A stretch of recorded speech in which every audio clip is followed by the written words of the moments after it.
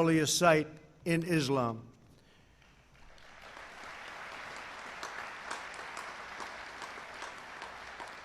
Together, these agreements will serve as the foundation for a comprehensive peace across the entire region, something which nobody thought was possible, certainly not in this day and age, maybe in many decades from now, but one founded on shared interests, mutual respect, and friendship. To our honored guests from Israel, the United Arab Emirates, and Bahrain, congratulations on this outstanding achievement. Congratulations. Fantastic.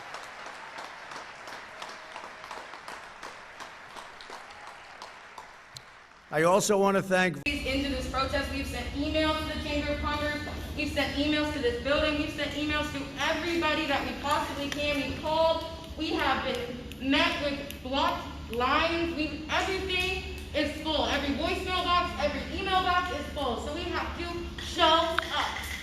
We have to show up. Yes. Every day. Every day. Every day. And I hope you see these eyes in your nightmares.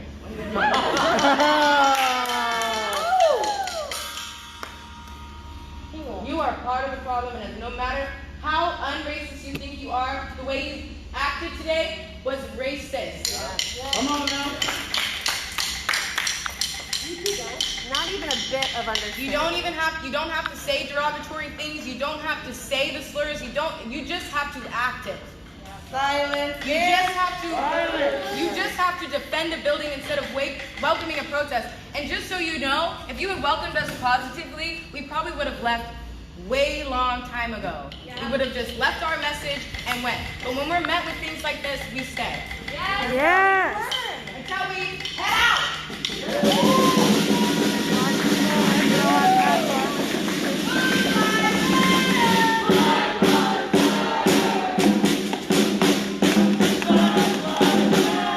Oh, Barry, really? Oh my goodness, did you get blocked and you found a way to get back in here? Guess what, there's a button to do that again. Bye, Barry. Not today, Satan, not today.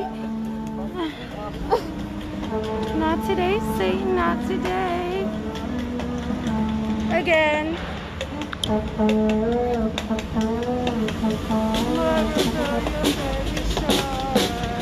Huge shout out to Sarah for making this shit for me.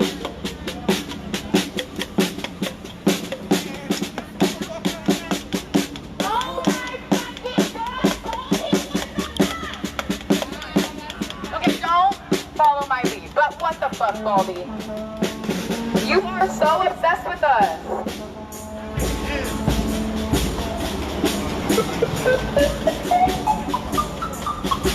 Oh my god, it's this guy. He is obsessed with you guys. This guy is obsessed.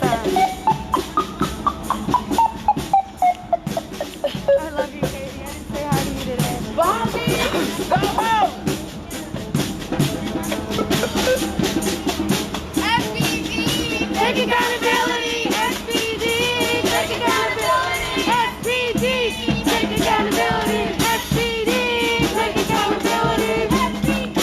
Take accountability. SPD, take accountability. I think I'm the only one here. I don't have any mods, I think, so just be patient with me. I'll block people. SPD, take accountability. SPD, take accountability. We know you came to protect this building because your beloved Alex Peterson is funded from here. We know you came here to protect it because Alex Peterson is so pro-policing. He was begging for more police officers before he came into office, which is also why the case... She said it was Alex Peterson. Huh? She said who? You don't know who Alex Peterson is? No. Where are you from? Do you live here?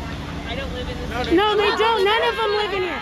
No one's attacking you, but none of you guys live here. I've not met one cop who's lived in Seattle. The chain of command.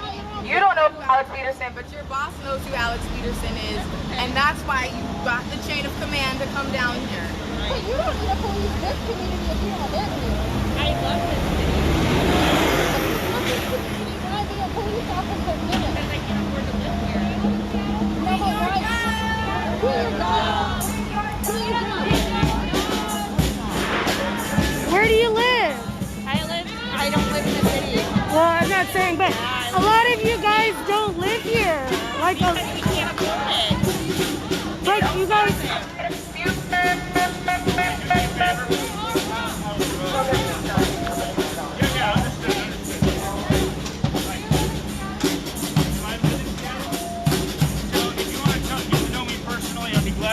I'm just meet with asking, you do when you I'm not live at in the work, city of but I'm not Seattle? going to answer personal Do you live questions in when the, I'm at I'm not work. going to come find you. Do you live in the city I of can tell you Seattle? my name is Lieutenant Brown.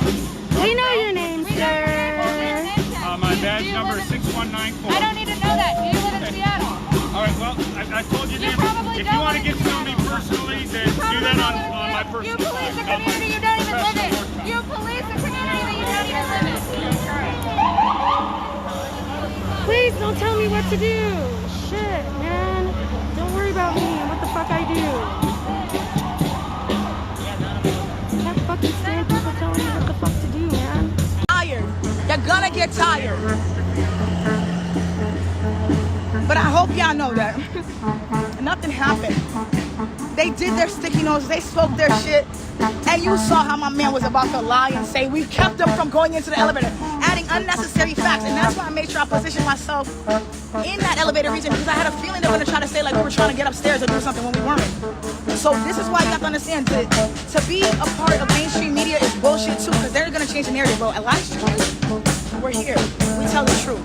And as much as people like this, Jake Porson on my life, corny, distraction, and don't let them fool you. We're not here to change the narrative. We're just here to show you how bullshit the narrative actually is. And that you don't have to be fearful of every time you hear a protester coming down the street. And maybe you might want to stop and ask them, just like that guy going to the elevator. What are y'all doing? He wasn't scared. He literally just said, I want to know what's going on. And I guarantee you, he'll probably go and do some research. But stop calling cops on motherfucking black people, especially in a sea of Caucasian. Do you realize that they called the cops and only 3 of them showed up because it's a goddamn sea of motherfucking white people?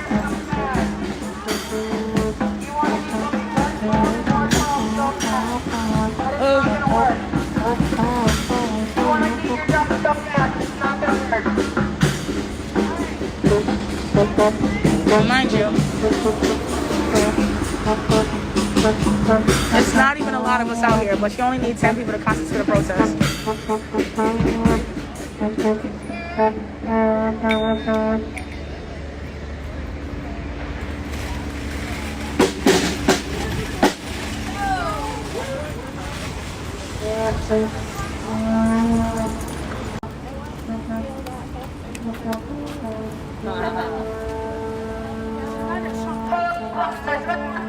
Black Lives Matter! Black Lives Matter! Black Lives Matter!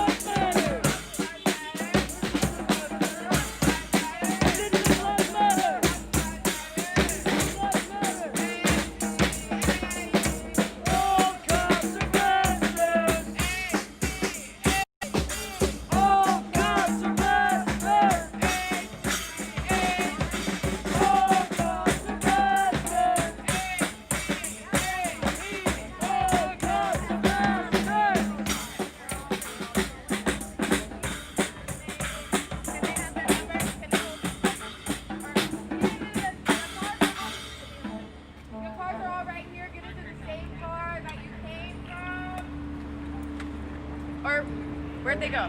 Yeah, there's one right here, and then the rest are right here. Oh. The cars are back this way, so the same cars can take in. Sorry, y'all. That was a little like distraction. All right, y'all, we're going on. And then the rest are right here.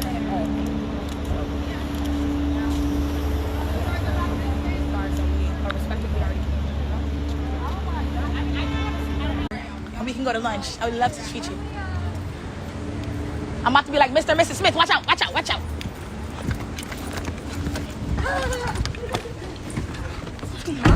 Shit. That was quick, but Ramsey was too slow. Hey. I yearned and you didn't year. Attend another event today, maybe, if I can. But yeah, I love you all. Thanks for tuning in. Thanks for your love and support. Thank you to anybody. Share the stream. Share, share, share. That's why you can't hear it.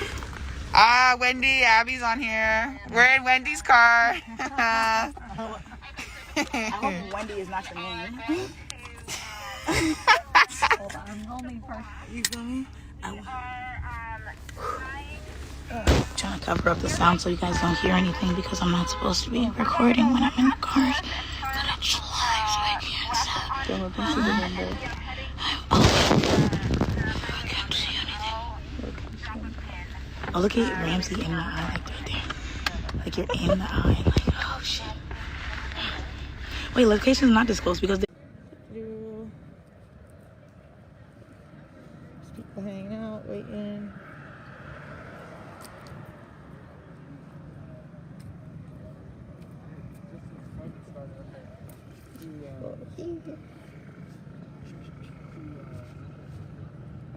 There's not really anybody hanging out over here except for the officers and ABC. And all the news are down here.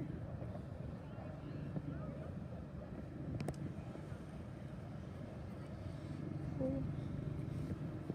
Right.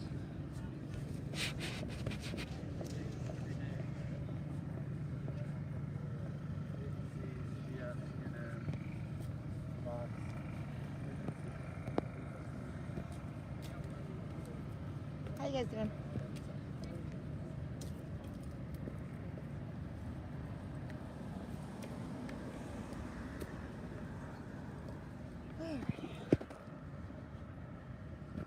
Like I said, if you guys have any questions, just pop in the comments. I'll try my best to answer them. Protest today starts at 4:45. Candlelight vigil. I would assume to bring candles if you want to do that. This is my first real experience with live streaming besides last night, so bear with me, I'm learning. Oh, look, we got another we got a person over here. Oh, yeah.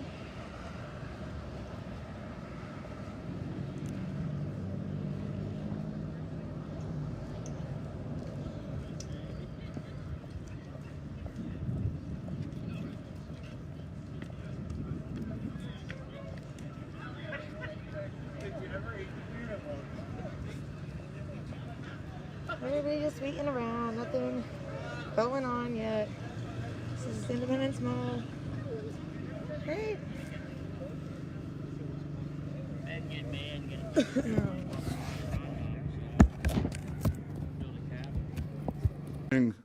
Of peace.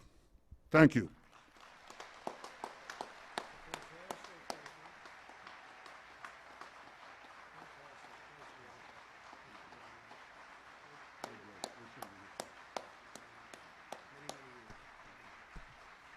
Ladies and gentlemen, His Highness, the Minister of Foreign Affairs and International Cooperation of the United Arab Emirates.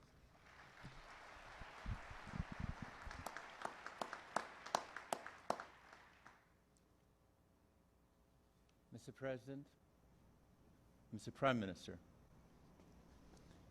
and my friend Abdulatif Zayani, distinguished guests, Assalamu alaikum wa rahmatullahi wa barakatuh. Let me start by conveying the best regards of the UAE people and the leadership, and especially of Sheikh Mohammed bin Zayed. to you, Mr. President, and everyone gathered here today. I'll continue my speech in Arabic, and I'm sure there will be translation to that. أقف اليوم أمد يد سلام وأستقبل يد سلام. نقول في ديننا الإسلامي: اللهم أنت السلام ومنك السلام. فالبحث عن السلم مبدأ أصيل، ولكن المبادئ تتحقق فعلا عندما تتحول إلى أفعال. وها نحن اليوم نشهد فعلا سوف يغير الشرق الأوسط وسيبعث الأمل حول العالم. I stand here today to extend a hand of peace and receive a hand of peace. And our goals are effectively realized when they are transformed into action. Today, we are already witnessing a change in the heart of the Middle East, a change that will send hope around the world.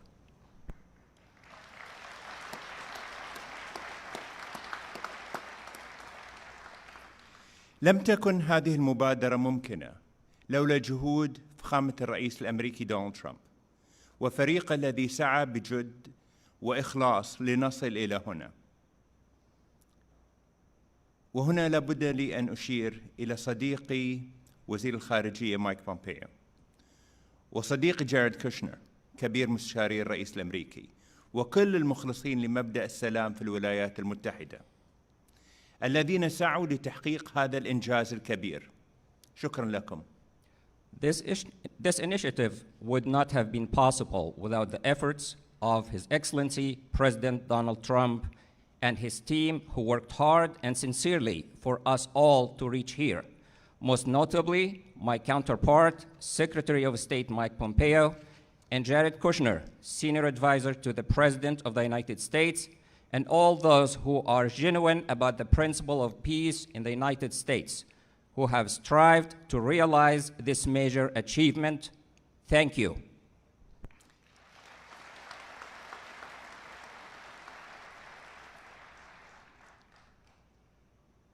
دولة رئيس الوزراء الإسرائيلي بنجامين نتنياهو، شكرا لك على اختيارك السلام ووقف ضم الأراضي الفلسطينية، مما يعزز إرادتنا المجتمعة لتحقيق مستقبل أفضل للأجيال القادمة. Your Excellency, Prime Minister Benjamin Netanyahu, Prime Minister of the State of Israel, thank you for choosing peace and for halting the annexation of Palestinian territories, a decision that reinforces our shared will to achieve a better future for generations to come. سادة الحضور، نشهد اليوم فكرا جديدا سيخلق مسارا أفضل لمنطقة الشرق الأوسط، فمعاهدة السلام هذه تعد إنجازا تاريخيا لكل من الولايات المتحدة الأمريكية ودولة إسرائيل ودولة الإمارات. لن يتوقف أثرها الإيجابي، بل إننا نؤمن بأن ثمارها ستنعكس على المنطقة بأسرها، فكل خيار غير السلام سيعني دمار وفقر ومعاناة إنسانية. إن هذه الرؤية الجديدة التي بدأت تتشكل باجتماعنا اليوم لمستقبل منطقة مليئة بالطاقات الشابة ليست شعاراً نرفعه من أجل مكاسب سياسية، فالجميع يتطلع إلى خلق مستقبل أكثر استقرار وازدهار. Ladies and gentlemen, we are witnessing today a new trend that will create a better path for the Middle East. This peace accord, which is a historic achievement for the United States of America, the State of Israel, and the United Arab Emirates, will continue to have a positive impact, as we believe that its reverberations will be reflected on the entire region. Every option other than peace would signify destruction, poverty, and human suffering.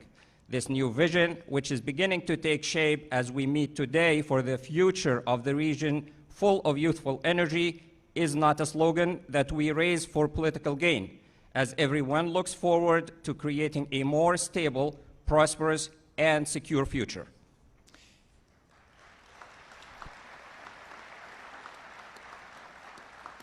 في زمن يسود فيه العلم يتطلع شباب المنطقة ليكونوا جزءاً من هذا الحراك الإنساني. وكم يسعدنا أن تكون الإمارات جزءاً من قوة الدفع هذا نحو الاستقرار ونمو الطاقات البشرية في مقاربة حضارية جديدة تفتح أبواب الفرص على مصراعيها ليستفيد منها محبي السلام والازدهار والمستقبل. فمجتمعاتنا اليوم تمتلك مقومات التنمية الإنسانية الحديثة من بنية تحتية واقتصاد متين وإنجازات علمية تؤهلها للنهوض بمستقبل الشرق الأوسط. At a time when science is prevailing, the region's youth are looking forward to taking part in this great humanitarian movement.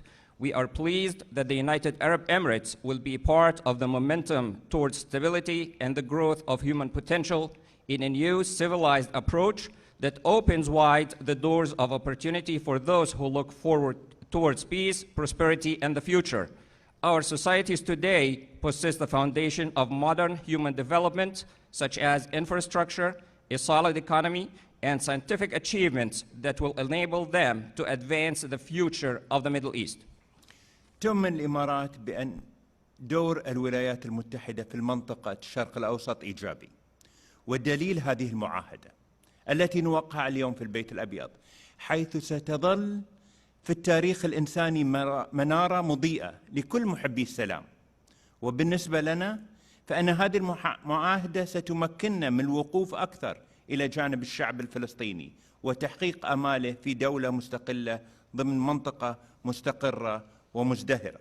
تأتي هذه المعاهدات العربية التي وقعت مع إسرائيل في العقود الماضية كخطوة ولبنة مهمة للمستقبل، حيث الهدف من هذه المعاهدات هو العمل نحو الاستقرار والتنمية. The United Arab Emirates believes that the role of the United States in the Middle East is positive, and this belief is evidenced by the accord that we are signing today at the White House, for which you have taken the lead, and will remain a beacon in human history for all peace-loving people around the world. And as for us in the United Arab Emirates, this accord will enable us to continue to stand by the Palestinian people and realize their hopes for an independent state within a stable and prosperous region. This accord builds upon previous peace agreements signed by Arab nations with the State of Israel. The aim of all these treaties is to work towards stability and sustainable development.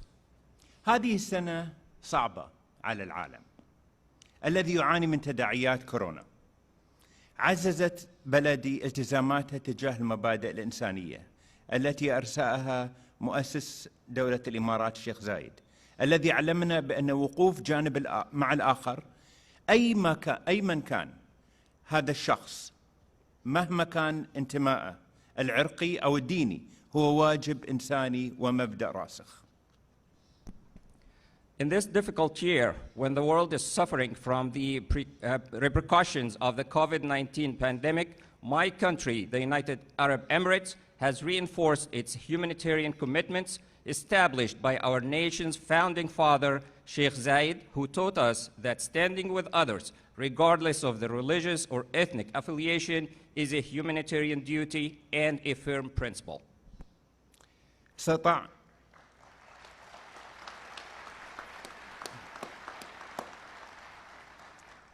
استطاعت بلدي أيضاً في هذه الظروف الصعبة أن تطلق مسبار إلى المريخ.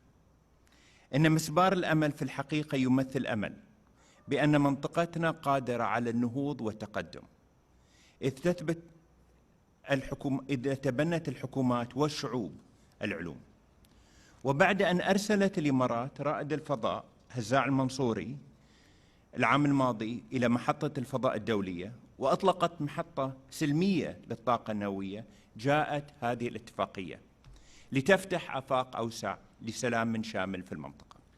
During this difficult time, the United Arab Emirates, my country, was able to launch a probe to Mars. The HOPE probe indeed represents hope that our region is capable of advancement and progress if governments and people embrace science.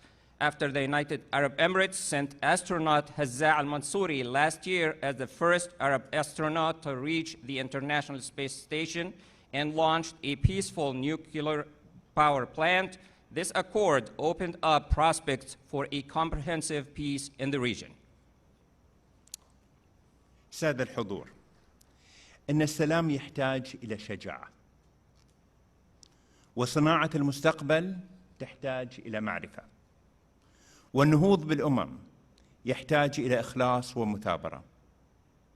لقد أتينا اليوم لنقول للعالم أن هذا نهجنا، السلام مبدأنا، ومن كانت بدايته صحيحة ستكون إنجازاته مشرقة بإذن الله.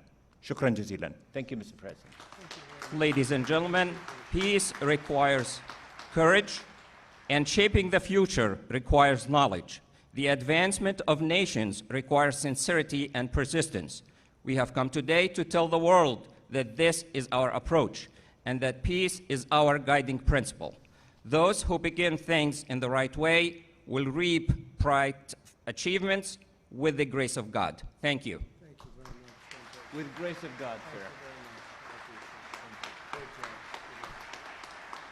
Ladies and gentlemen, the Minister of the Foreign Affairs of the Kingdom of Bahrain.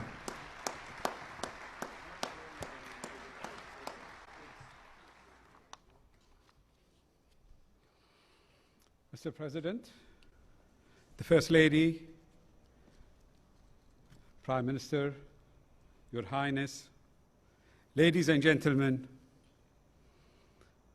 good afternoon. Today is a truly historic occasion, a moment of hope and opportunity for all the peoples of the Middle East, and in particular for the millions in our younger generations.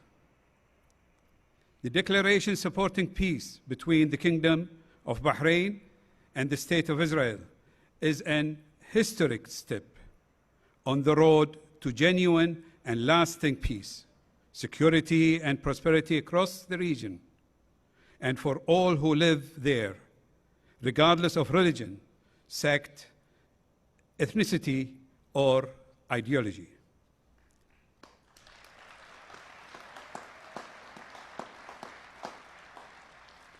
For too long, the Middle East has been set back by conflict and mistrust, causing untold destruction and thwarting the potential of generations of our best and brightest young people. Now, I'm convinced we have the opportunity to change that. Today's declaration was made possible by the vision, courage, and commitment of His Majesty King Hamad bin Isa Al Khalifa, who, supported by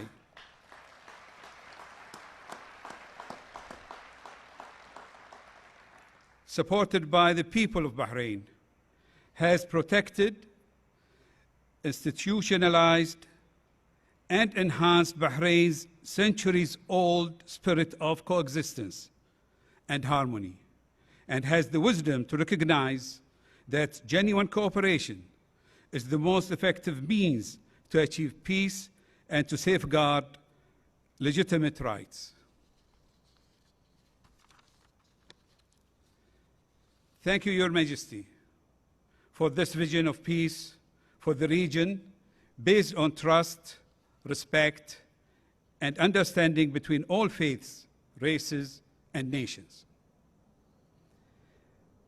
To our brothers in the United Arab Emirates, I congratulate you on your own momentous peace accord being signed today with Israel.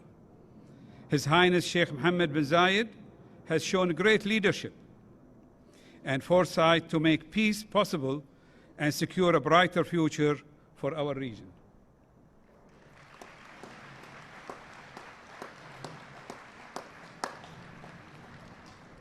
For the State of Israel and Prime Minister Netanyahu, we welcome and appreciate these steps from you and your government, recognizing that enduring peace and security is only possible through a genuine engagement that protects the rights and interests of countries and peoples in the region.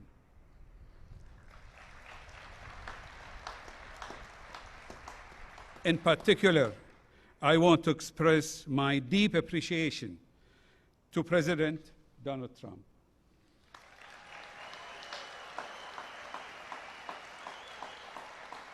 And his administration. Mr. President, your statesmanship and tireless efforts have brought us here today and made peace a reality.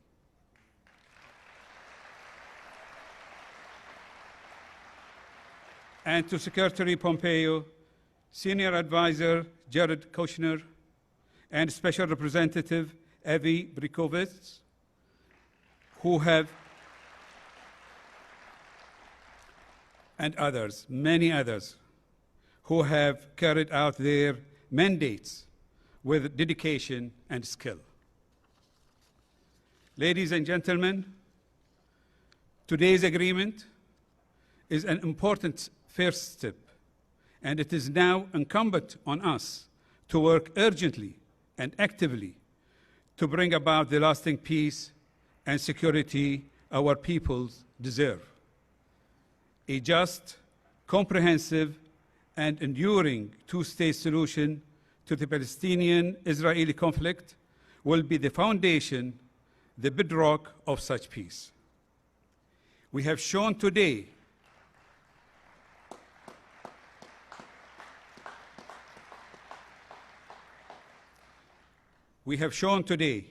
that such a path is possible, even realistic.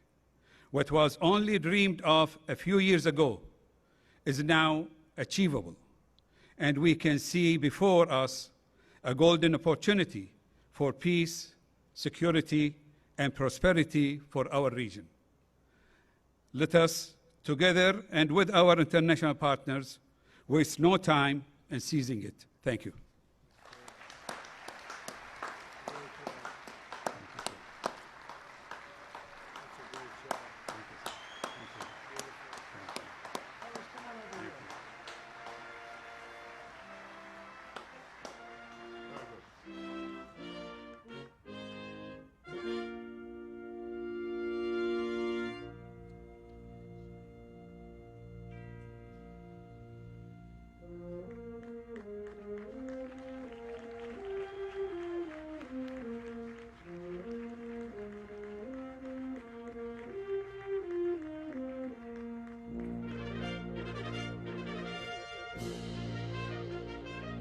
But they're not going to take coffee. One second. Also, the reforms in 1964, we tried to do the same thing. The only thing that's changed now that we actually started to see the change is that we went down on the ground construction. History proves it works. You want to know what really would work? Y'all don't have time to hold on. You here now, brother? Can you do me a favor? Academic institution is not going to help. What do you need? History disruptive. Your mind alone is going to It's been proven that protest works. Then tell us what you'll thank us later. Without disrupting, you'll thank us later. You can argue with us now, but you will thank us later. No change will be done. It'll take 3 generations. I can tell you 3 generations. They've been trying to right now. I'm saying I want the restoration of black communities and I want to know the truth. Tell the truth. Tell the truth. I like this nigga though. I like this nigga though. Why are you not? So ugly ass nigga, ain't he? Hey, Carlton in the future. Nah, he Carlton with almost flag though. Now let me take that back. Carlton was with the shits. Carlton was with the shits.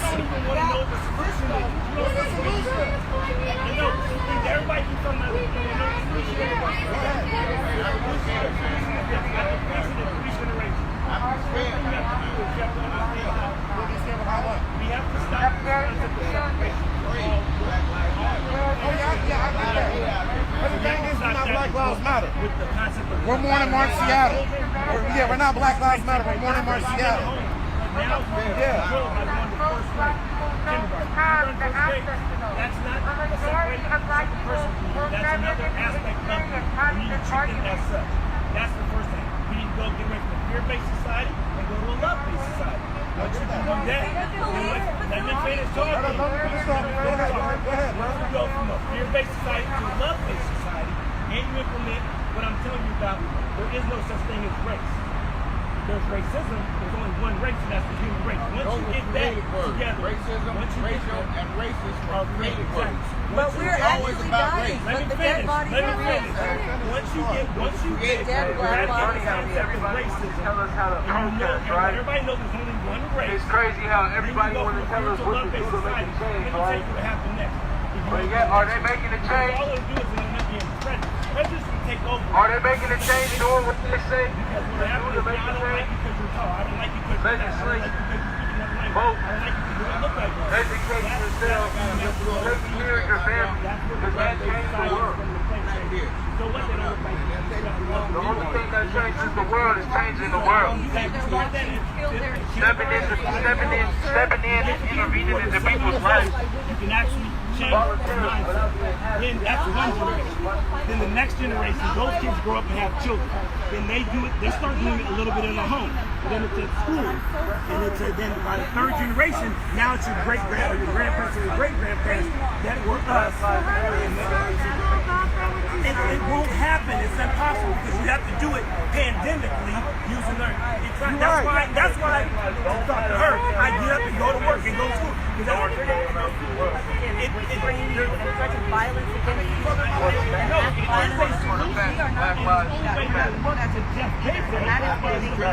So this guy over here is screaming about how to protest. I'm screaming how this is not the way to do it. I'm not going to hear your words of hatred and defeat. I know you know that. I say this with love and respect. Have told me y'all are doing it wrong. Y'all are wasting your time because y'all are tired. I understand that, but we're not fighting. Right now. But you see the love-based society that we have. We got black, we got indigenous, we got whites. Sit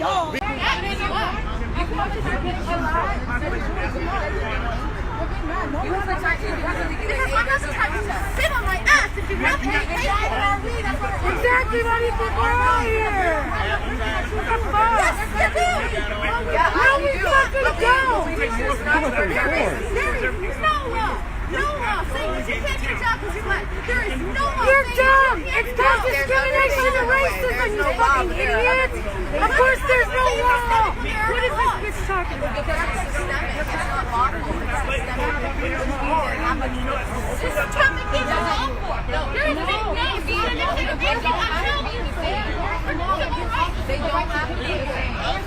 They don't. You want to change the officers? Get rid of their fucking union. It's been 6 months and officers are not even in charge.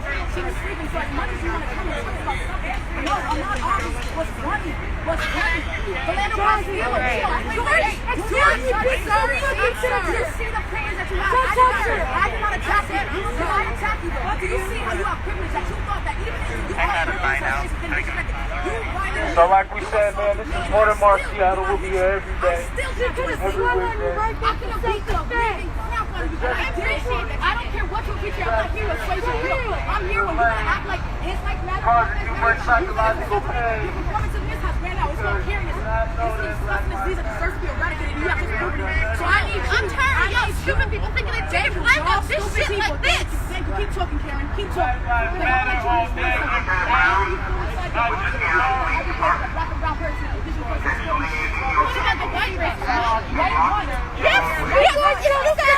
Person is killed on the streets, but you don't get to see that. White what? Yes, You don't suffer like we do. If you have privilege that you're showing now. Oh, fuck you, SPD. Fuck out of here, man.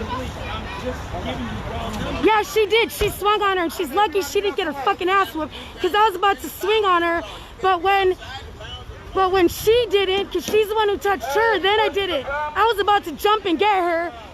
She didn't act out, so I didn't act out. But yeah, she did put hands on her. Over traffic.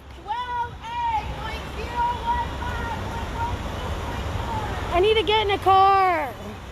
I need to get in a car.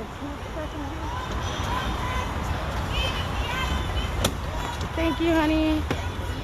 Okay, shit, sorry. Okay, I'm stranded again.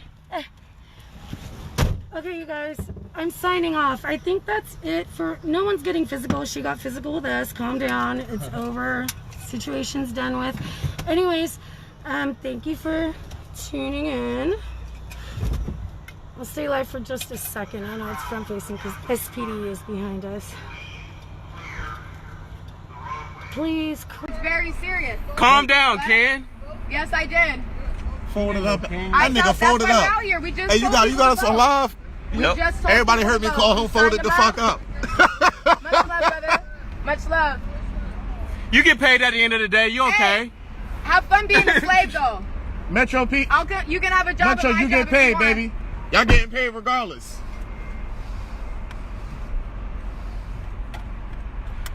That nigga look like a damn Titan. No, you look like a. What's the cookies? With the trolls or? Nigga, I don't know. That This nigga, way of protesting didn't make it into the history books by design. that nigga look like because an they unlocked didn't want character you in to white know what was supremacy. Y'all have a worse. great. Boy, shut your old ass. Hey, man. Spin the corner real. Oh, turn that.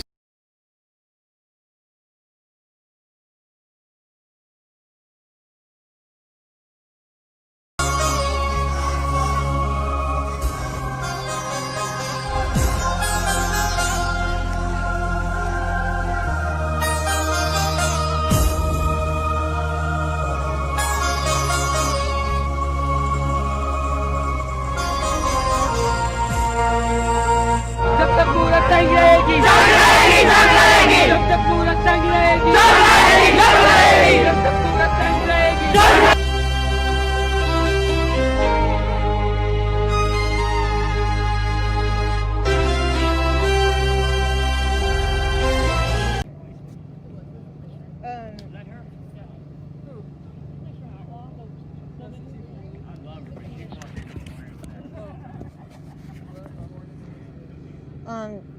Yeah. Thanks. Be safe, guys. Thank you. Yeah, be safe. Who?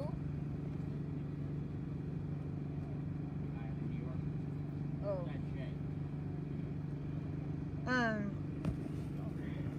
So earlier he was trying to call me and shit, and I was. Hey, how's it going? Oh. The beach. There you go. I'm moving over this way. Oh, yes. Girls are going to be on the cover of Rolling Stone, right? I hope not. Thank you. Have a good day. Stay safe. I guess, right? There's gonna be more people? Yeah, Proto's is scheduled for 4:45.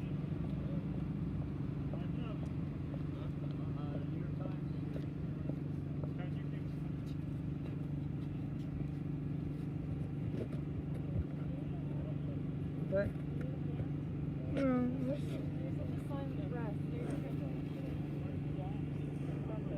What?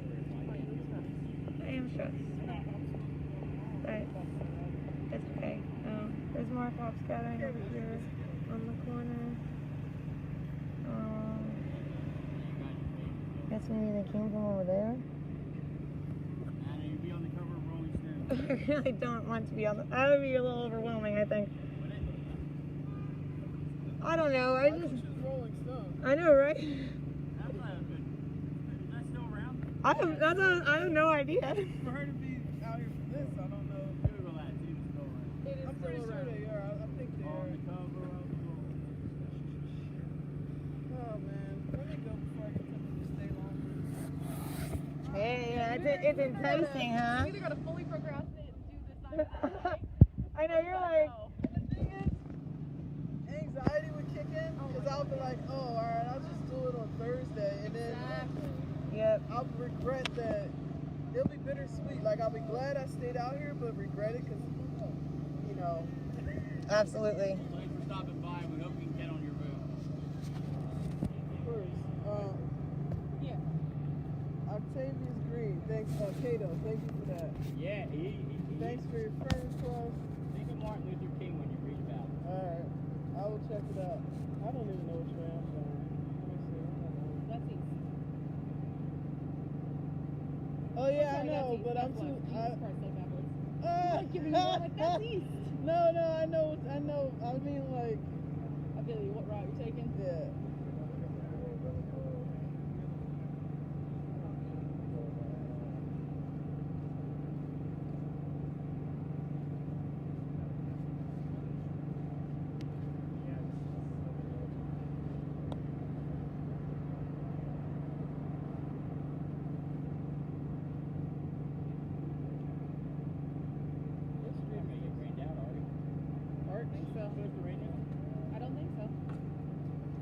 See you.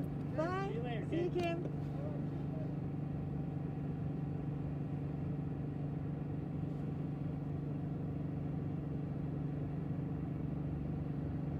See, now I feel like I stress Ross out, and I'm trying to stress him out, but I'm also like, no, he's just like, so he called when I got here today, and like, I wanted to make sure that I got my stream up before anything else, just because that's like that's how I feel protected, like, by myself. Is Donald Trump coming here today? Yeah. 4:55 is coming at Constitution Center. But we got a protest going at 4:45, candlelight vigil, so there's gonna be a lot of people here if you want to come back and support. I will. Absolutely, hell yeah. Great to see you.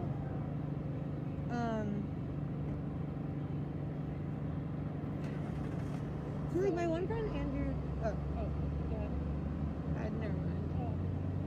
He is at the skate park in Jersey, and I wanted him to. I thought he was gonna come today, but disappointed. But it's fine. Anyway. Yeah. Oh, now Russ. Sorry. Hello. Hi. Okay. Sorry about that. Outlaw is here, and her and some other very official-looking people were walking directly towards me and pointing at me. So I was waiting to see what they were saying. But yeah, they're just really watching me because I'm the only person out here. And besides, like, people who come yell at me. But yeah, I'm just streaming. Everything was cool. I'm sorry about earlier. Like, I just needed to get the stream up because that was like my safety net for being by myself, and I got overwhelmed pretty quickly because the news was here immediately. But yeah, sorry. Can you hurry up though? I really have to go to the bathroom, and I'm not gonna leave Jess by herself. Yeah, Jess is here, but I'm not leaving her by herself. Okay. Днес е 15 септември. Днес нашите деца, децата на България, са отново на училище. Някои с трепет са пристъпили за първи път в класната стая, други са за поредна година. На всички тях искам да пожелая първо да бъдат здрави и след това да добиват много знания, защото знанието е тази светлина в тунела, която съм сигурен, че ще успее да се бори с пространството, която в последно време се налага в нашата държава.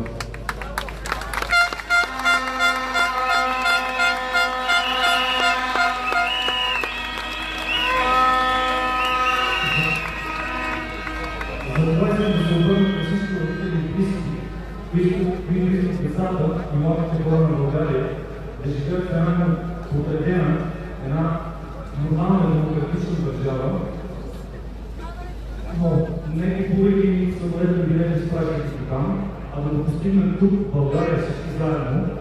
Затова се обръщам към тях и призовавам, ако все още не са се присъединили към нас, нека да го направят, защото само когато сме много и сме заедно, ще покажем на всички политици, без значение каква идеология изповядат, и на всички, които сега в момента държат тази власт, че ние не искаме да живеем по този начин.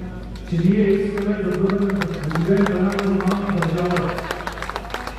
Ние не искаме нашата държава да бъде на последните места във всички позитивни класации и съответно на първите места във всички негативни. Да, магистралите са хубаво нещо, но те не са всичко. Това, което ни заобикаля, това, което живеем с него всеки ден, това е важното, а отношението ни, това, което в момента у нас не е добре. Аз вярвам, че за битката, която всички водим, е справедлива и знам, че всеки един от нас прави малки или по-големи жертви, жертвайки от времето си, жертвайки и от времето, което може да бъде със своите близки, ако ще даже жертва и това, че е заплашен с други работа, доход и бизнес и така нататък. Аз, като всеки един, имам какво да губя, но съм преценил и поемам този риск, защото каузата, за която се борим, е много важна. И бих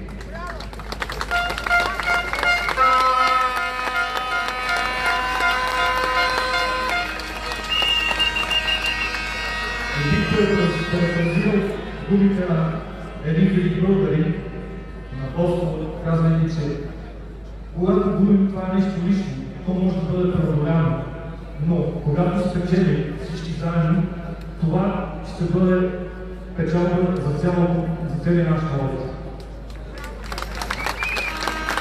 За заключение, искам да ви кажа, че аз от първия ден ще бъда до последния ден с вас, докато постигнем целите си, а именно оставка, избори и промяна на системата. Да, промяна, а не рестарт. Господин Димитров, не рестарт, защото ние не искаме още веднъж от същото. Ние искаме нова система, защото вашата система е дефектна, тя не работи. Така че искаме промяна и в тази връзка оставка и промяна!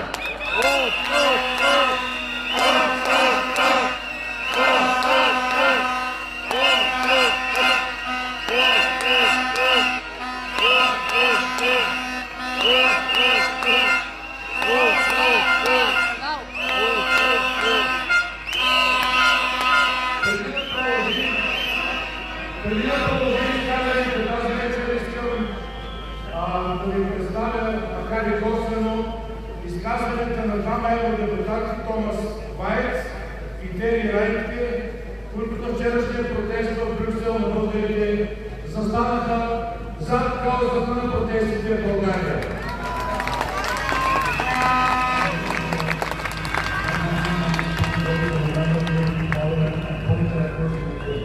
First of all, a big shout out to all the people that are brave enough to go back on the street every single day, even if there is repression, even if there is police, and even if there is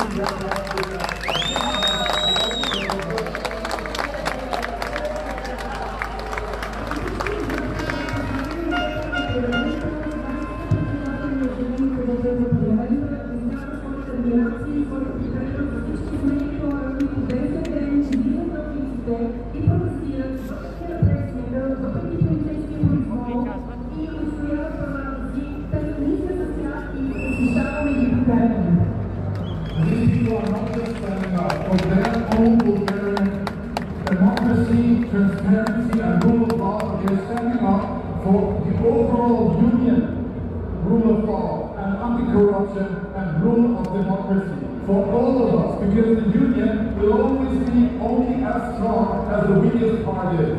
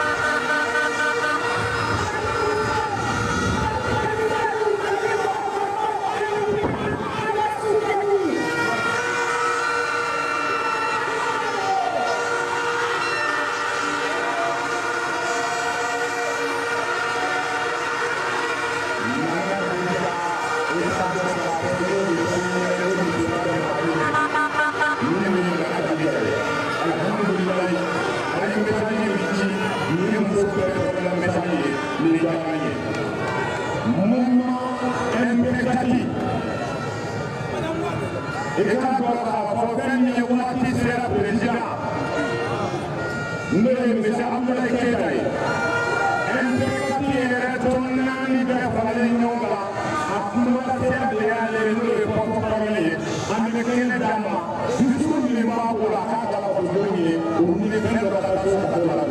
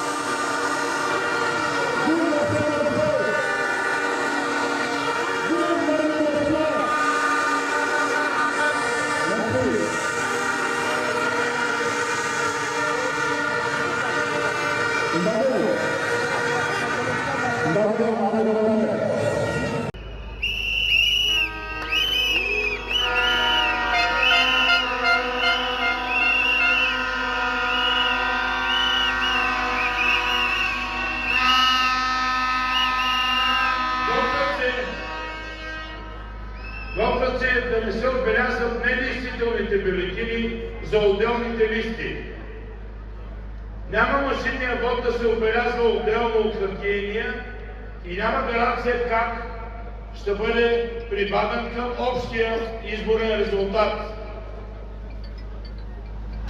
На практика има и предложение за практическо премахване на преференциите с невъзможно висок праг, равен на националния избирателна квота. Готвят се и за избори в 2 дни. Нали знаете какво ще стане през нощта? Чувалите ще летят, както сме го виждали преди.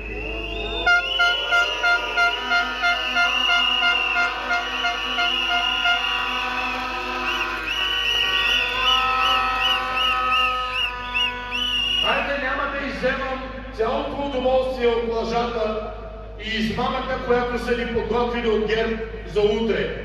Ще им оставя възможност за творчество в пленарна зала. Но тази машинация е опит да бъде обран българския народ и да бъде посегнато на една от най-свещените му свободи – избирателното право.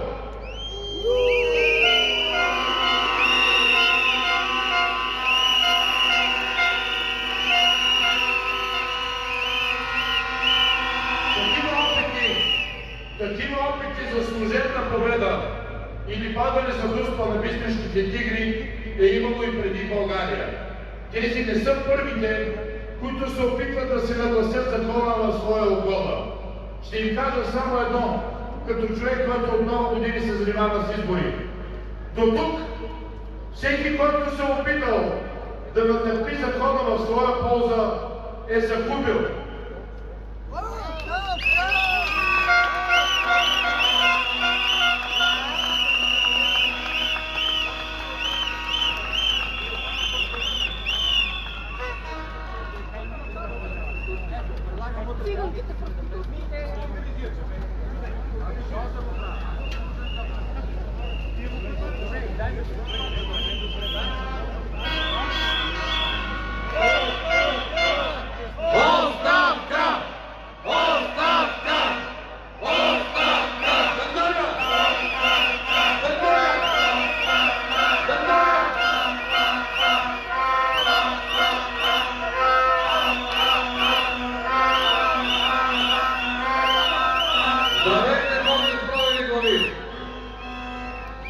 Три-четири дни ме нямаше, беше планирана една почивка, отидох на морето.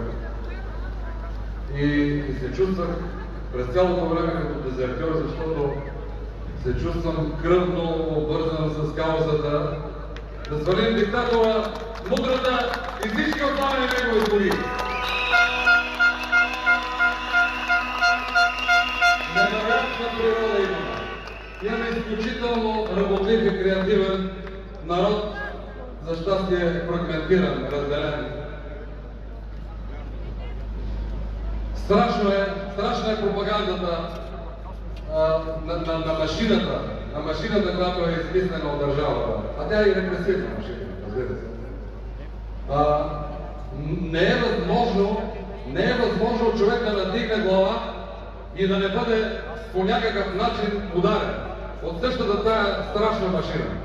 И затова хората от една страна изпитват страх, от друга самата пропаганда казва, щом си против Бойко, значи си с президента, значи искаш да се върне комунизма и така нататък. Фрагментацията е по всички посоки. За съжаление, така действа тази машина, смазана и смазваща. Ние видяхме как бият невинни хора. Но тия, които сме тук на площада, ще продължим до последния ден, в който е възможно да си кажем: победихме!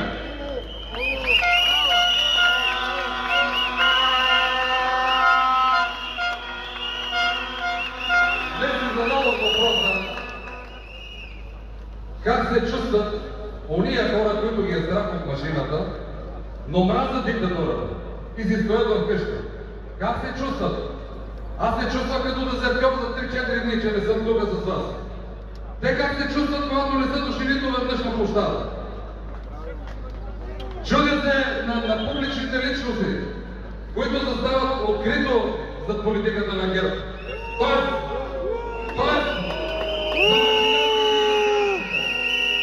какво правят тия публични личности? Защо не са с нас на площада? Утре ще дойде един от най-големите гласове на българската музика, Георги Станчев, който е написал прекрасни песни и ще говори тук в тази трибуна. Помоли го лично. Аз се надявам и други хора, които са публични личности, да се появят и да застанат до своя народ. Ние трябва да бъдем обединени, а не разединени, за да победим. За да изпълним мисията, която сме си поставили. Остава ни още малко време да помислим и за това как да направим промяната, така че да не се раждат нови тикви, нови каскети и нови слуги на друга човеконенавистническа власт. Затова трябва да помислиме. Ние сме креативен народ. Обмислям да направя награден фонд за нашите умни момчета и момичета, които живеят и работят и учат в чужбина. Подобно на човешкото тяло да направим система самоочистваща се, която да не допусне ново прераждане на такива нещастници.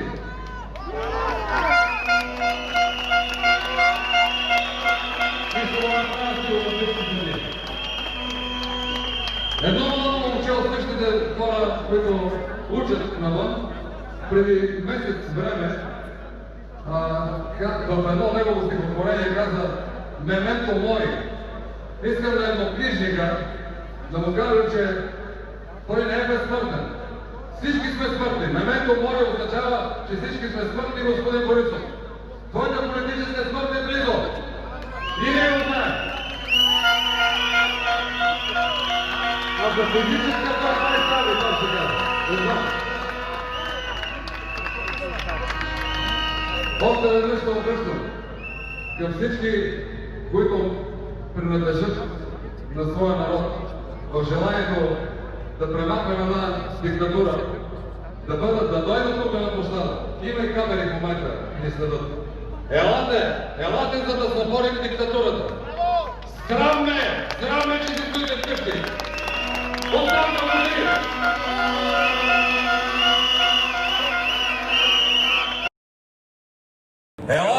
Елате, за да съборим диктатурата. Срам ме, че си стоите вкъщи. Оставка води!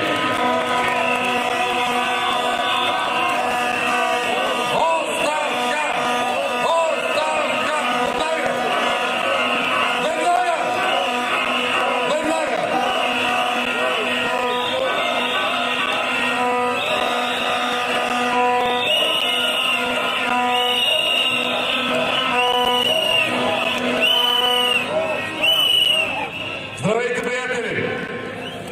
Май сме неуморими, нали? Ще ви прочета нещо написано от евродепутата Рамона Строгар. Днес се казва следното. Като съпредседател на работната група за масови медии на Европейския парламент, инициирах днес писмо, адресирано до българския министър на вътрешните работи, по което се иска спешно разследване на всички атаки и злоупотреби с българската полиция, насочени срещу журналисти, публикувани мирните протести по улицата на София.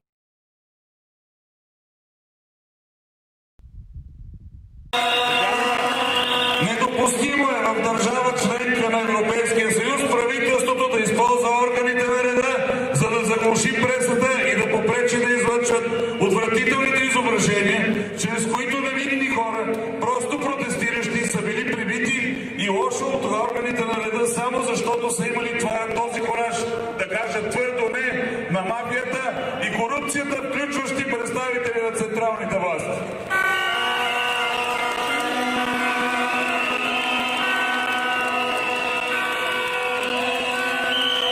What's the secret, Nelly? Tell me the secret.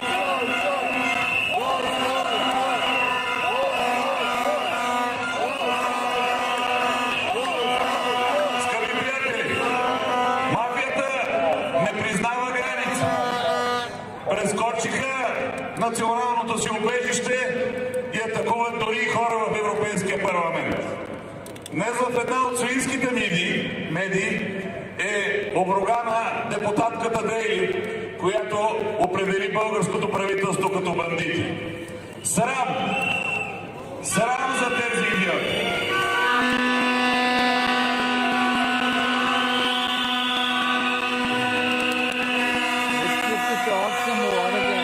Нека още веднъж да ви подсетя, че утре тези същите тикви и каскети желаят да променят изборния закон, така че ако ще и за покойната ми баба да гласувам като депутат, пак ще бъде ГЕРБ печеливш. Това е изключителна манипулация.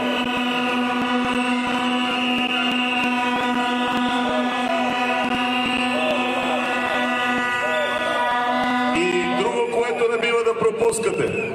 В момента държавата ни кандидатства за нов дълг от 2 милиарда евро.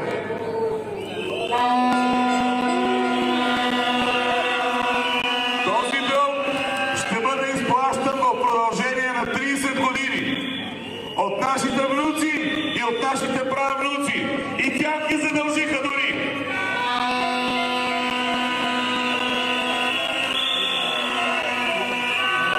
А защо е този дълг? Защото доведаха държавата до крах. Задават се тежки месеци и ще се плаща, за да няма недоволни, за да може да оцелеят до заветната им дата март месец, когато ще са изборите, и след това ние да рием крахът на тази мутрокрация, която ни превзе.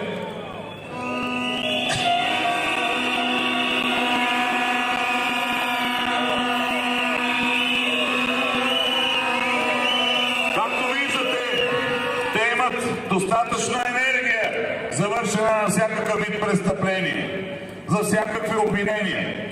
Изглежда си мислят, че тази власт ще е завинаги. Помнете едно, вечни диктатори на този свят не е имало. Отиват си и те. Оставка им пожелайте.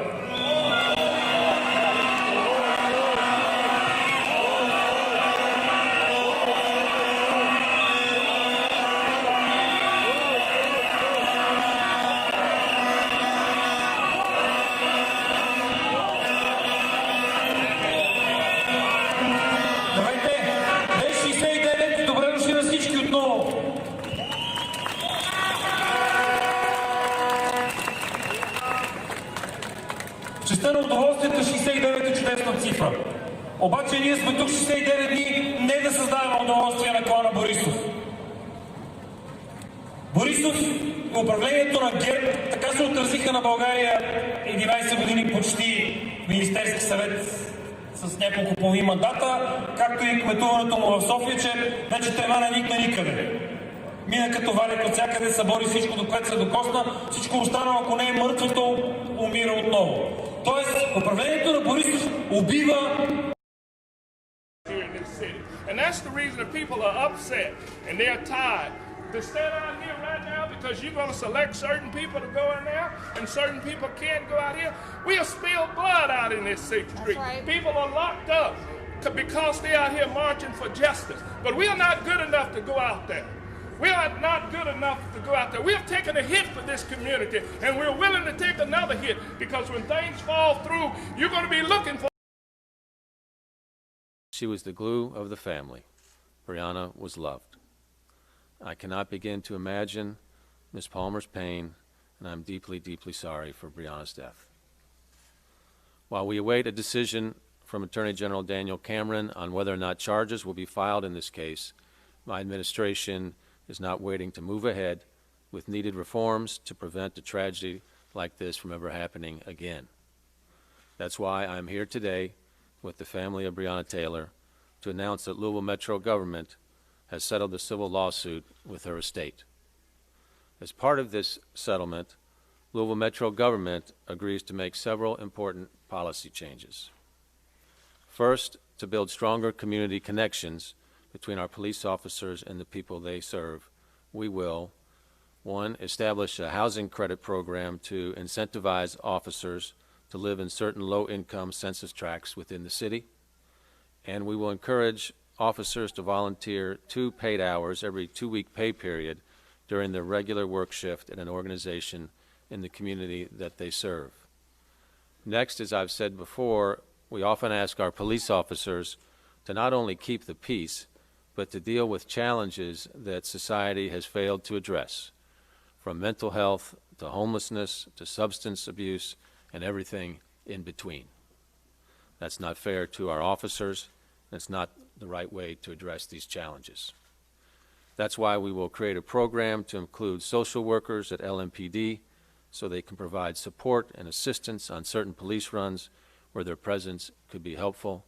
Metro Council has already initiated funds in this activity. And finally, we must have transparency and accountability for the work that our officers do. Good officers appreciate sunlight on their work, and we will take several steps to shine that light, including the following. We will now require a commanding officer to review and approve all search warrants, affidavits in support of search warrants, and risk matrices before an officer seeks judicial approval for the warrant. We're creating a clear command structure when executing warrants at multiple locations. We're adding additional protocols for money seized as evidence, expanding the random drug testing of officers, and we will negotiate with the FOP in 2021 to expand on the records that can be maintained in an officer's personnel files.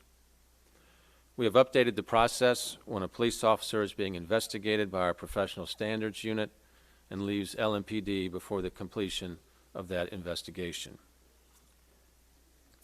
Going forward, the chief's closing letter will state his or her findings based on the evidence that exists in the file at the time of the officer's separation from LMPD, if sufficient evidence exists in the record to make such a determination, or will state that insufficient evidence exists to make a finding. If the nature of the complaint is significant enough to have reasonably resulted in the suspension of the officer, the investigation will continue gathering evidence to evaluate if additional officers were involved or other problems exist. And finally, in order to ensure monitoring of any officers who may need additional training or other support, we will implement an early warning system that tracks all use of force incidents, citizen complaints, investigations, and other key factors. As part of its ongoing top-to-bottom review of LMPD, Hillard Heinz will evaluate the early warning system and recommend any needed improvements. This system will also be monitored through the soon-to-be-formed Office of Inspector General. These are significant policy changes on top of many others that we've already made, including those that are part of Breonna's law, as well as changes to policies on use of force and if tear gas would ever need to be used. In addition to these policy changes, this settlement includes a payment to Breonna's estate of $12 million. I'm grateful for the hard work of my team and that of County Attorney Mike O'Connell and his team, and the cooperation and thoughtfulness with which the Taylor family and her attorneys work with us to get to this point. We're now going to hear from Lanita Baker, an attorney for Breonna's estate. Ms. Baker.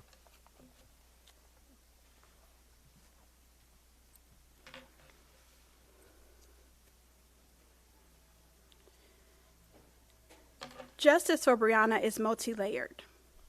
What we were able to accomplish today through the civil settlement against the officers is tremendous, but it's only a portion of a single layer. When officers cause the death of an individual, it is imperative that we seek justice not only in the criminal system, but also in our civil system.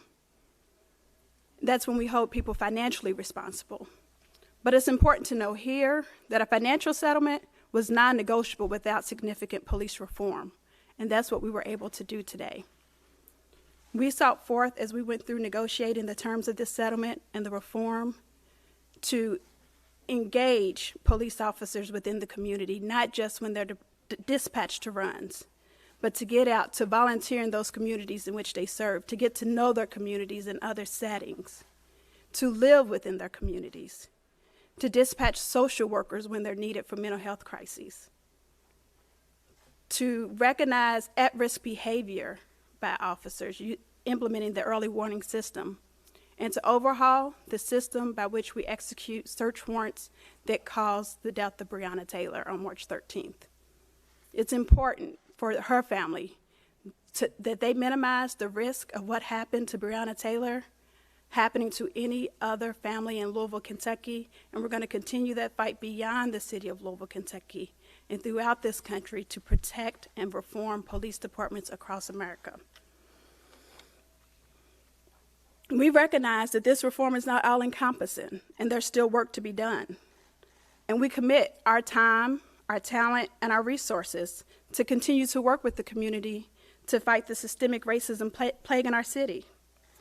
We will continue to work on behalf and with the protesters who have put their freedom on the line to bring awareness to not just Breonna Taylor, but to the systemic problems facing our city. For we know that without their voice, we would not be here today.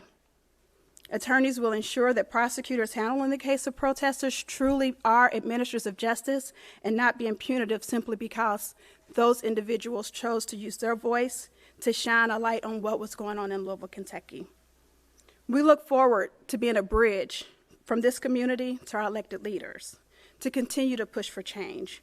We will continue to push for the mayor's office and our other elected leaders to implement policies put forth in a path forward which calls for community investment, the support for small businesses, affordable housing, closing the education achievement gap, jobs and workforce development, and as an overhaul to the criminal justice system.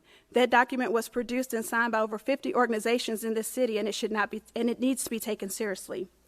We look forward to working with other grassroots organizations to ensure that we continue to hold our elected leaders accountable, but also to ensure that we continue to work with our elected leaders, because we will not get the policy changes that we need, we will not get the legal changes that we need if we don't hold our elected leaders accountable, but in that same vein, we have to be willing to work with our elected leaders. The beauty of what happened here today, the reform and the settlement, and again, it's just a civil suit, happens when we work together. So we do thank Mayor Fisher and his team for committing to the reform. This is unheard of in one of these cases where you get a financial settlement and police reform, but again, it was important to us, to Breonna's family, to the lawyers involved, and it was important for us to give that back to the community, which has been fighting so hard to say Breonna Taylor's name. Lastly, as I stated when I started, justice for Breonna Taylor is multi-layered. We are not going to stop our calls to hold the officers responsible for Breonna's death accountable. We're going to continue to put pressure on the Attorney General's office to present a fair case to the grand jury, and we're going to wait. We know that that indictment is coming from the grand jury. We have faith that that indictment is coming from the grand jury. In addition to the Attorney General's office, we must remember that the FBI is also doing an investigation into whether there were criminal civil rights violations leading to and after Breonna Taylor's death. So we're going to be looking for the federal indictment to come from the Department of Justice as well. But it's important that people know that the city of Louisville, they're not the ones that can bring the charges. So today, what we did here was to do what we could do to bring a little bit of police reform, and it's just a start. But we finished the first mile in a marathon, and we got a lot more miles to go till we achieve and cross that finish line.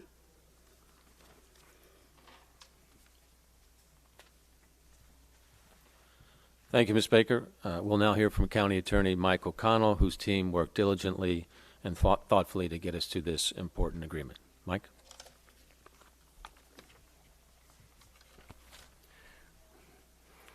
Thank you, Mayor. Ms. Palmer, may it please you today that we try to bring some assistance and help to you and your family. Breonna Taylor, Breonna Taylor's life matters. Breonna Taylor's life continues to matter, as you see here today. I've thought about Breonna's mother, Ms. Palmer, throughout everything that has led us today. The hole in my heart of losing a child as well is the greatest grief I've ever known in my life, and nothing can fill that hole.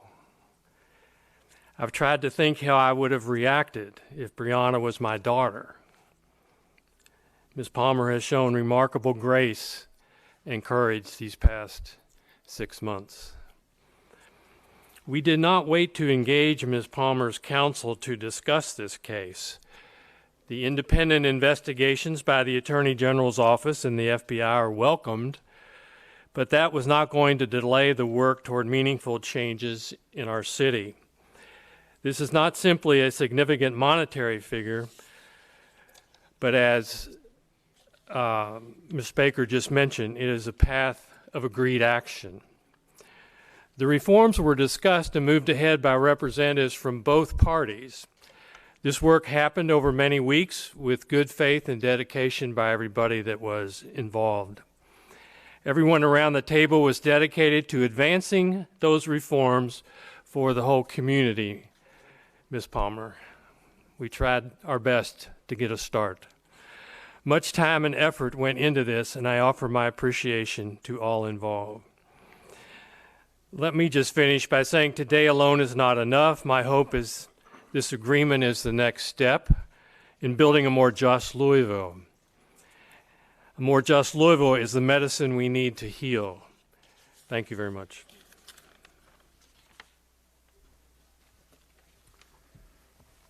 Thank you, Mike. Next, we'll hear from Ben Crump, an attorney with Breonna's estate. Ben Crump.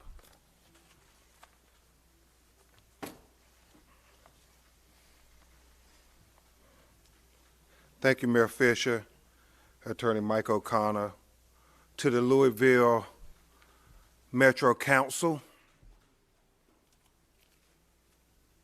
to Tamika Palmer. As I sit and look at her and Bianca, my heart is filled because with Lanita, Sam, and I, we have become like family. And it has been so long getting to this day where we could assure that Breonna Taylor life wouldn't be swept under the rug like so many other black women in America who have been killed by police, marginalized. So I'm grateful to the actions of the city of Louisville today. And it is not just the historic $12 million settlement, which, as I understand, is the largest amount ever paid out for a black woman in a wrongful death killed by a police in America. And Lanita, I believe it may be the largest amount ever paid for a black person in a police shooting. We're still trying to verify that. And it is certainly, Tamika Mallory, one of the largest amounts ever paid out for any person in the way of settlement in a police killing in America. But the comprehensive reform that the Louisville Metro Council and Mayor Fisher put forth is equally important, because this is about setting a precedence. When my great co-counsels from Kentucky, Lanita Baker and Sam Aguiar, first talked to me about this black woman who had been killed in her own apartment by this no-knock warrant, they were very concerned that nobody cared. Nobody cared about this black woman. Nobody cared about Tamika's baby. And that's when I started calling everybody I know to say that black women's lives matter too. I remember calling Reverend Al Sharpton saying, can I come on your show? I remember calling Ricky Smiley saying, can I get on your radio show, your national radio show? I called Tamika Mallory and my son and her team at Until Freedom. I called Senator Kamala Harris. I mean, I was saying to anybody who would listen, Breonna Taylor life matters. And Senator Kamala Harris was the first national elected official to go on national television and to say her name, Breonna Taylor. I called Tesla Figaro and Charlemagne and everybody to say, we cannot let her life be swept under the rug.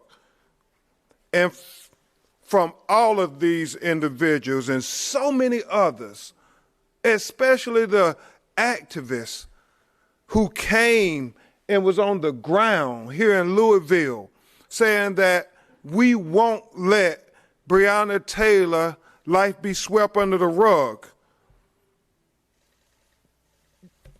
And thank God, with what has happened today, Mayor Fisher, not just with the historic amount, but equally important with the reform that Attorney Bacon, Attorney O'Connor spoke of, it sets a precedence for other black women, that their lives won't be marginalized, that they will be valued. Lives like Sandra Bland, lives like Pamela Turner in Baytown, Texas, lives like 7-year-old Ayanna Stanley in Detroit, who also was killed as a result of a dangerous no-knock warrant. Because we have to speak truth to power when we get an opportunity. And these dangerous no-knock warrants are disproportionately executed against black people in America. And so I'm very happy that the Metro Council also stood united with Tamika Palmer to pass Breonna's law to abolish these dangerous no-knock warrants, because it was foreseeable who was most being put in danger with these no-knock warrants. And so I want to point out very significant what happened in Louisville here today. In representing George Floyd in Minneapolis, Minnesota, Jacob Blake in Kenosha, Wisconsin, Pamela Turner in Baytown, Texas, right outside of Houston, Terrence Crutcher in Tulsa, Oklahoma, Botham Jones in Dallas, Texas, Joseph Richardson in Baton Rouge, Louisiana, and so many other names are black people who have been killed by police in America. While most of America is dealing with the COVID-19 pandemic, we in Black America are not only dealing with that pandemic, but we're also dealing with the 1619 pandemic. The pandemic that started 401 years ago when the first enslaved Africans came to America. And from that day to this one, we have been dealing with systematic racism and oppression that have killed us inside and outside the courtroom. So it is worth noting that in all those other cities, there has not been the responsive, comprehensive, and systematic reform that has occurred in Louisville, Kentucky, Tamika Palmer, in the name of Breonna Taylor. In the name of Breonna Taylor. But regardless of this landmark step on the journey to justice, we still are demanding that Kentucky Attorney General Daniel Cameron bring charges immediately against the police officers that murdered Breonna Taylor. Immediately. This week, justice delayed is justice denied. The city leadership has done a significant step today, but now it is on Daniel Cameron and the Attorney General of Kentucky's office to bring charges, and at the very minimum, Lanita, second-degree manslaughter charges, because we want full justice for Breonna Taylor, not just partial justice. Breonna Taylor is a light to help heal what's happening in America. And for all those young people, those celebrities, athletes, but most importantly, the people who are on the ground, the people who are the activists and protesters who saying enough is enough. We see that there are two justice systems in America, one for Black America and one for white America. In Louisville, Kentucky, we took significant steps today in the name of Breonna Taylor of trying to correct this broken criminal justice system. And we do it in 3 phases.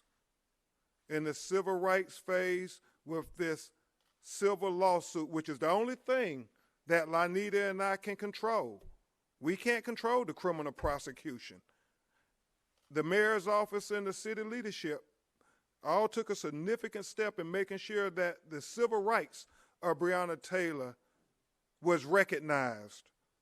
And now we also need our legislative partners to help transform the protest into policy.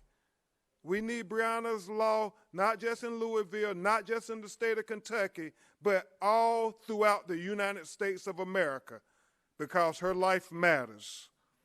And lastly, we need the criminal justice system, Daniel Cameron, to do its part to give the full constitutional guarantees of all citizens to a citizen, a daughter of Louisville, Kentucky, Breonna Taylor.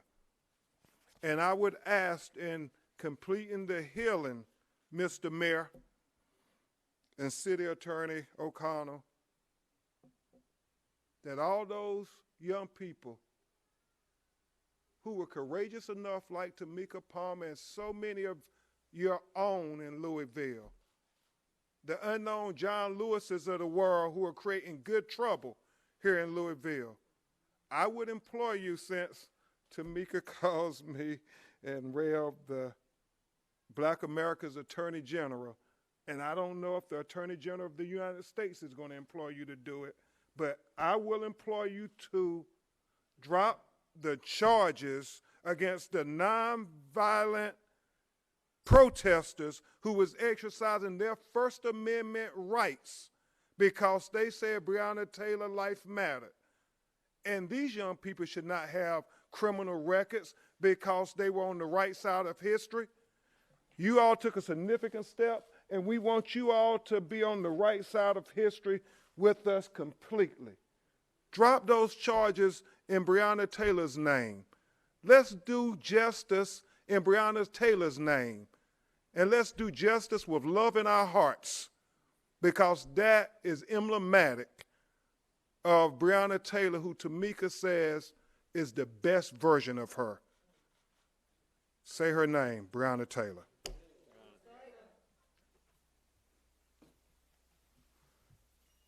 Thank you, Mr. Crump.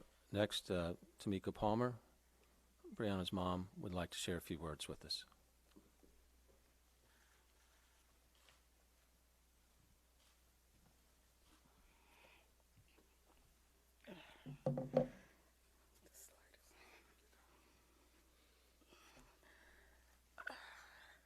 As significant as today is, it's only the beginning of getting full justice for Breonna. We must not lose focus on what the real job is. And with that being said, it's time to move forward with the criminal charges, because she deserves that and much more. Her beautiful spirit and personality is working through all of us on the ground. So please continue to say her name, Breonna Taylor.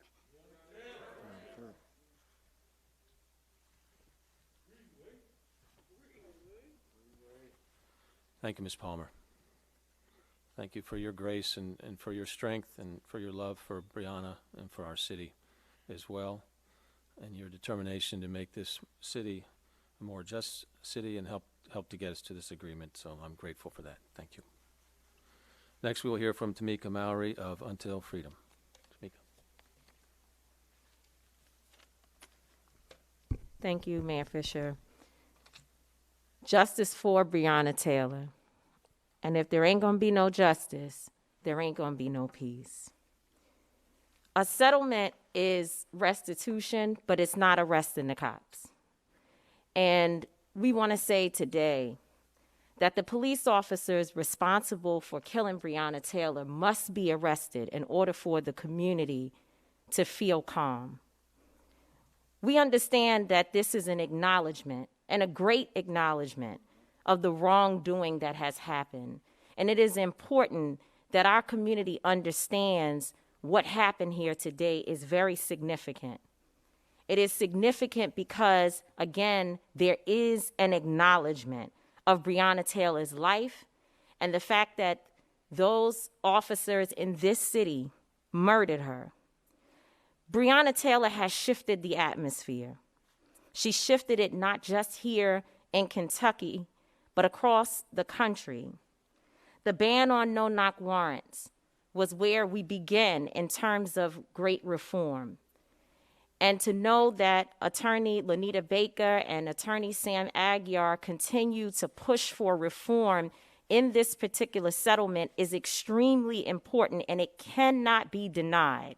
We must acknowledge it. The reforms are evidence that the city, unfortunately, its police department, has been exposed for some corruption that exists within the department.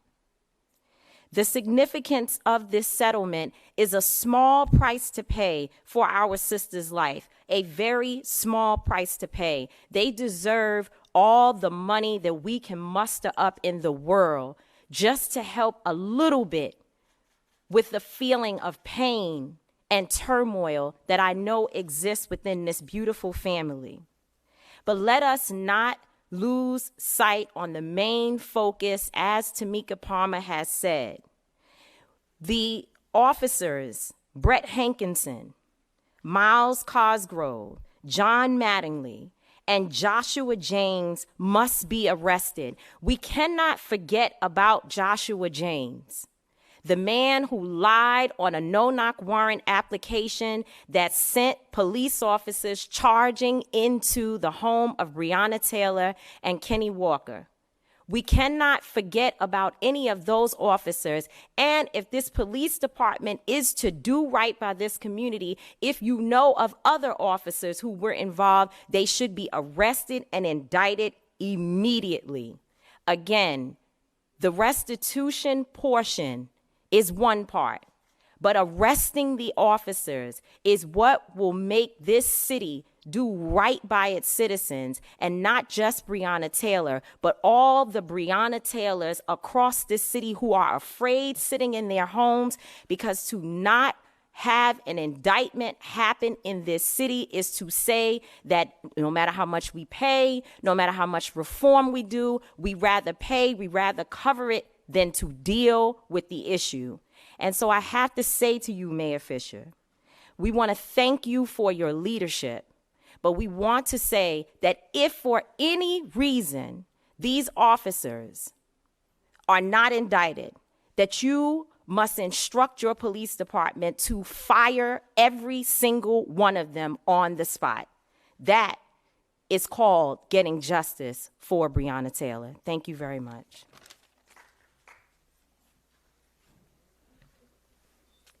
Thank you, Ms. Mallory. And finally, we will hear from Keturah Herron, who's with the ACLU of Kentucky.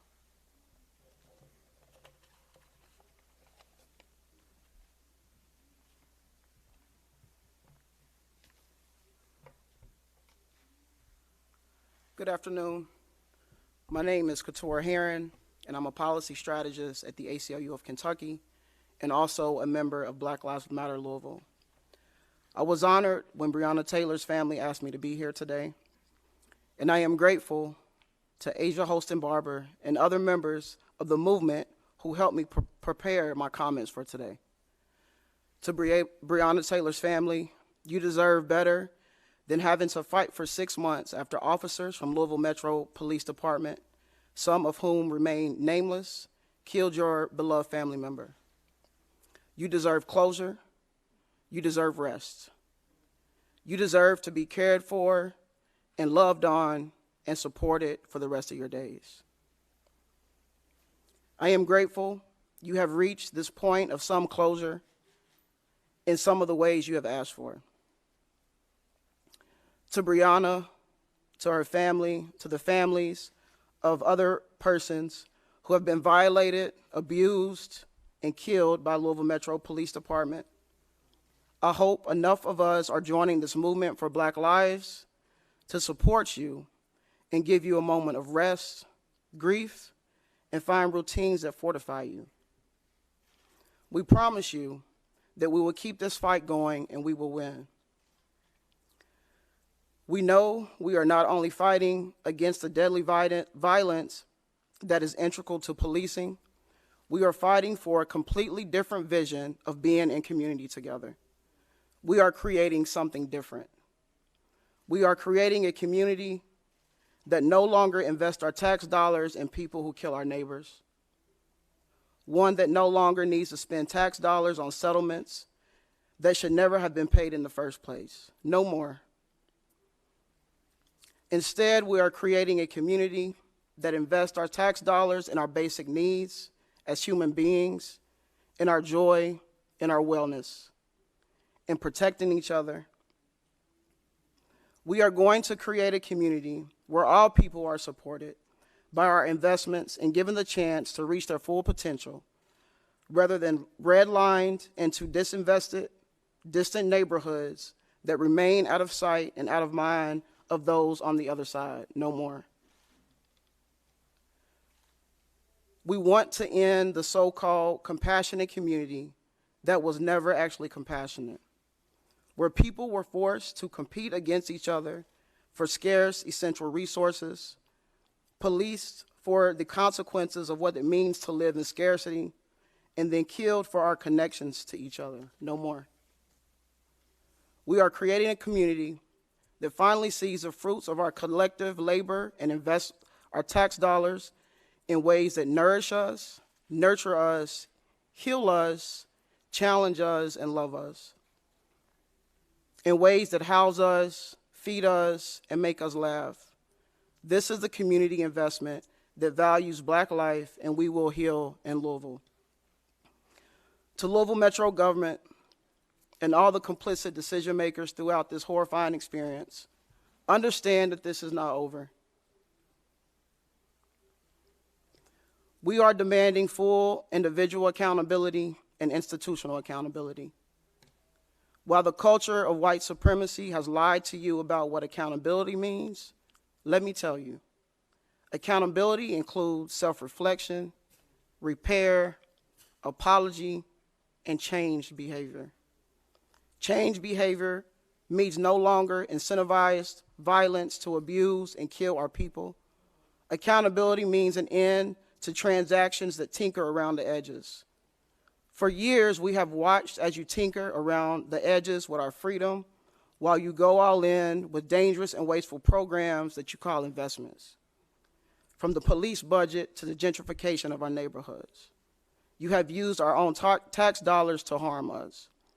Our people demand transformation. Our people demand rest, joy, solidarity, interdependence, and freedom. Change is here, and it is the people's to change. And it is the people's to change. And to my people who are giving so much of themselves to this moment, striving for a better today and a better tomorrow, I would like to offer you these words of Harriet Tubman. If you hear the dogs, keep going. If you see the torches in the woods, keep going. If they're shouting after you, keep going. If you want a taste of freedom, keep going. Thank you.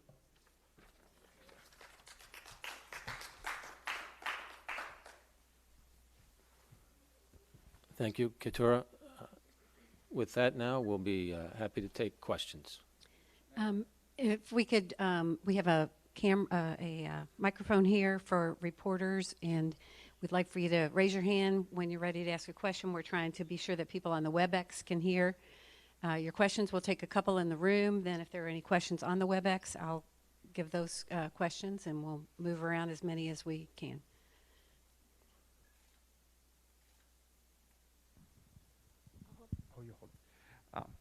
Thank you, Mayor. How much did the timing of the grand jury play into the announcement of this civil settlement? Was it important for the city to announce a civil settlement before the grand jury's decision? No, we've been thinking about this and working about this on, for quite some time now. So they're on two different tracks in terms of the civil and the criminal. So the parties negotiated this settlement that came out here today. I forgot to ask if you would say your name and what media you're with going forward. Tessa Duval, Courier-Journal here in Louisville. Regarding the payment, how much is coming from insurance and how much is coming from the risk management fund? Yeah, let me introduce Daniel Frocht, our Chief Financial Officer, and he'll break that down. Daniel Frocht.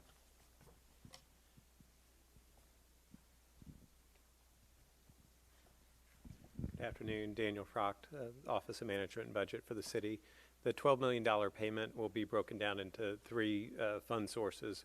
$5 million will come from Louisville Metro, $5 million will come from our self-insurance trust fund, excess insurance carrier, and $2 million will come from our self-insurance trust fund that we participate in.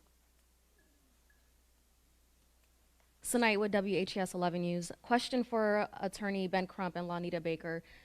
Does the settlement handle this legal action that you guys brought forth? The civil lawsuit named multiple officers who were involved in executing the warrant. So will you still try to sue those officers, especially if Daniel Cameron does not criminally charge the officers involved? This settlement today it wraps up the civil litigation, so there will be no additional civil litigation. As we've stated, our focus now is on the Attorney General's office doing the right thing and bringing forth indictments against those officers. Yes, and we think it sets a precedence for other cases involving people of color around America. Dalton Godby with WDRB. Mr. Mayor, can you commit right now to what Ms. Mallory just said about firing the officers if there is no indictment brought? When I say justice for Breonna, I mean, what that means is the truth needs to come out in the case, and that's what the whole process is about with the Attorney General. I don't know what he's going to do and what he's going to come out with. Obviously, the one officer that we were able to take action against, we did, and so now we're going to wait for the rest of the process to continue. Mayor Fisher, Amber Smith with Spectrum News here. If you could put into words what all of these different reforms, both with Louisville Metro government and with LA, mean for the community. Well, in order for the community to heal and move forward, there needs to be legitimacy and trust between the community and the police force, both here in Louisville and all over the country. This is a conversation that's taking place, so we hope that these are steps that are going to begin that process so that we can work forward together. This isn't going to be an overnight activity, but it's a step. Mayor, this is a question from the WebEx. Steve Bittenbender from the Center Square asked, will any of the reforms require Metro Council approval or the sign-off from FOP? What happens to this agreement if those reforms aren't implemented? Well, we need to work with both parties to make sure that it is implemented. Some of them can be done within the police department themselves. Mayor, Denny Camper with WLKY News. Who was at the negotiating table from the FOP or from LMPD when it came to discussing these reforms? Talk about that. I'll bring up Mike O'Connell. The reforms that became part of the settlement agreement were done primarily by counsel for the respective parties, and consultation with those police officials that could lend information and procedural protocol and that type of thing. But this was a decision made by the administration, and just sitting down and doing a lot of negotiation over it. And but we always knew from the beginning, it was made very clear, as Lenita said, we always knew from the beginning that some aspect of any settlement in this case was going to have to contain reforms. And Ms. Palmer and Lenita and they were very involved in the conversations about, at least at this point and going forward, what can we do now that we can move the rock in that regard. And while I'm up here, I'd like to, Daniel, I want to correct you on one thing. You asked about the source of the funds and how it worked. Somebody over here did. But part of the funds were Louisville Metro, or the Louisville Area Government Insurance Trust, I should say, purchases excess coverage from an insurance carrier in certain cases, and $5 million of this came from the excess carrier that is the insurance carrier for the Government Insurance Trust. So the breakdown, though, is Louisville is responsible for the first $500,000. Legit, or the Government Insurance Trust, is responsible for the next $2 million, and that's an insurance trust in which the water company and TARC and others participate in. And then there was the $5 million from the carrier, and then the additional sums were from Louisville Metro. Did I say that right, Daniel? Okay. Thank you. The next question is from Sal Bono of Inside Edition Digital. He asks, if you're waiting for everything to come out on police in order to fire them, why did the city choose to settle? Well, the timing of this was such that both parties felt it was best to do it now, so we could talk about both the reform aspects of this and, of course, the financial settlement. Mayor Fisher, this is Natalia Martinez with Wave 3 News.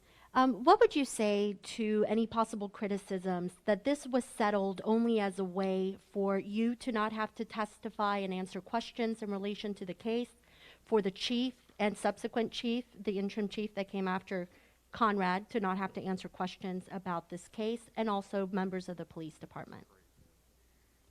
These are not related issues, and we'll testify as need be. Hi, Mr. Mayor. My name is Mark Morales. I'm a reporter with CNN. I had a couple of questions. When was the last time you spoke with the Attorney General regarding this case, and why haven't the other officers that were there that night been fired? Is there something that you saw in after-action reports that didn't warrant that, or is there any particular reason? We took the action based on what we saw in the PIU file as it was given over to the Attorney General, and the state law procedure is, goes from PIU to our local Commonwealth attorney, who then recused himself. That's why it's at the Attorney General's standpoint right now. This question is from Marissa Latte from the Washington Post. She asks, who in the Louisville Police Department currently signs off on search warrants, if not commanders? What is the process? Chief Rob Schroering is here. Rob Schroeder is here. If he could take that, please. Police Chief Rob Schroeder. Good afternoon. Currently in our process, a search warrant is applied for by the officer. It is reviewed by potentially a commanding officer in many cases, but not necessarily always. In the instance it is signed off by a commanding officer, that may be by somebody in an acting capacity. What this agreement does is solidify that it will be an actual commanding officer of the rank of sergeant or above. So that's what the significance of the change you're seeing is here.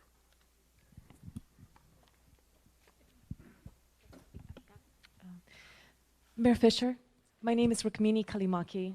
I'm a journalist with the New York Times. I wanted to ask you, number one, if the city has admitted any fault as a result of the settlement. And secondly, my second question is for Ms. Tamika Mallory. If the law does not allow the Attorney General to charge the officers that returned fire in self-defense, what will be the answer of protesters and demonstrators seeking justice for Breonna Taylor? Yeah, no, this agreement or settlement agreement does not say that there was any wrongdoing done. In this case, it's just an acknowledgement of the need for reform and the need for a settlement to take place. Next question is from Jonathan Allen from Reuters. Oh, I'm sorry. I wouldn't in any way, as the leader of Until Freedom, one of the 4 leaders of Until Freedom, speak for all of the protesters who are here locally in Louisville. We will be led by the actions of the family, the actions of the local organizers. But I will say that we will make sure that our voices continue to be heard. And if it is a legal situation that they come out with as a reason for non-indictment, then we need to work with Keturah and the ACLU and others to fight on that end as well. Thank you. Jonathan Allen from Reuters asks, how will you monitor and measure progress on the reforms announced today? Will there be regular public reporting of how many officers use housing credits, how many warrants are issued, and if so, how frequently? Yeah, all that, obviously, we're in the process of getting started to make sure that people know that we're accountable for the promises that we've made, and we can issue a report on that in terms of what that looks like from an accountability standpoint. Mr. Mayor, this is Graham Ambrose with WFPL. The city is anxiously awaiting the decision from Attorney General Cameron. In other cities across the country, we've seen federal forces get called in to quell unrest or just whenever there are protests in some cases. Do you know of any plans for federal forces to come in when the decision's released or otherwise? Nothing specific in terms of the general community. I understand that there's been some request for some federal protective services for the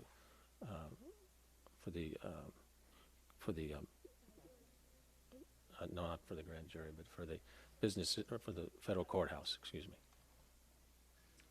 Tessa from the Courier-Journal again. This is for Lanita Baker and Ben Crump. We've heard about a lot of the reforms that you are getting, but is there anything that you pushed for that you did not get or that you wish you had gotten?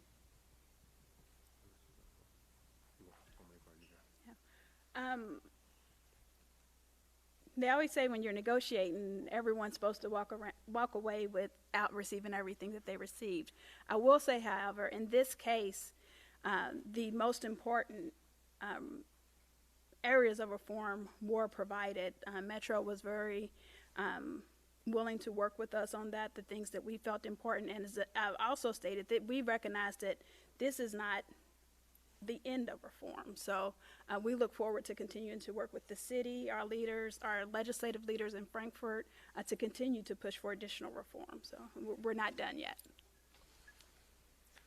What was important to me and Lanita and Sam was what was most important to Tamika Palmer and Bianca, who really was studying what reform would look like to try to prevent the next Breonna Taylor from happening.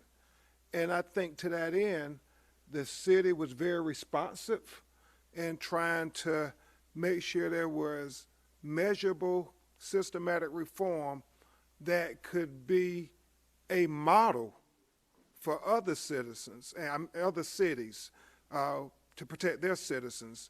And so I think in the name of Breonna Taylor, this is landmark in its scope. And I believe just like Trayvon Martin and Michael Brown helped bring greater attention in America to Black Lives Matter, I believe Breonna Taylor's name is going to bring greater attention in America to Black women lives matter too. Okay, we're going to have time for just a couple more questions. One more from here. Two more from here. Dalton Godby, WDRB. Mr. Mayor, why does the settlement not address the body cam failure in the Breonna Taylor case? And then also a question for Mr. O'Connell. Do you have any plans to drop all charges against nonviolent protesters? Right, so Breonna's law has passed already here locally. I suspended the use of no knock, and then the council took it up and eliminated them, and so that eliminates no-knock warrants and requires the use of body cameras on anyone that is executing a search warrant, so that's already in place.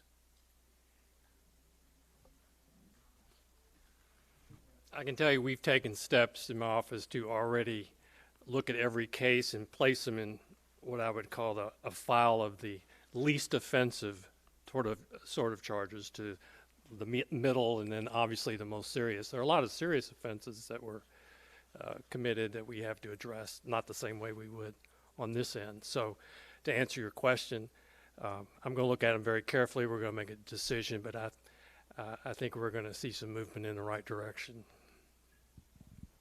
Tonight with WHS 11, Mayor Greg Fisher, is this settlement a reflection that the officers acted wrong?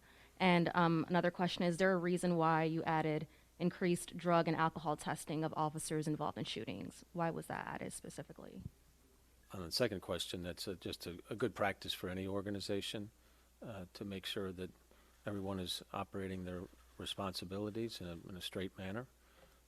On the first, no, this is just an agreement that between the it's just coming together with these reforms and then a financial settlement. Okay, our last question comes from Kate Howard from the Kentucky Center for Investigative Journalism. You mentioned reform as it related to seizing money. Was there a seizure in the Taylor case? And if not, can you address why it's part of this settlement? I think, Mike, I'll give that to you. Well, Lanita, I'll let go first. And then, it's not an issue. It's not an issue specifically within this case, but you know, there's allegations out there, and this piece of reform is to protect the community as well as officers with any allegations as it relates to currency seizure. So now it's, as they come into contact with money, they must always have a second officer with them, and they must also, both officers must have their body cameras on until they turn to the property room. So it's not that it was an issue in this case, it's just with some of the things that were coming up. Okay, if any media have any other questions, you can direct them to my email, jean.porter@louisvilleky.gov, and we'll get those routed as need be. All right, thank you everybody for attending today, and we hope this announcement is a one step in moving our city and our country forward. Thanks, everybody.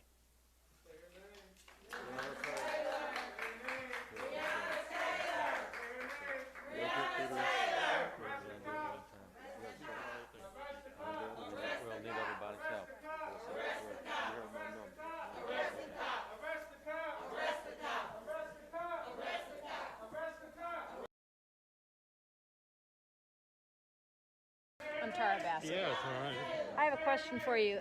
Two of our live streamers were actually, three of them actually, were arrested for standing on the sidewalk and doing their jobs.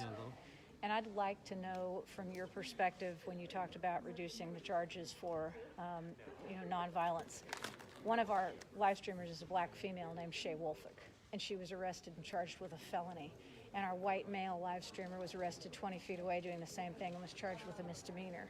And I wanted to speak directly to you because as 502 live streamers, a group of 8 of us has been out here for 111 days covering the protests. And as you know, I'm a journalist with 37 years in media, so I have been as impartial as I possibly can, but this infuriates me that Shay, who is an absolutely amazing black media, is dealing with a felony charge that should never have happened, and she didn't resist arrest. She sat down, she said, I'm the media lady, and they arrested her anyway and charged her with a felony, while Jason Downey got a misdemeanor, and they were both standing on the sidewalk, walking away as dispersed, as ordered, and still received these charges. All right. So I'd love you to address them. Okay, well, those charges are sitting in one of these buckets that I Yes. just referred to, 'cause Yes. the courts have been closed. But Many. Can you send me Yes, I will. a little more? Obviously, I haven't looked at. Yes, I will. Can you send me? If you'd give me your card, I'd greatly appreciate that. Thank you, sir, for your time. Would you rather do it by email? I can do that too, or I can text you, or whatever you want. I can give you my telephone number. Let me write my business email address. And the other one was Stephanie from Milky Mess, Stephanie Townsell from Milky Mess. She wasn't even streaming. She was arrested immediately. Thank you, sir. I appreciate you. Okay. Here's Tamika.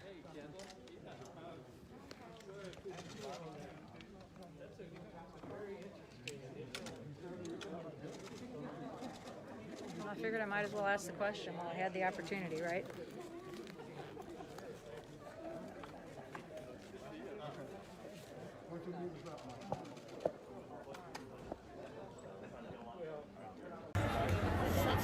It is.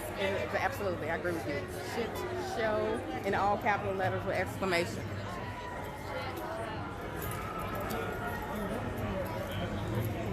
All right, you guys, we'll stay live. You know, I know there's not a lot of action going on back here, of course, but you kind of get to see what what we go through sometime to get you guys a story or some coverage.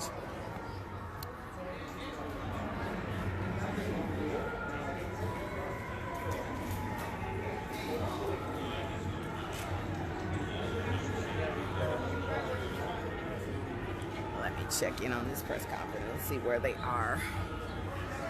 What I don't want to happen is that they get out, that they exit through another door, another exit, and we miss them. Like I said, I do not feel confident that they're going to come down and speak to us. I know they said they would try to arrange that, but I do not feel confident at all.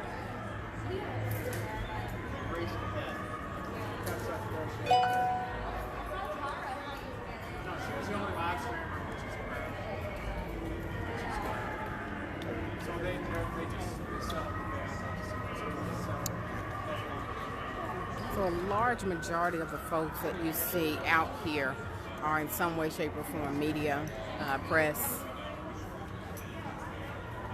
And then, of course, we also have folks who are from the square who have been occupying the space.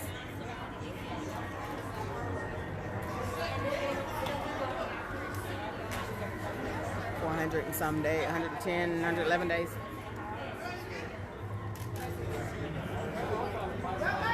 Tara asked, Tara went in from, get asked why did you get charged with a felony and Jason didn't?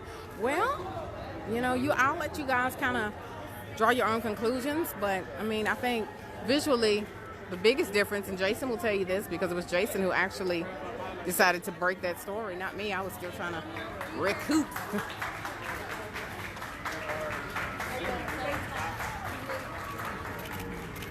To the media. Make sure the maximum. You good? You got it. Out. Clock for night. Baby.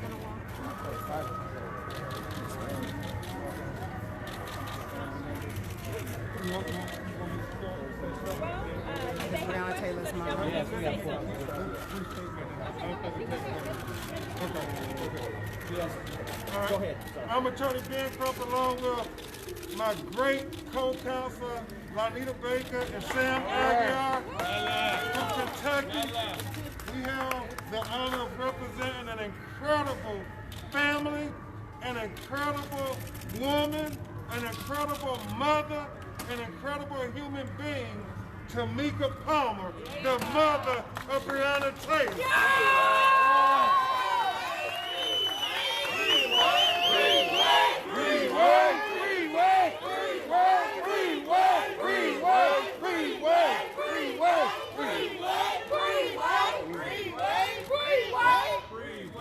We're also here with Couture from the ACLU.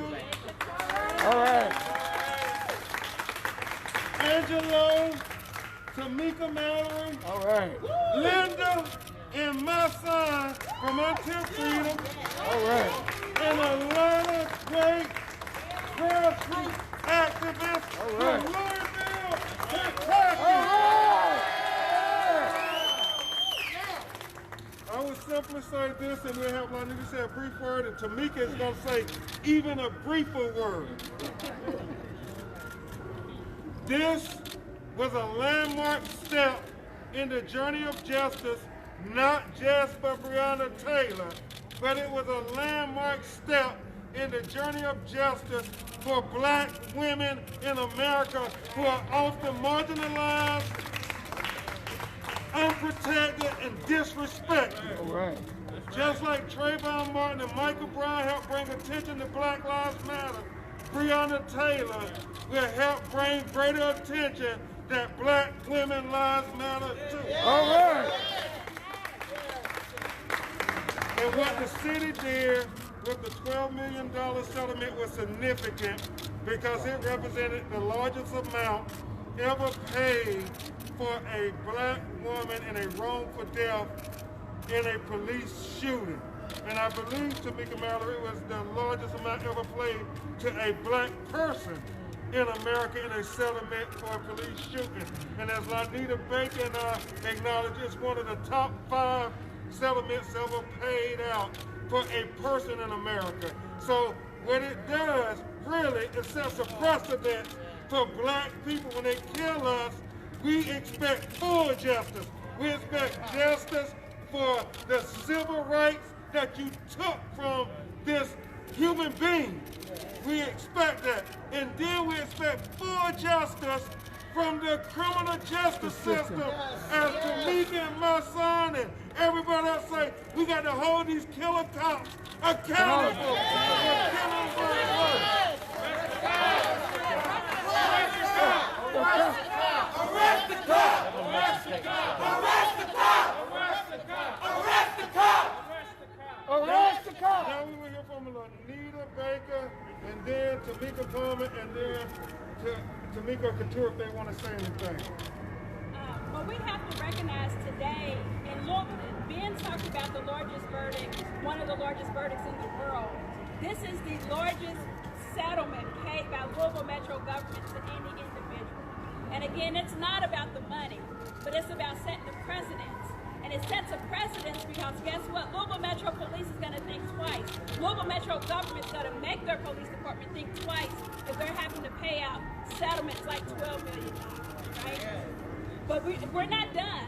We still want criminal responsibility. We still want Daniel Cameron to indict the officers. And as Attorney Crump said on the press conference, at a minimum, these officers are responsible. And I say at a minimum. Minimum, meaning that's the law. So they should be indicted. Second degree manslaughter. That's right. At minimum. At a minimum. I'm not saying to stop there, but at a minimum, that is the indictment that the Attorney General's office can hand down, that the grand jury can hand down, and that's what we expect to see. As Attorney Trump said this week, Justice delayed. Ms. Palmer she still needs your love. This case is not about money. It's not. It's about the reform. It's about changing the laws. It's about changing the policies. It's about holding everybody in every setting of the justice system. We got the criminal justice and we have the civil justice system. And they need to be held accountable on both ends. Right, yeah. And what Lanita said about at the minimum, second degree manslaughter, we know Attorney General Cameron is kind of new to the job, so we just wanted to tell him at the minimum, we want to help him get it right.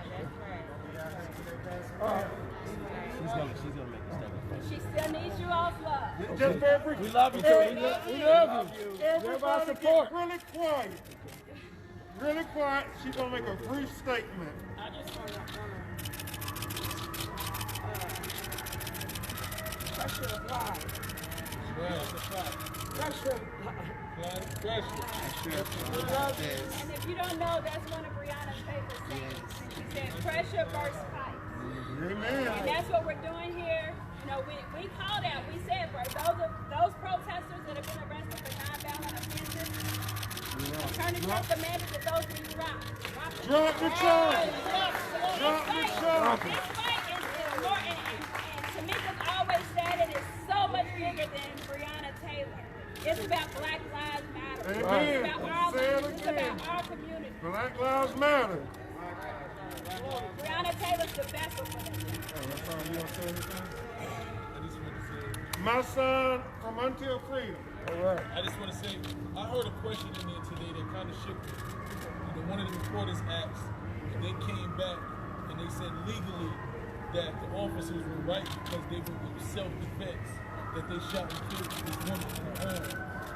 And I want to know what kind of law where it's legal for you to shoot through windows and through walls, not identify who's in the home. What kind of law what kind of law makes it legal for you to kill someone while they sleep in their house? And we said if that's a law, then an unjust law is no law at all. That's right. So that's what we said. That was attorney my son. All right. And we still got work to do as a community. That's right. Let's keep on working together. Lanita, I'd like to ask you one. Breonna Taylor. Breonna Taylor. Breonna Taylor. Breonna Taylor. Breonna Taylor. Breonna Taylor. Justice. Now. Justice. Now. Shut it down. Shut it down. Shut it down. Shut it down. Shut it down. Lanita, I'd like to ask you, we were just told by Councilman David James that the policies that are in this settlement, which we all think is landmark, we were told that that does have to pass through certain legislation before it's implemented. Is that true? It's not legislation that it has to pass through. There are standard operating procedures that are being updated, but that process is taking place. So those reforms that we negotiated will be done. And if it don't pass, we will get Lanita Baker elected to city council. Thank you. Thank you, Talita. Thank you. Thank you, Tom. They're not ready.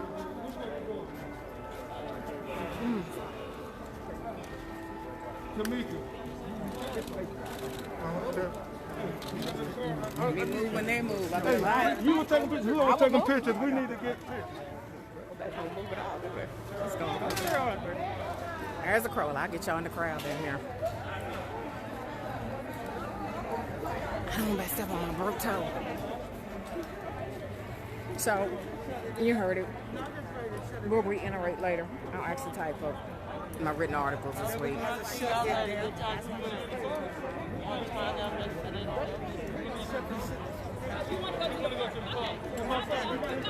Ready.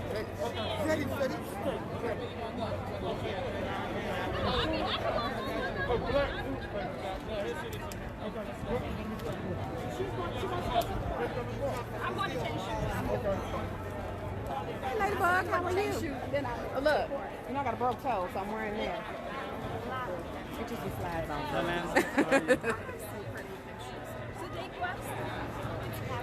Thank you. Oh, normally I'm dressed like this when I'm out in the field. It got me cute. Thank you, girl. I appreciate you. Oh, well, thank you. I appreciate that. All right, you guys, I'm actually going to clip my live. I got some other stuff I want to cover. But I'll catch the folks in the square, how they... Today was the first time that I heard what they are. I know that we at the ACLU will be digging deeper into exactly what those reforms mean and what those look like, and offering our suggestions to make those better. I am initially a little hesitant. I think that any time that we're doing something with policing and incentivizing them on things such as housing, it does make me a little hesitant. It definitely speaks against the defund or divesting from policing and investing into communities. And so we will be looking deeper into that. So, you know, they talked about it today that, you know, who was involved with coming up with these reform measures. But would you think that maybe some of the patrol officers, the people who are in these communities, should have been part of that process? I think the thing that's important to remember that today was about Breonna Taylor's family, and these are the things that Breonna Taylor's family came to an agreement with. And it's our job as a community to follow up and hold the city accountable for what happens moving forward. Okay, so do you think this will be a springboard for hopefully other police This is absolutely the very first step, actually a pre-step in my opinion.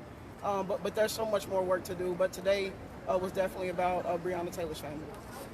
All right, I appreciate it. Thank you so much. Thank you for all the work you do in our community. We appreciate much respect it. Quick question for the ACLU.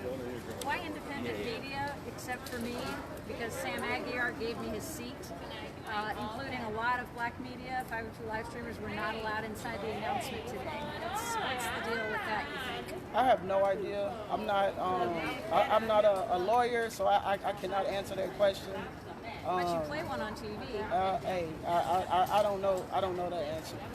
And it's unfortunate that it's my personal opinion. It's unfortunate that local media is pushed out of rooms, but I think that goes to talk about just our overall system of white supremacy and people closest to the problem being pushed out and not being at the table.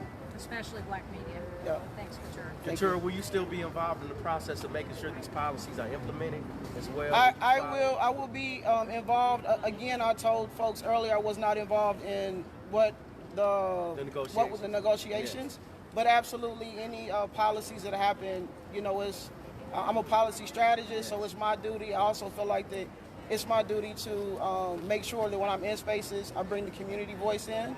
And so definitely we will be looking deeper into those. Okay, and what other policies are you working on currently that can further social justice, especially when it comes to police reform? Some of the things around militarization of the police department and how police react to protesters are some of the things, and obviously the no-knock warrants statewide. I'm also looking at doing some things bigger statewide as far as the chokeholds, the duty to act. But the thing is important is that a lot of those policies, it still goes down to the accountability piece. And qualified immunity is going to be a tough piece of policy that we have to knock down, and it's definitely going to probably take a couple of years' work to get something into play.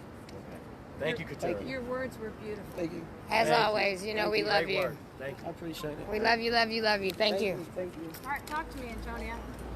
Well, as Attorney Crump said, it is a historic day for social justice, especially for the Breonna Taylor family. I'm most excited about the policy that was written into the settlement. I think that's an important piece that I think especially the black community in Louisville really needs to pay attention to. Please don't pay attention to the money. That won't affect us. That'll only affect Breonna Taylor's family. And it'll affect the city because they have to pay that, of course. But don't let that be the focus. Focus on the policy that's implemented into that settlement, because that's what's going to actually bring us closer to true police reform. So I do want us to stay focused on that. This does not mean that the protests end. It does not mean that the organizing and the direct action ends. This is just a piece. It's just a move on the chess table that had to be made today. Although unusual, but it is a step in the right direction. So I do feel that we still need to stay vigilant. We need to still stay focused. So I'm satisfied. I really am. I am really, and I'm encouraged that we are making steps in the right direction. Is it where we need to be at? Absolutely not. We're nowhere near that. But this is a step in the right direction. As Attorney Crump said, this is the biggest settlement that black family has ever received. So that's a landmark for our city to see that, for that to come out of Louisville, birthplace of Muhammad Ali. So we just looking forward to the AG's decision. That's next on the table. So Talk to me about the decision that we as a group had to make, 502 live streamers, because of the limited capacity. Talk about the decision. So we need media reform in the city, right? So we need to lobby and talk to our council persons about having media reform in the city, because it is freedom of press. And so we were denied an obligation to go in there and be able to cover for our audiences. And we do know how important independent media has been throughout the protest. We know that we have been like the main vehicle and the heartbeat of this movement as far as disseminating information to our audience and to people who want to know the facts and the truth about what's going on. So we definitely have to look at that piece. But we also got to negotiate too, because we know they'll be calling us when it's time for the announcement to come out, to get information out, the curve, the violence. They're going to call on us first. So we need to use it as a negotiable piece right now. And that's what I plan to do, because I talk to the city all the time. So I'm going to use that as a negotiable piece and a negotiable item to make sure that never happens to us again. Never happens to us again. But, we all are still, as you see, we all are fighting for our rights. So that's just another item that we have to fight. Thanks, Antonio. Thank you all. Thank and you. I'm part of media too, y'all. So Yes, he is part of media. I'm part of media too. He is part of media. Summer? Well, because I represent Talk to that us about side. that beginning of that decision when we had to make the who was going in. And then you. definitely it was a tough one as a group, but it was definitely made as a group before anybody says anything. All the 502 live streamers decided to let Tara go ahead and go in because she had her equipment already set up and everything. But it's just, it shouldn't be that. I mean, everybody else got 2 people in. 502 live streamers, we're down here every single day. We're the ones that bring all the information down here, live, uncut. We're not going to go back and edit it. We're not going to go back. And before anybody says we're not media, actually 3 or 4 of our people are actual media people. So that's not a good response to say, well, you guys aren't media, because I heard that a lot on my live. It's like, no, we are actually, there are media, black media. There is, Tara has a media company, Shay has a media company, Antonio Maid has a media company, so we definitely have media, and it shouldn't have took that. It's kind of almost a slap in the face, because it's like all these big people that don't live here that come in, they're going to cover the story, and the local people that are on the ground. And like I said, when the announcement's going to be announced, they're going to want to, like Saturday.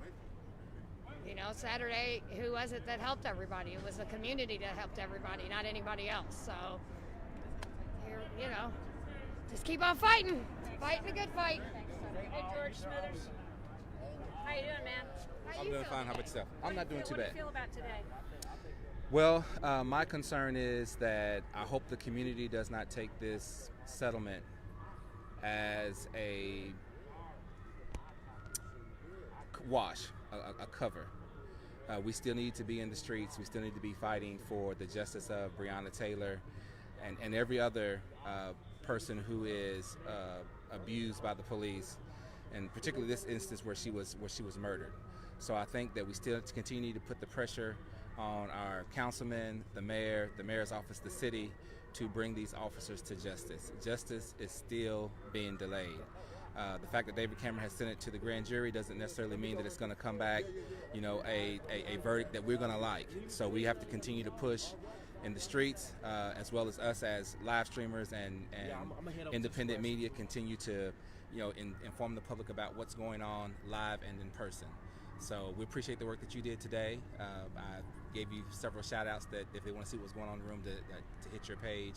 So we appreciate the work that you're doing. That was really hard things for me to do too, because I always defer to our black media, to people of color, to Summer and Shay and Jason and Antonio and Maxwell, and it was really, really hard for me to go in there without the team. Well, we appreciate what you did, because we were able to see what was going on, and then folks were able to see what was going on outside as well. So the fact that we had somebody in, was just a great opportunity. Thanks, George. So thank you for your work. Yep.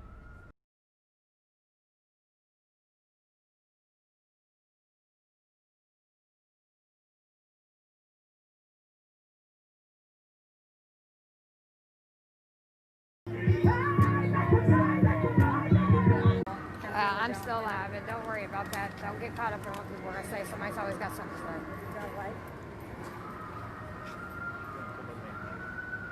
Litigation. Let's move forward with the criminal charges. We need this grand jury to tell us what is happening, and then we need the Attorney General to get in front of the cameras and explain to us everything that will happen, that has happened. We have to know. We have to have justice in this case. And building out transparency, what do you expect for oversight over these police measures, and what do you expect for cooperation from the FOP? Well, so I am one of the people on the committee to create the Office of Inspector General. I think the creation of that is going to be really important. I feel even more strongly now that we can't rush the creation of that office. It has to be done right. At this time, the way they're talking about creating it, the office would not have subpoena authority. We want to make sure that that office has as much power as possible. There's a separation of powers, that we can trust whatever policy and procedure we put in next. I think that's going to be really important, because what I heard them say is that the Office of Inspector General would be in large part responsible for accountability as it relates to some of these measures. So it is going to matter that that office not only be created properly, but also staffed properly. So I look forward to seeing the city do that work.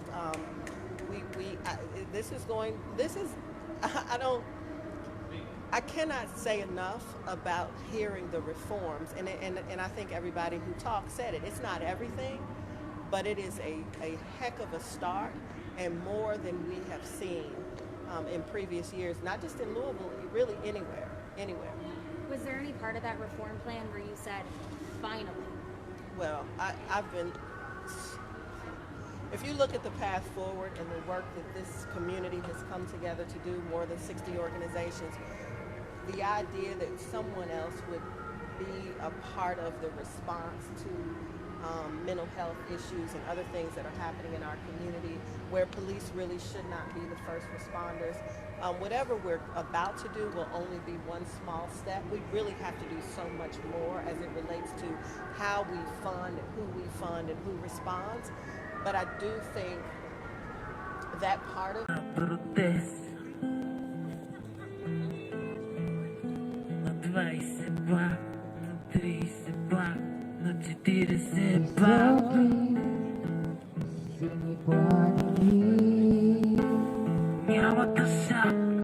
there's been really no significant investment. You're riddled with abandoned and vacant properties, and then we talk about crime and all of these other things, but there's no conversation around root cause. And finally, I think we are beginning, because of this, and because of those protesters in that park. This is one thing that it should not be minimized. Listen, people being willing to sacrifice their bodies, their time, in some cases risking their lives to stay more than 100 days, they matter. Their lives matter. They did this. They helped to do this. They pushed the city. This case was nothing most of the city leaders were talking about in March. Protests helped to change the outcome here. Protests helped to remind us of her name. We should never minimize the power of that. And now we've got to continue, while people are listening to us, to really fight for justice in every space. Because it's not just in police, it's everywhere. So if you ask me what I'm excited about, it's the work that I do every day. Jobs, justice, education, health, and housing. You tell me that this family just negotiated a settlement that includes something around housing, that is tremendous. It includes, I mean, I'm emotional. I'm emotional about it, and I know it's not the end. I know that it is not the end, and it does not let the Attorney General off the hook, but it is a step in the right direction for us, and I can't say that enough. Thank you so much. Thank you all so much. Thank you. Thank you for all the work that you do, beautiful.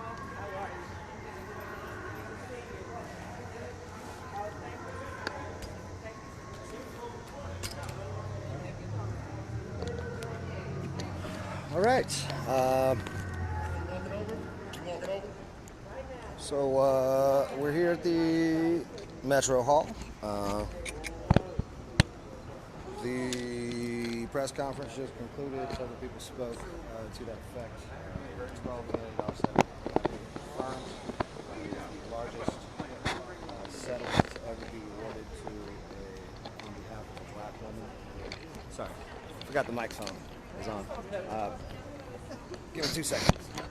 So basically, $12 million was confirmed. It is the largest settlement in a wrongful death for a black woman in U.S. history. There's some type of housing policies that have been written into the settlement as well that I haven't gotten full details on just yet. So yeah, it's definitely a big win for Louisville. It's a big win for the family of Breonna Taylor. So yeah, hopefully the AG will take that into consideration whenever he's moving forward with the grand jury on decisions. But never know.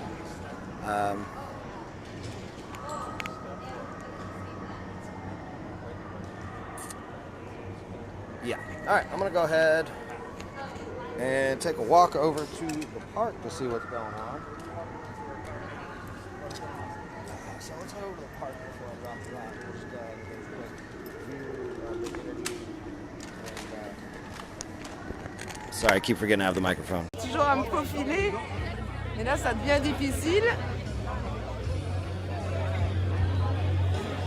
Ah, les gens sont gentils, ils vous retournent les panneaux pour que vous puissiez lire. Merci les filles. Sorry, microphone. Quick view of this tremendous victory, the energy of the park after this tremendous victory for Breonna Taylor's family. So 2 seconds.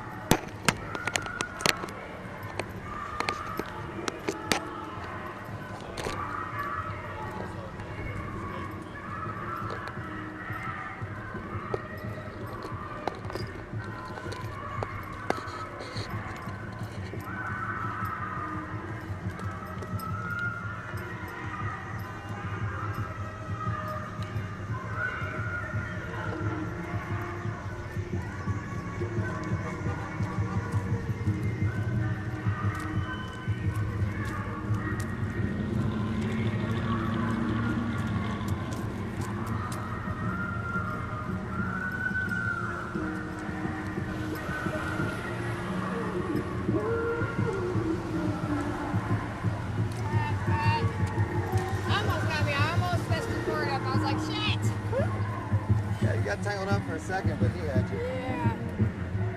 Fuck, I'm going.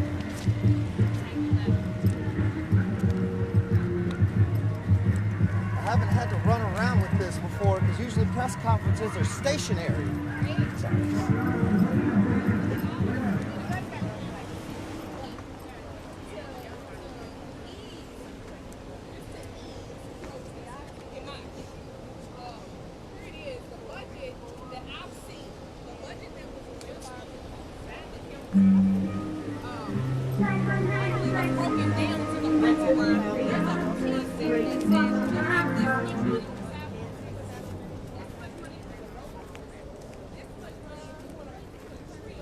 Small numbers. So we've actually got some pretty small numbers kind of gathered right now. There's still local media, a few people kind of milling around, doing answering questions and whatnot. Energy seems good though, obviously.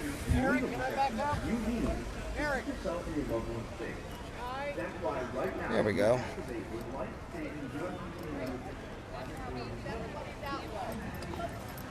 Did you end up making it back or not? Did you end up making it back or not? Yeah. Good.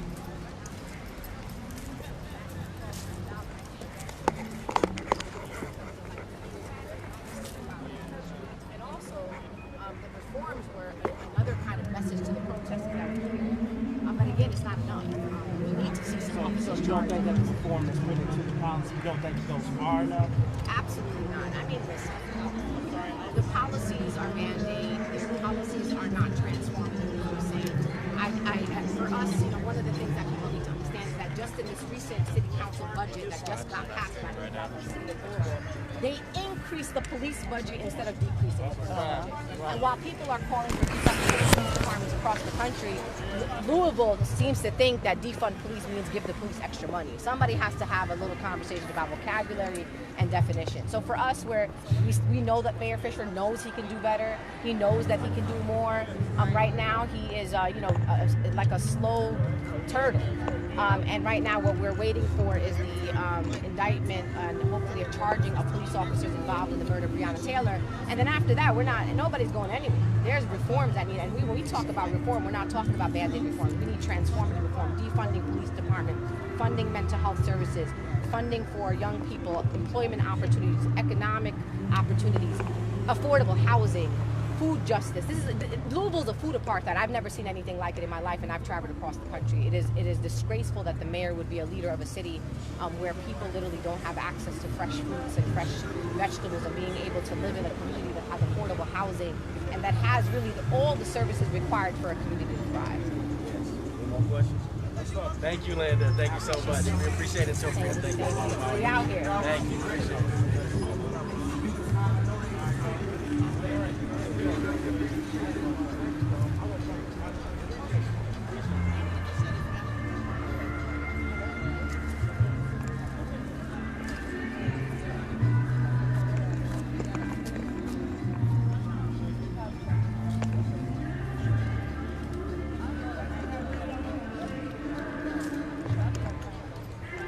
Chasing people around with a collapsible tripod and a collapsible microphone handle is interesting. It's the first time I've had to do it.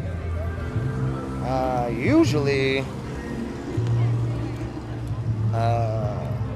press conferences are stationary, and you just set your microphone and your camera up, and then people go and stand right in front of it. They go stand right in front of that microphone and camera so you don't have to chase a bunch of people around.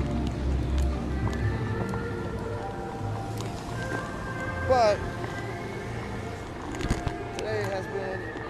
today's been a little bit of a shit show. For sure.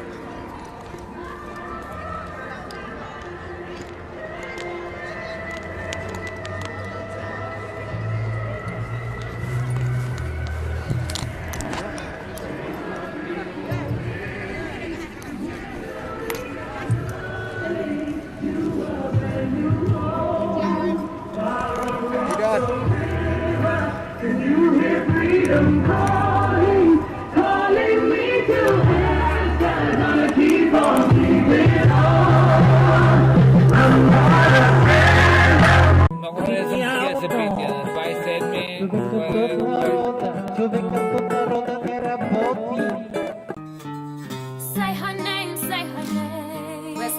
Brianna, praying for her mama. We know who's to blame. Say her name, say her name. These cops are more than shady, some way more than crazy. It's time for a change. Say her name, say her name. Rest in peace, Brianna, praying for her mama. We know who's to blame. Say her name, say her name. These cops are more than shady, some way more than crazy. Better say her name. Brianna, waking up is the same.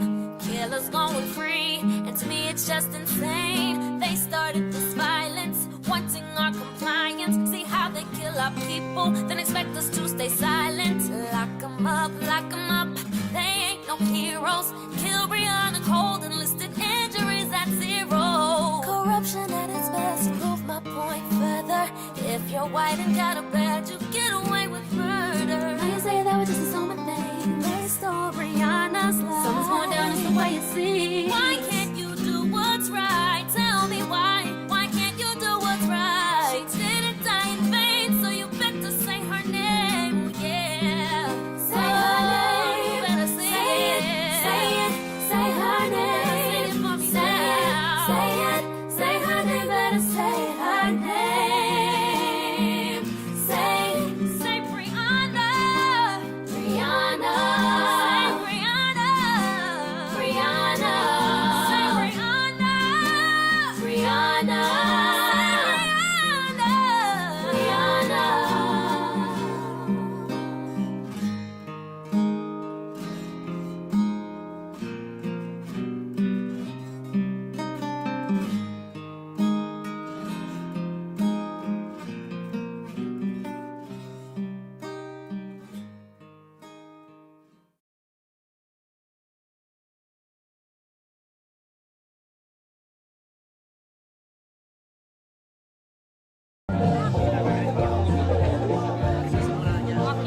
Ah, je refais un petit tour.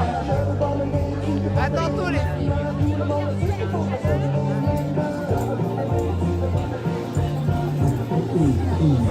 Eh oui, des petits bouchons avec nous.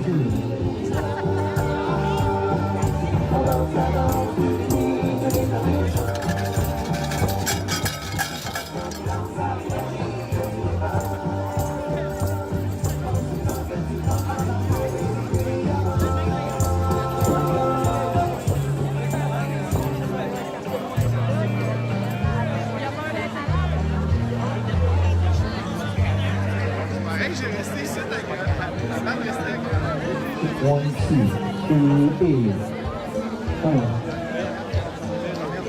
1, 2, 2, Eh oui, ça se remplit.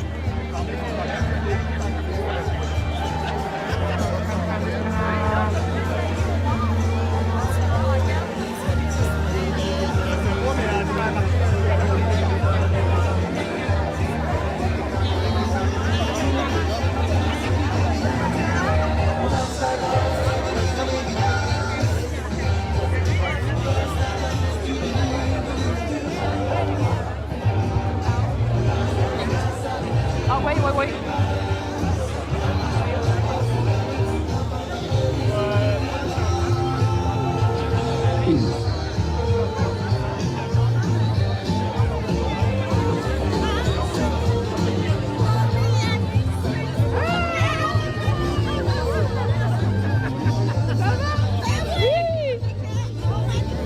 On manifeste toujours encore. Ben oui. Moi, je viens de l'Outaouais. Ah, waouh! Ça a mis combien de temps pour venir? Ben, moi, j'ai descendu vendredi. Je suis allée chez ma fille. On a manifesté à Montréal. Puis là, on a remonté aujourd'hui. Oui, ben oui. Combien de temps vous avez mis? Ben là, tout ce que t'as dans le... 3 heures peut-être. 3 heures? Ah oui. Nous, c'est 3h30, 4h. On arrive des Laurentides.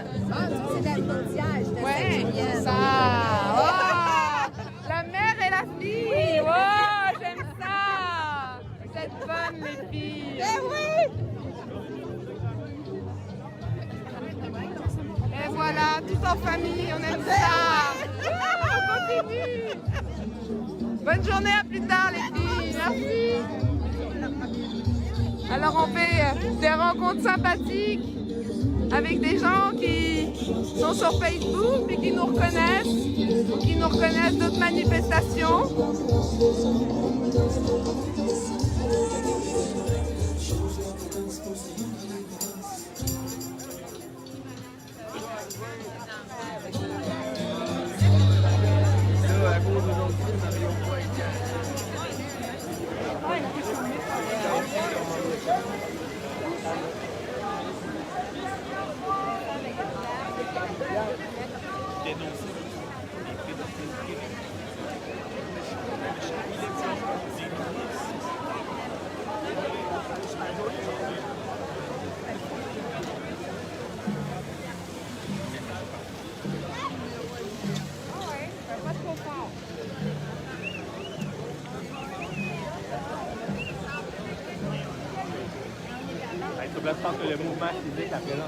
Difficile de voir tout le monde. Oh!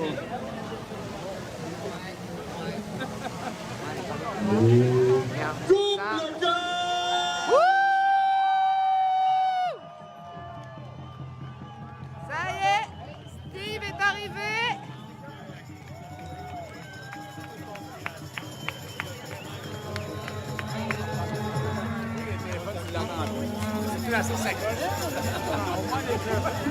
Et moi, on dit à Québec, vous êtes magnifiques, merci d'être là!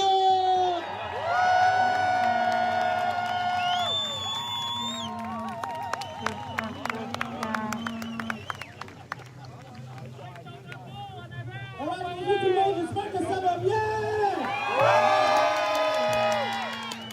Quand on dit que ça va pas si bien, mais je vous dis, on va s'en sortir!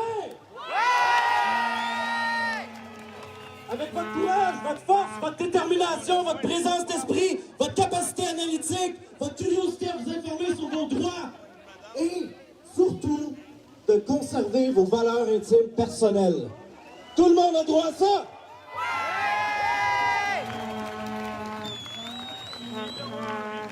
Juste avant qu'on commence, j'ai quelqu'un ici, sur une petite annonce technique, qui a perdu un sac.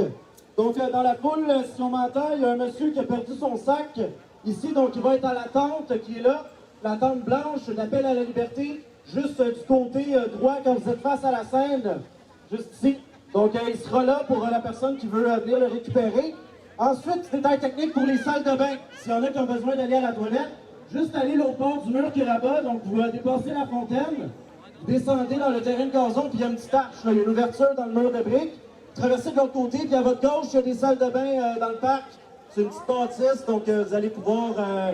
Et aussi, de ce côté-là, on a une pétition qui se fait signer, donc de l'autre côté, à gauche, quand vous êtes face à la scène, donc du bord où vous êtes. C'est pour la destitution du gouvernement.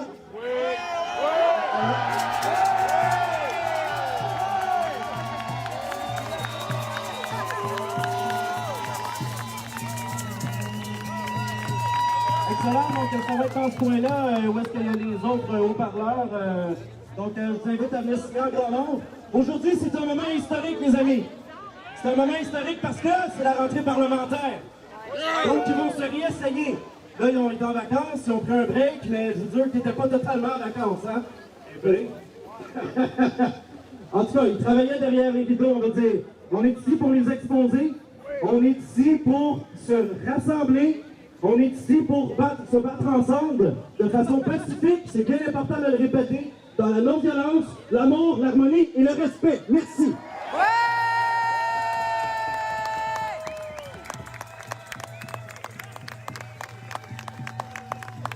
Donc, petit rappel, nous on n'insulte pas les journalistes.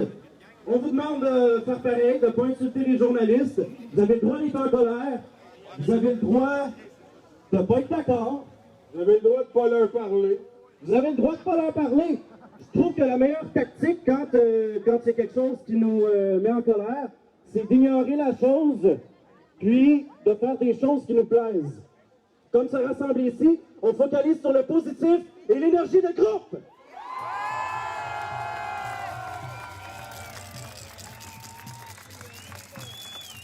On accorde aussi un grand respect aux forces de l'ordre. Comme d'habitude, je dirais que je préfère les appeler agents de la paix. Ils sont ici d'abord et avant tout pour nous protéger. OK?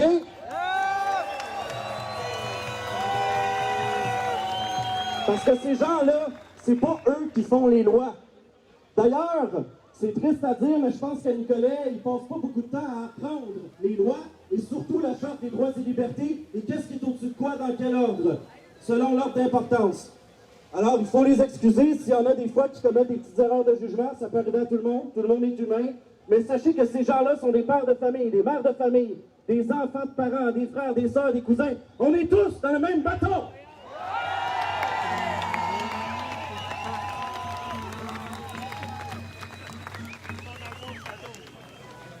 Je pense aussi qu'il faut aussi les remercier parce qu'on a eu une collaboration exemplaire de leur part depuis le tout début du mouvement.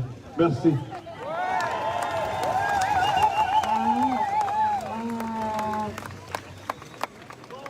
Oui, les agents de paix sont là pour nous protéger. Malheureusement, les agents de paix, j'ai parlé avec un responsable de la police de la Ville de Québec aujourd'hui et il nous a encore mentionné de respecter le 2 mètres. Donc, je dois vous faire l'annonce, s'il vous plaît, respectez le 2 mètres.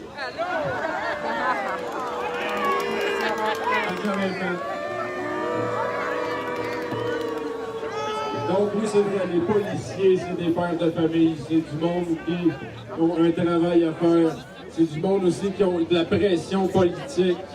Les gens qui travaillent là-dedans, là, ils votent des lois, ils font des décrets, puis nous, on est contre ça. On est ici pour défendre nos droits et libertés aujourd'hui, puis on va se faire entendre.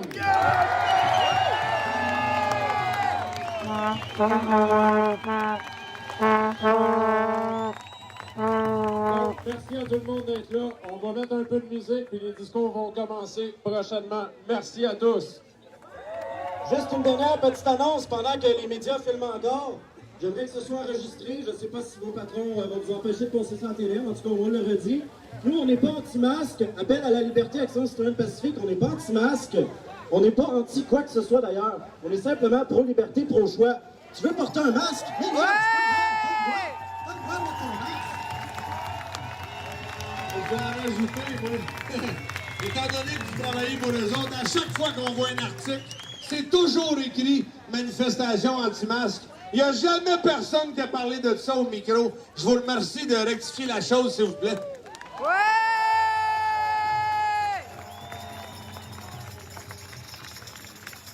Que dire de plus? Pro-liberté, pro-choix, tout simplement. On accepte tout le monde comme ils sont et tout le monde a la liberté d'expression et le droit d'être qui ils veulent être. Donc, c'est pas mal à personne.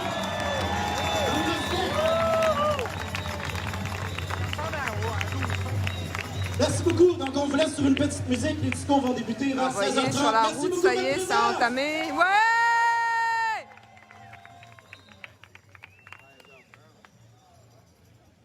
Bonjour à tous, Québécois, Québécoises.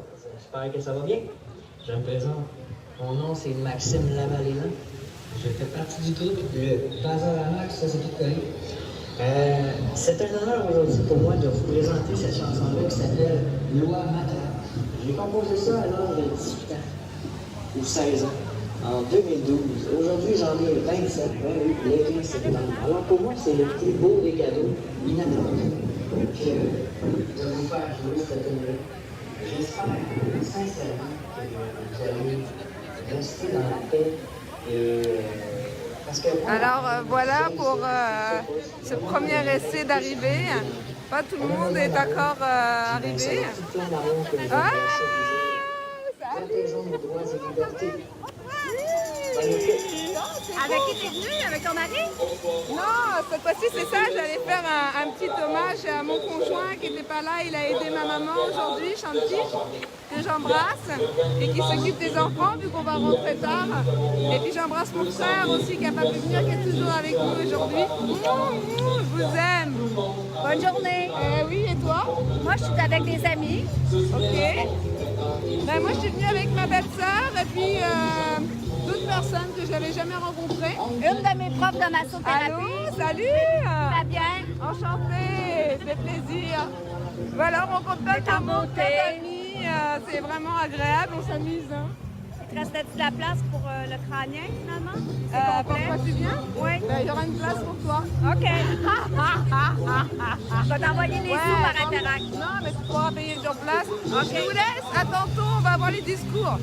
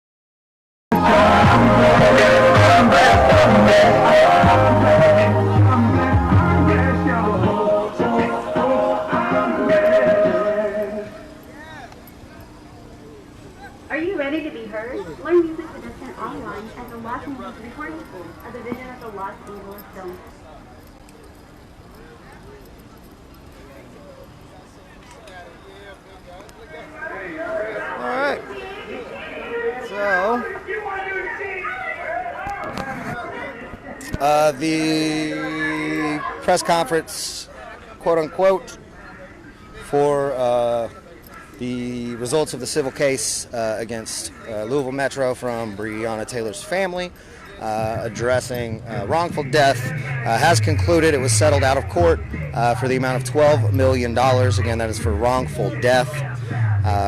Of course, big win, big win. There's a lot of other things that were tied into the settlement as well. I know there's something about housing policies that have been implemented due to the settlement.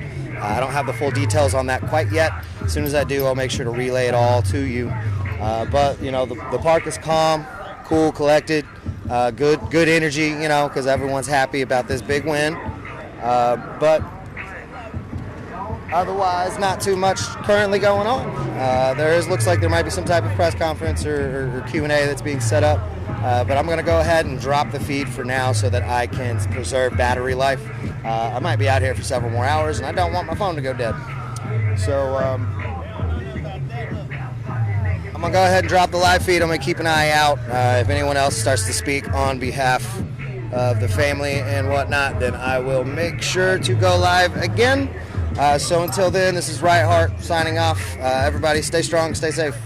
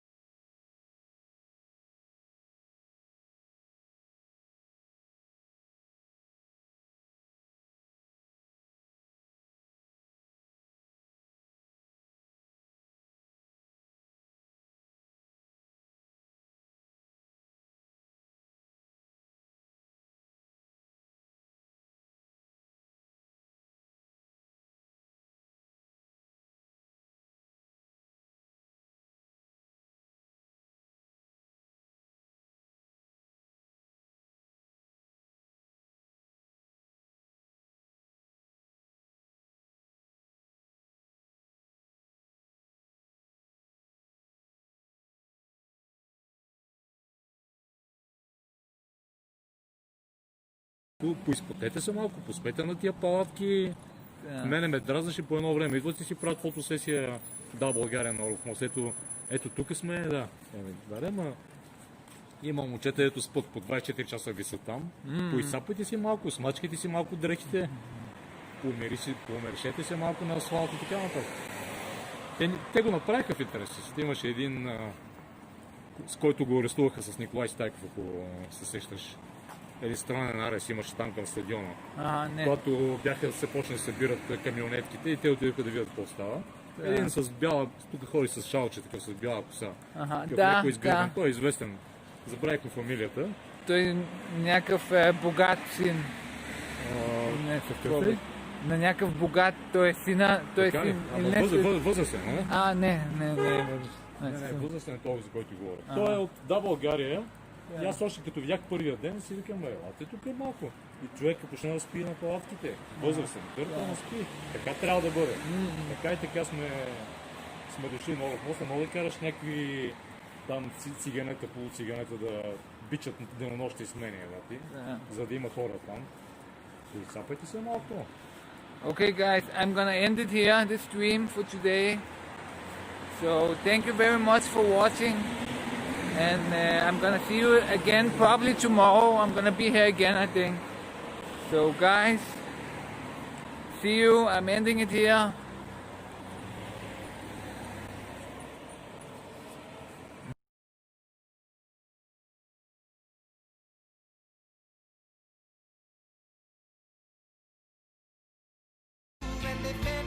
To be okay. We've got a lot of breaking news and live events to get to right here on News Now from Fox. Everyone, I'm going to take you out to Mississippi where they are preparing for Hurricane Sally. We're getting an update from the Mississippi Emergency Management Agency. But again, huge thank you to Bailey Miller out there live on the scene. We've already started seeing winds blowing on our Gulf Coast. Our emergency management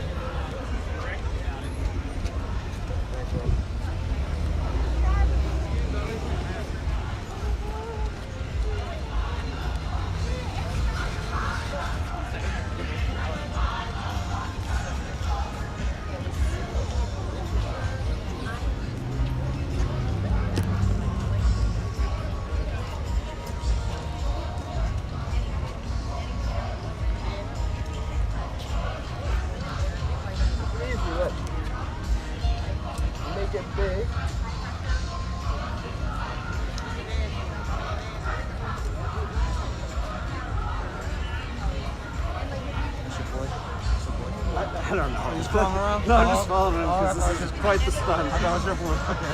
I'm trying not to get in your way. I mean, the thing is, you never know if some cop's gonna be pissed that he does this. Right. I mean, like it's a joke, but like. We might literally get Black Lives Matter. Yeah, I mean that's the kind of you just never know.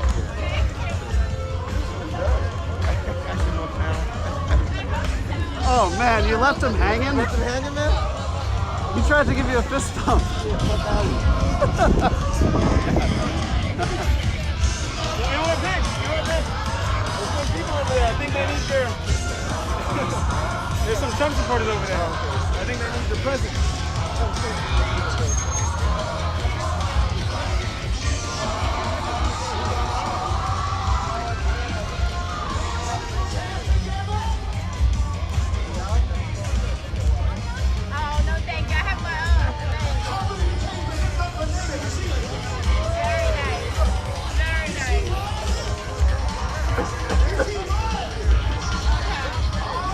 Well, you're 6 feet, so maybe you should move away a little bit. 6 feet, just step away a little bit.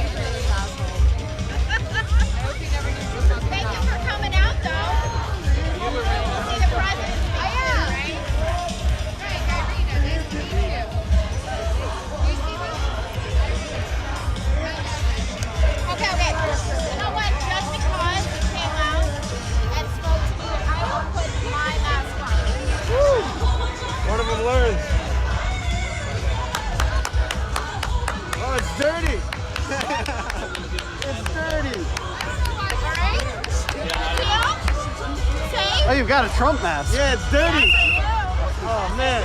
You might as well catch it.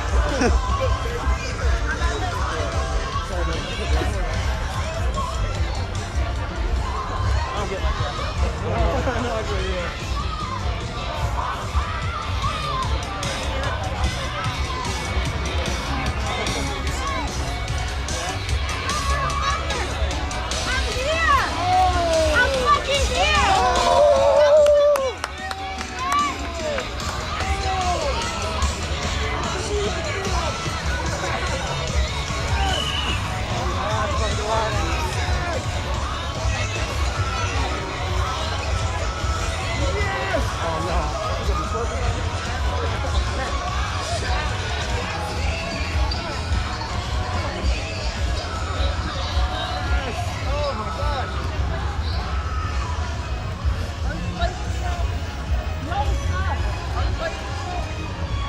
Oh, is she dressing up as Trump? Yep. Crackhead Barney on Instagram.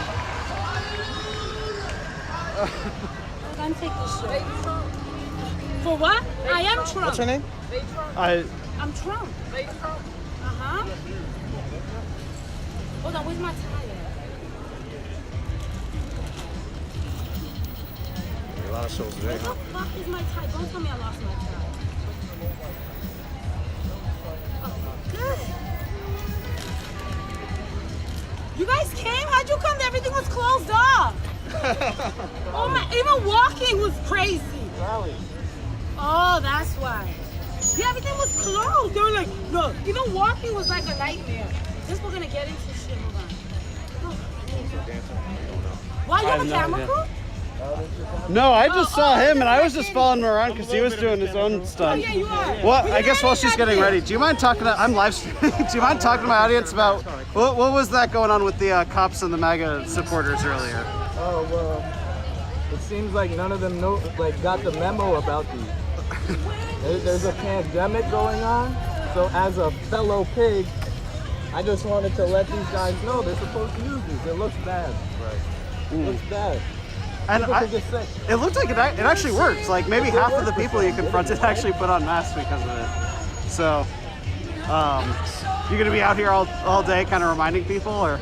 I mean, I'm always out here. I'm reminding people. I'll direct traffic. You know, I'll make an arrest if I have to. You know? Fair enough. I don't tend to ask people their names if they're wearing a mask, but what would you like to be described as if I was to like write this in a Officer Chris Bacon. Crispy bacon. Okay, guys, let's get ready. All Let's right, do this fair shit. enough.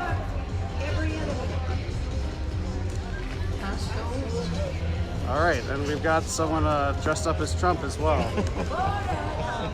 We're off to an interesting start today. It's gonna be a very interesting start. Yo, you know what the fuck you supposed to get here? 5 p.m. All right, bet. They give me some time to get set up. Thanks.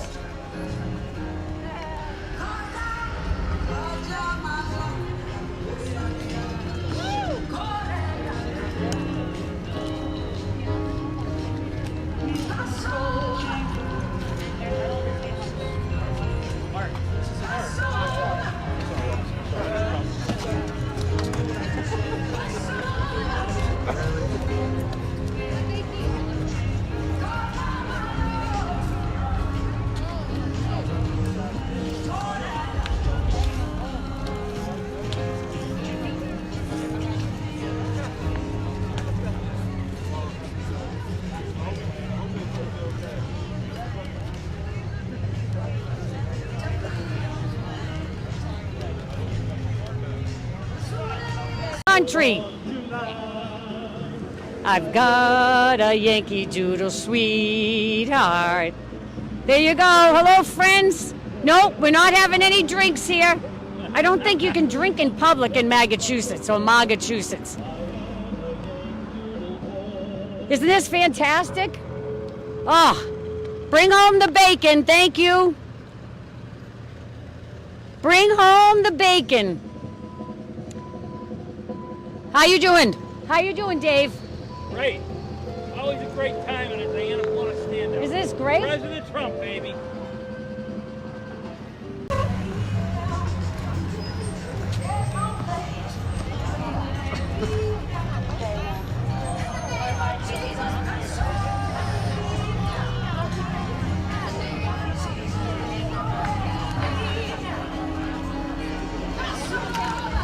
Okay, where you want to go next?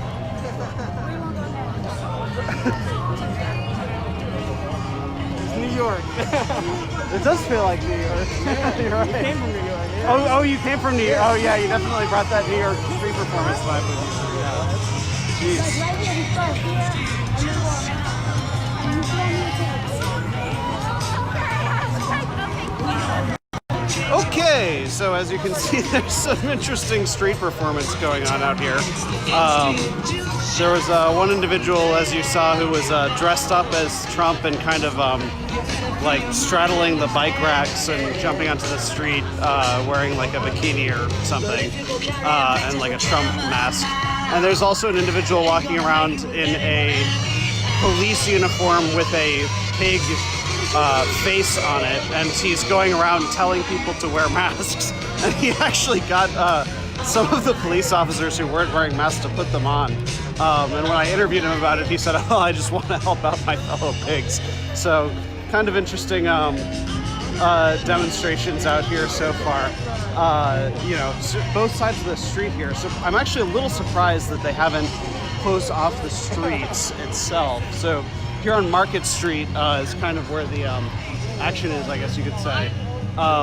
I did see a couple of Trump supporters actually show up, so now there are kind of two sides present here, but it's overwhelmingly the you know, anti-Trump people who are here. So I'm going to head back to where most of them are and take a look at what's going on there again. But right now it seems to primarily be music playing.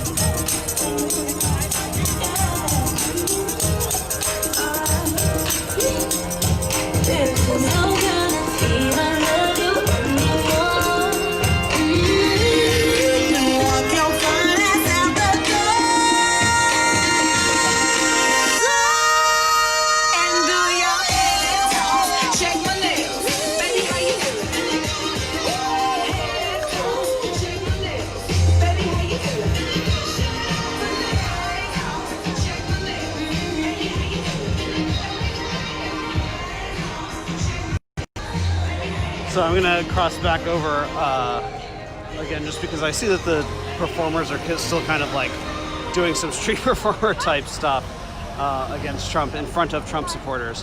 Whereas on this side, well, I was about to say whereas on this side they're just playing music, but actually it sounds like we're getting some speeches going.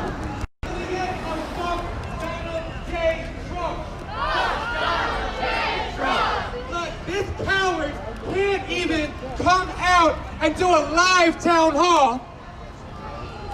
But all of you beautiful people were able to change your plans at the last minute and come out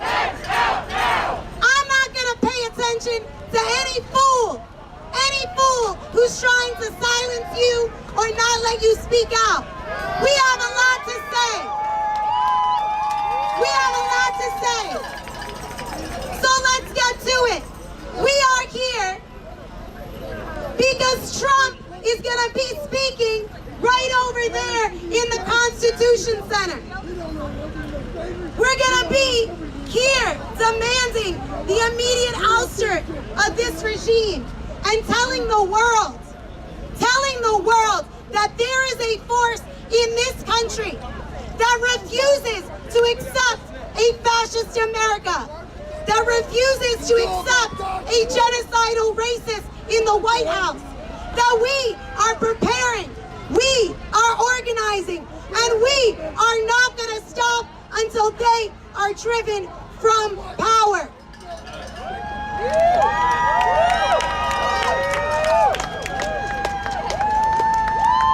And so I'm gonna read a pledge, and then I'm gonna call on you to join with me. Because we have work to do, brothers and sisters. We are facing an unprecedented danger. But something beautiful is possible because of all of you. We pledge in the name of humanity. We refuse to accept a fascist America. We pledge we will not stand aside while there is still a chance to stop a regime that imperils all of humanity and the earth itself. We do not comply with a regime putting targets on the backs of Black and brown and Native people, denying women control of their bodies, forcing LGBT people back in the closets. We do not accept a society ruled by bigotry and cruelty, ignorance and brutality, demeaning and crushing other peoples and countries, threatening them with destruction. There can be no more children torn from parents and locked in cages. No more fire and fury from the mouth of a demented bully with his finger on the nuclear trigger. No more mass COVID death from science-hating lunacy. No more law and order of official terror by bullets, batons, and tear gas. No longer can we live with howling mobs resurrecting Jim Crow, fascist thugs attacking our protests, the right to vote stolen by defenders of the Confederacy. We will not worship a flag, this flag, or accept a theocracy. We will not become collaborators on a march to a racist genocide. We will not hand the future to scorchers of the planet. We will not rest until this fascist regime is driven from power. 4 more years, 4 more months, and it could be too late to change the course of history as the Trump-Pence regime sabotages the elections and drags humanity to the stage of extinction.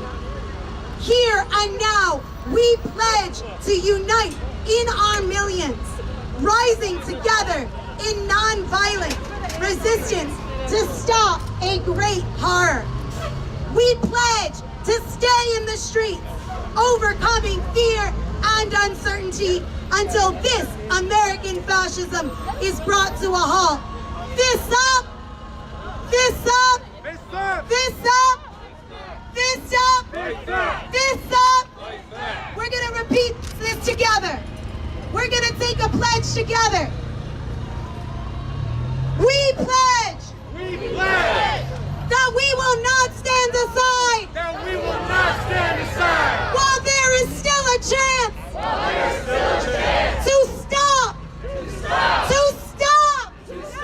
a regime that imperils humanity and the earth itself.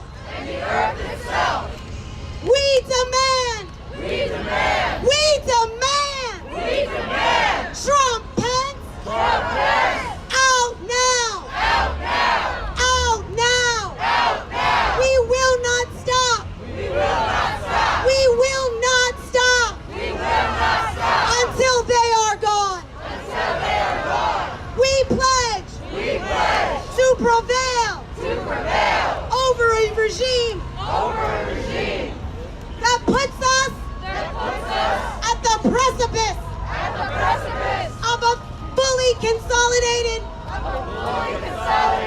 fascist America. In the name of humanity. In the name of humanity. We refuse to accept a fascist America. We will be in the streets. In growing numbers. On September 21st. To march against the death, the lies, the fascism, and for humanity. September 21st. We tell the world that we are not okay with the genocide. We will drive you out. Trump, Pence out now. Trump, Pence out now. The world is watching, y'all. We can get louder. Trump, Pence out now. Trump, Pence out now. Trump, Pence out now. Trump, Pence out now. Trump, Pence out now. Trump, Pence out now. Right now. Right now. Right now. Right now. Right now. Right now. Right fucking now. Right fucking now. Right fucking now. Right fucking now. Trump, Pence out now. Trump, Pence out now. Right now. Right now. Right now. Right now. Right fucking now. Right fucking now. Right fucking now. Right fucking now. Trump, Pence out now. Trump, Pence out now. Give it up for yourselves, beautiful people.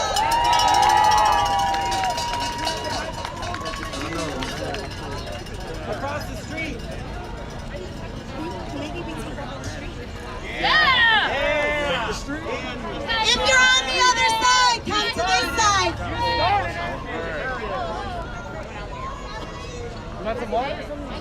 Zoe! I'm so excited to bring up Zoe. She has the most beautiful sign. It says, cops tried to cuff my kindergartner. And it's beautiful because she's not afraid to talk about what happens and the truth. So I'm gonna wipe it off and then I'm gonna give it to you.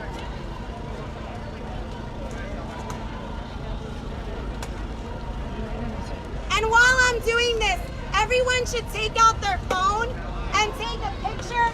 It can be a selfie. It can be a picture with others. And I want you to tag Refuse Fascism in it. And the hashtag Trump Pence out now.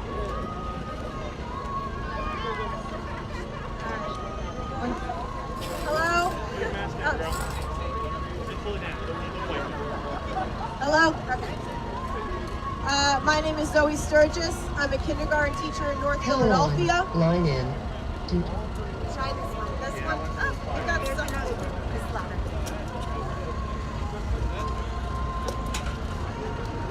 Hello, my name is Zoe Sturgis. I'm a kindergarten teacher in North Philadelphia. Oh. Hello? Okay. Oh, I think it's working now. Thank you. I started protesting because one of my students, he's 6 years old, prank called 911 from a school phone, and the police showed up at our school without being called, without us asking them to be there. They wanted to handcuff him and put him in their car. I don't know if they intended to arrest him, or but they did say they wanted to teach him a lesson. And the only reason that didn't happen to a kindergarten-aged child is because my principal refused to let them in the school building.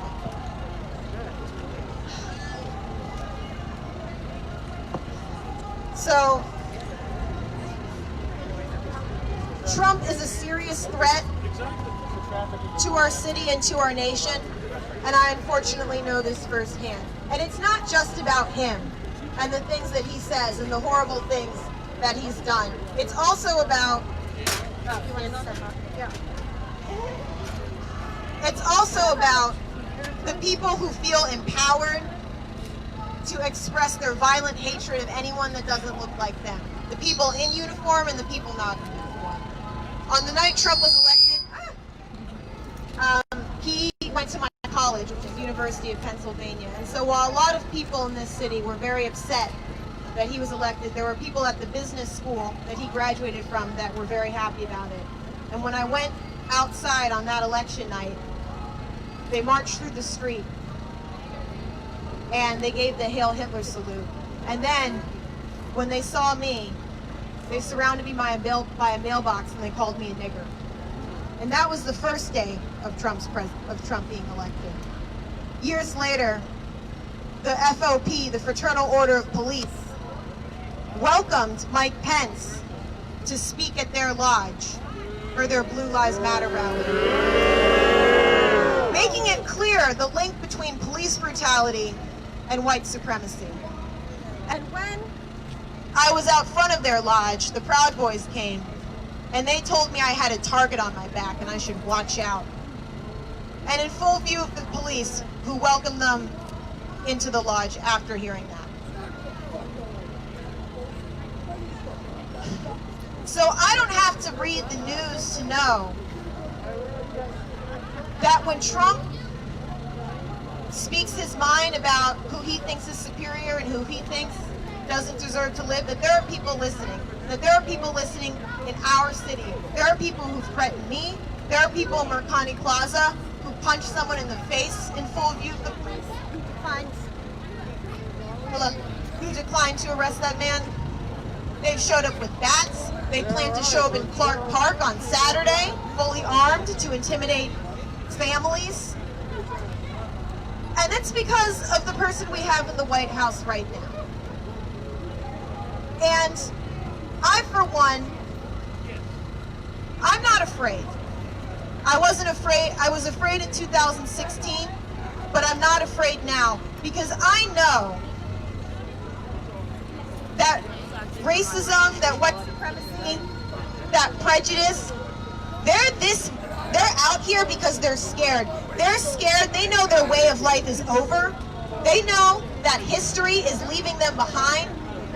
They know that their opinions don't matter and they feel small. And so they want everyone else to feel as small as they do.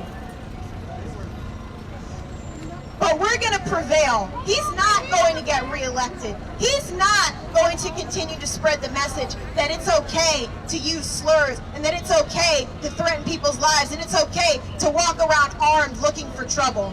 Because we are going to prevail. We will not stop telling our stories and coming out here and making sure that the country knows that the future doesn't belong to racists and violent people. The future belongs to us. The future belongs to my students. The future belongs to tolerance and acceptance and love. Yeah. John, we're the future. Yo, fucking asshole, quick, take fucking. Relax. You're not fucking good look. Guys, hey, don't let him turn this into something ugly.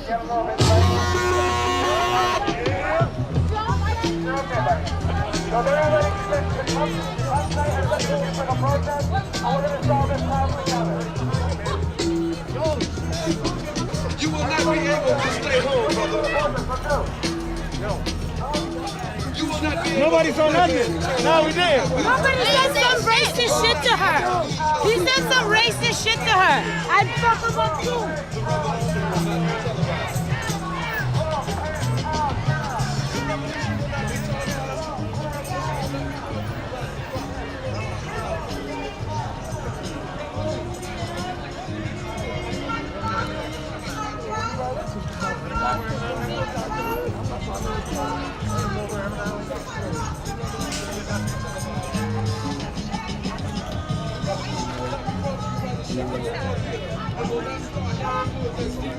Dude, people can face off with him. I love it. All in my shit. Hey, me. Damn, yo, she the revolution will not be televised, brother. There will be no pictures of you and Willie Mae pushing that shopping cart down the block on the dead run, or trying to slide that color TV into a stolen ambulance. NBC will not be able to predict the winner at 8:32 on report from 29 districts. The revolution will not be televised. There will be no pictures of pigs shooting down brothers on the instant replay. There will be no pictures of pigs shooting down brothers on the instant replay. There will be no pictures of the young being run out of power on the rail. There will be no slow motion or still life of Mark Wilkins strolling through knots in a red, black, and green liberation jumpsuit that he had been saving for just the proper occasion. Green Acres, Beverly Hillbillies, and Hooterville Junction will no longer be so damn relevant, and women will not care if Dick finally got down with Jane on Search for Tomorrow, because black people will be in the street looking for a brighter day. The revolution will not be televised. There will be no highlights on the 11 o'clock news and no pictures of Harry women liberationists and Jackie Onassis blowing her nose. The theme song will not be written by Jim Webb or Francis Scott Keys, nor sung by Glenn Campbell, Tom Jones, Johnny Cash, Engelbert Humperdinck, or The Rare Earth. The revolution will not be televised. The revolution will not be right back after a message about a white tornado, white lightning, or white people. Yo, you got to not about a topic of the tiger in your toilet bowl. The revolution will not go better with dope. The revolution will not fight turn to big round bad breath. The revolution will put you in the driver's seat. The revolution will not be televised, will not be televised, will not be televised, will not be televised. The revolution will be no revolution. Silence is complicity with white supremacy. Which side are you on? Which side are you on? Silence is complicity with white supremacy. Which side are you on? Which side are you on? Silence is complicity with white supremacy. Which side are you on? Which side are you on? Silence is complicity with white supremacy. Which side are you on? Which side are you on? Trump hands out now. Trump hands out now. Trump hands out now. Trump hands out now. Trump hands out now. Trump hands out now. Trump hands out now. Trump hands out now. Right now. Right now. Right now. Right now. Right now. Right now. Right fucking now. Right fucking now. Right fucking now. Right fucking now. Trump hands out now. Trump hands out now. Donald Trump, the main man. Silence is complicity with white supremacy. Which side are you on? Which side are you on? Silence is complicity with white supremacy. Which side are you on? Which side are you on? Silence is complicity with white supremacy. Which side are you on? Which side are you on? No Trump! No KKK! No idea. Where can I find that video you were taking? I'm live right now at Ford Fisher on Twitter. At Ford, like the car, is my name. Fisher, F-I-S-C-H-E-R on Twitter. God! The what? Oh, the people. Oh, yeah. I think I'll make it. Send me a message. I'll make sure I get it. Facebook, YouTube, and Twitter. I actually don't know Instagram. Talk to me on Twitter.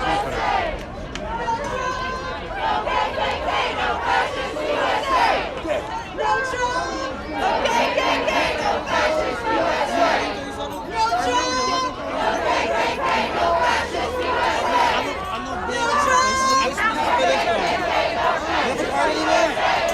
No Trump! No KKK! No fascist USA!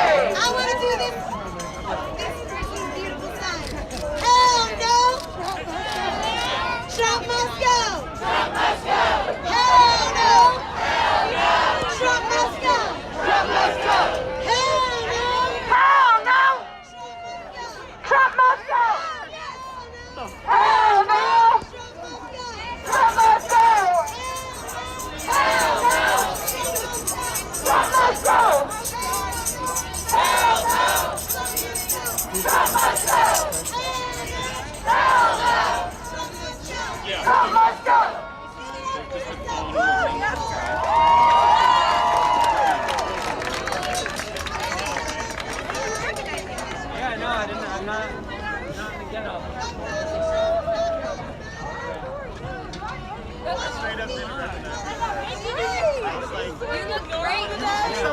All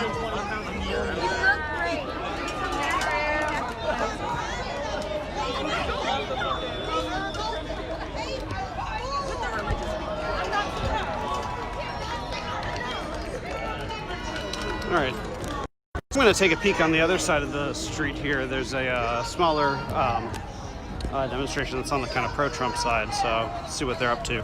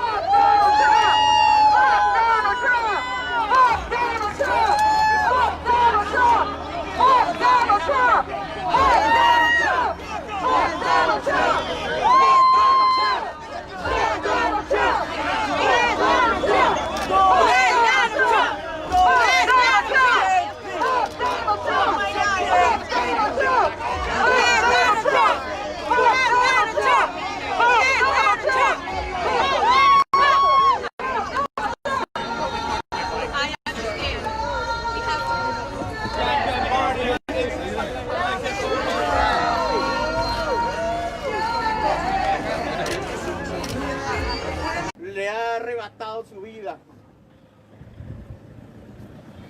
Y quiero que todos sepamos que el que ofende o peca borracho debe tener doble condena. Así que, para Adán, hoy te hablo, hijo querido, y ojalá todos los rostros que están acá presentes, que están pidiendo justicia por vos y para vos, que todo esto, el viento al cielo te haga llegar a través de un remolino, el cariño y el amor que te tenemos, que te tuvimos y que te vamos a seguir teniendo. Adán, que brille para vos la luz que no tiene fin. Te amamos, te amamos.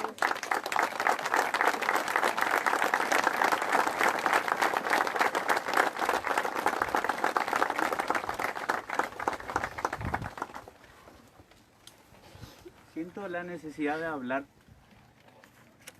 porque tal vez nos ponemos a pensar y esto podría llegar a ser algo que termine como tantas cosas terminan en total impunidad.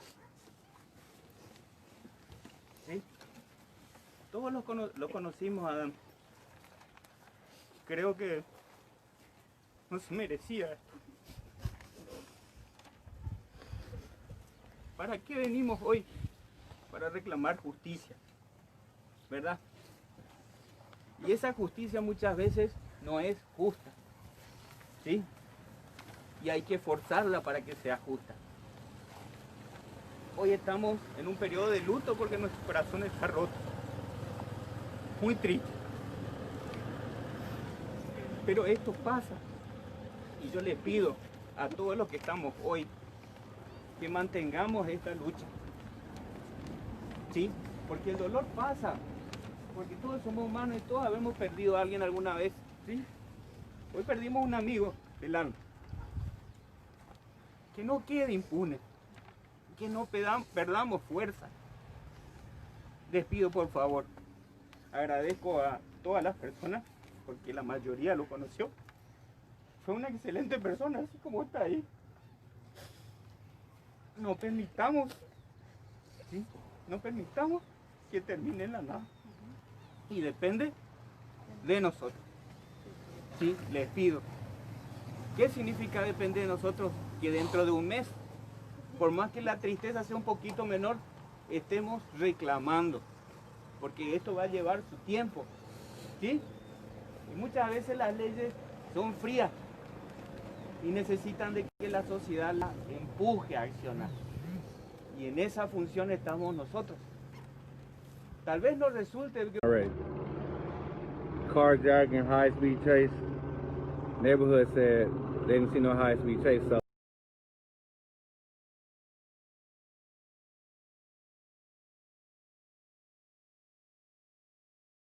No. Because somebody in my, right here on my page said... It's not even the guy. They shot the cops. It's somebody else.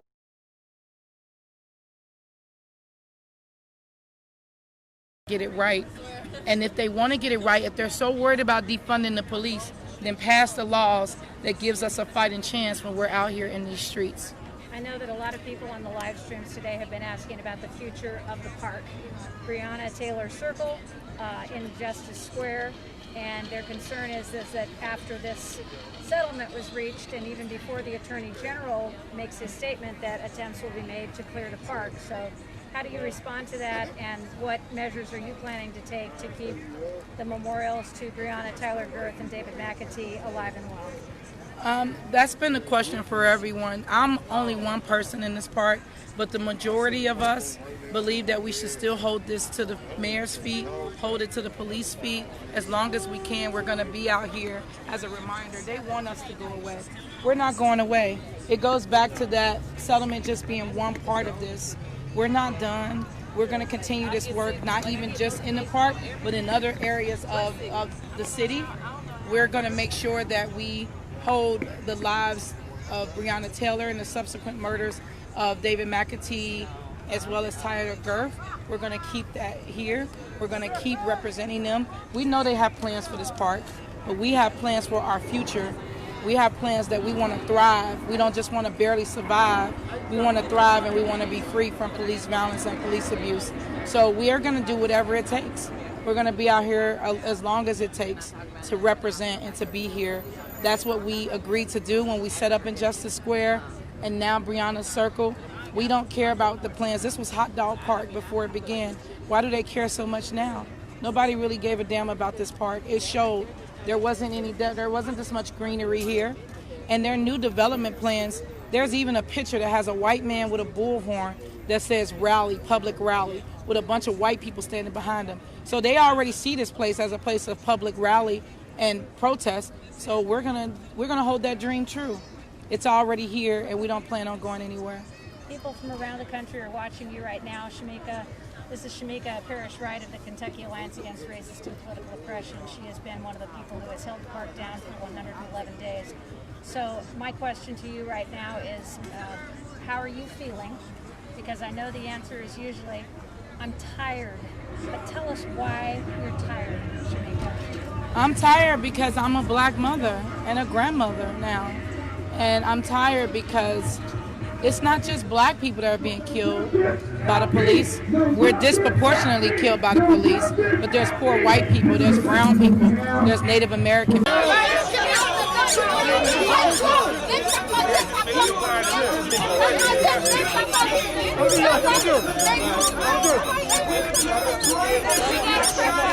Y'all not even know where the Constitution Federation comes from?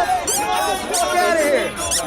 Don't sit on your boys down the street. Why are you protecting the fascists? Yeah, why are you protecting them? How about us? Pushing you that way. Get your knee off my neck. Get your knee off my neck. Get your knee off my neck. You're fucking soft. Get your knee off my neck! Fucking scumbag! Go figure. Hey, get your knee off my neck! I don't know why I got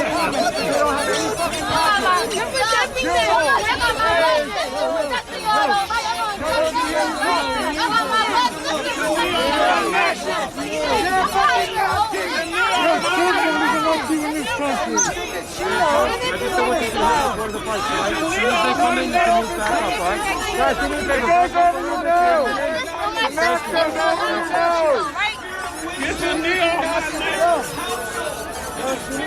You should stop stigmatizing kids. You should stop them with free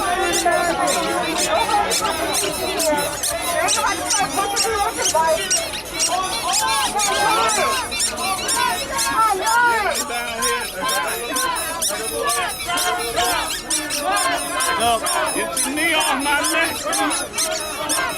On my foot!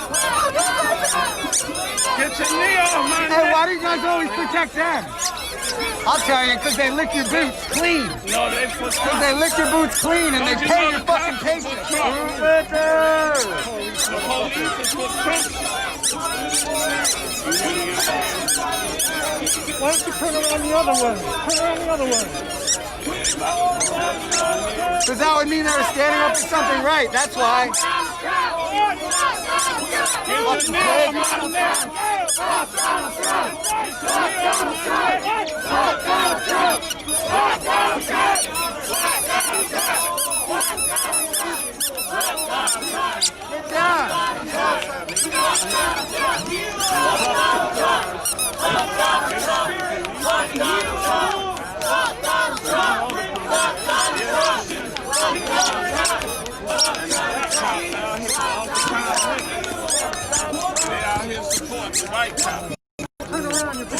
To the people watching, the kind of weird thing here is that half the people on the pro-Trump side of the line are actually anti-Trump also. The police kind of like set up a dividing line here that's sort of arbitrary, but like literally like half the people on the pro-Trump side are also anti-Trump. We're not going to be able to get through to any Trump. So I'm not sure if the police are going to just kind of leave it like this or if they're going to try to force the lefties back onto this side, but we'll see what happens. So far there hasn't really been violence. There's been like a little bit of pushing around, but no real fighting going on yet.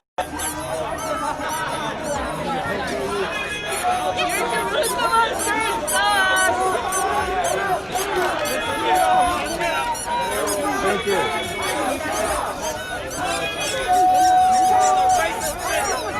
Why are you wearing this shirt, David? That's where you came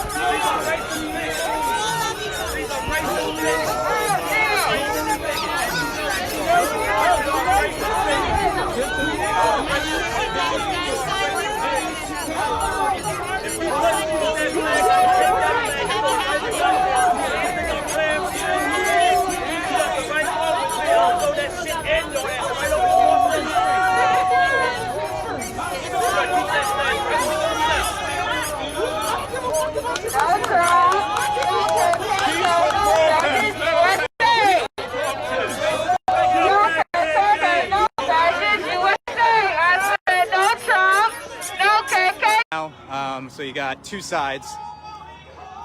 You got this side of the street that's just, you know, kind of peacefully protesting, and then you got the other side of the street where there's pro-Trump supporters and also anti-Trump supporters squaring off, but there's a line of police officers with bicycles in between them, so chances of it getting nasty are very slim.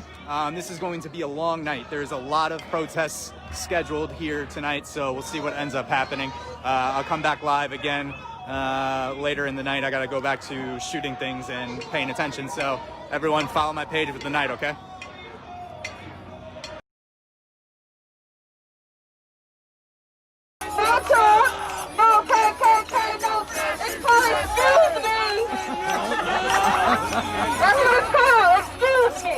Background song. Thank you so much, Shamika Parrish. Thank you for making me do this interview. Thank you.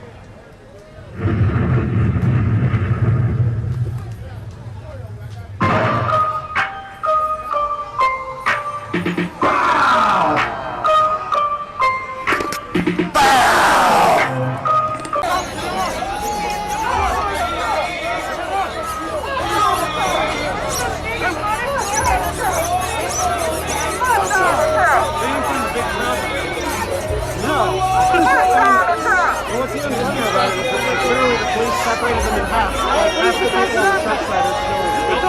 It's like, that's just, there's literally like 2 different groups, and maybe there's like a little more than that.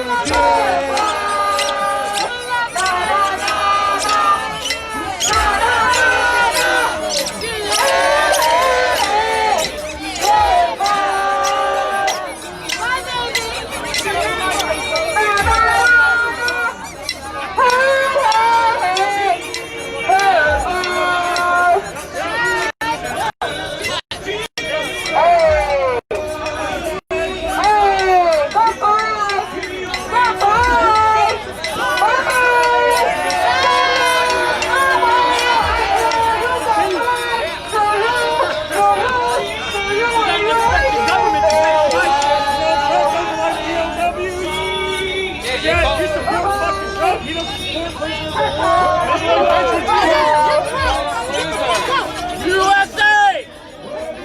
No shit, you live in the fucking USA! USA!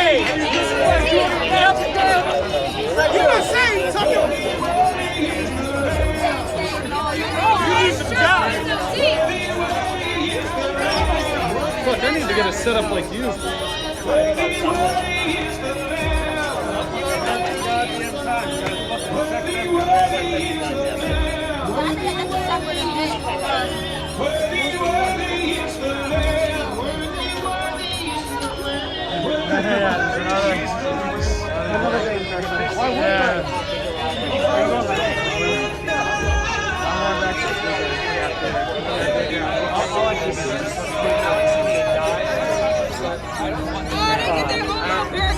Man, they get all of barricade?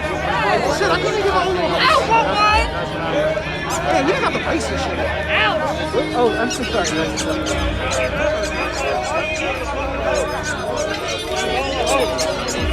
It'll go away.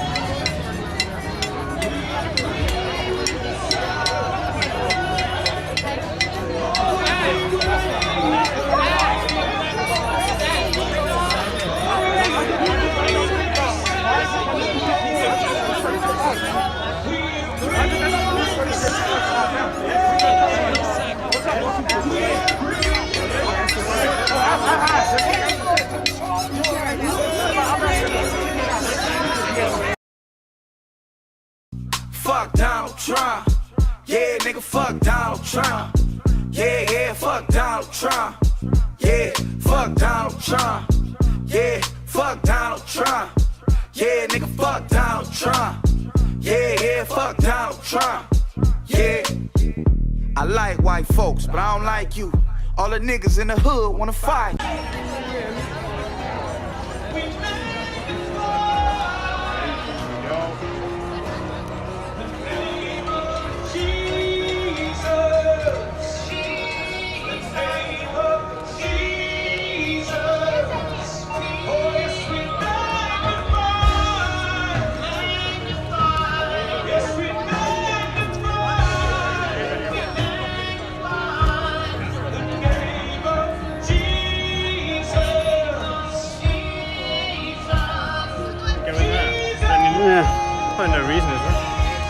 Honestly, like, I'd like to perform a couple interviews like this way, but like, I don't think I really need to go into defense like this.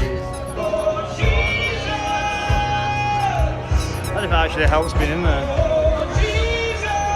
Nice things are telling him. Maybe not. Ha! I think that answered our question.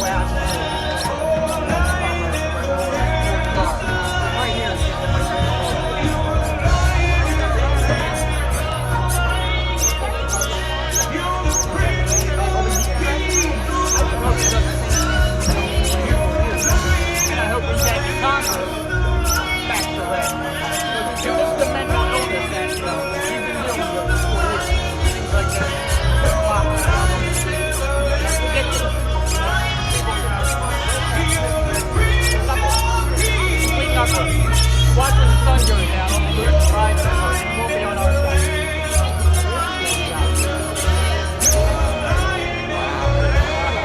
Wow, what a deal. That's unbelievable.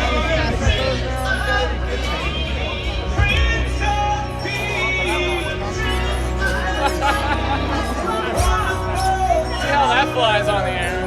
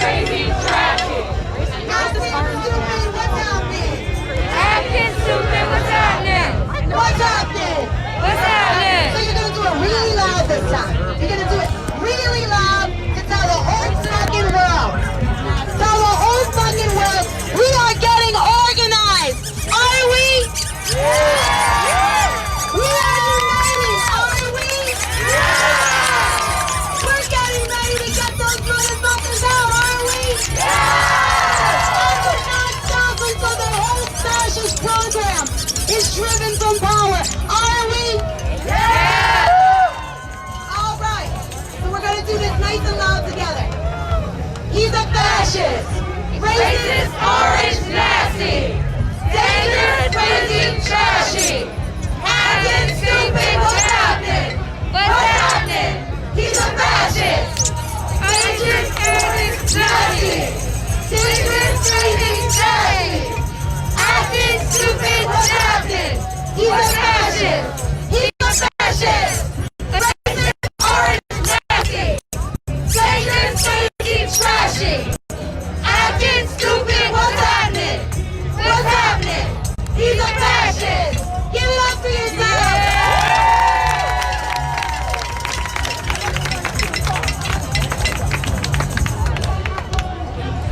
We're gonna say why we need this regime out now, okay? I'm gonna name one of the many things that this regime has done. And you're gonna say, out now! Sorry. Got a lot going on here. All right. Mass murder? Out now! Genocide? Out now!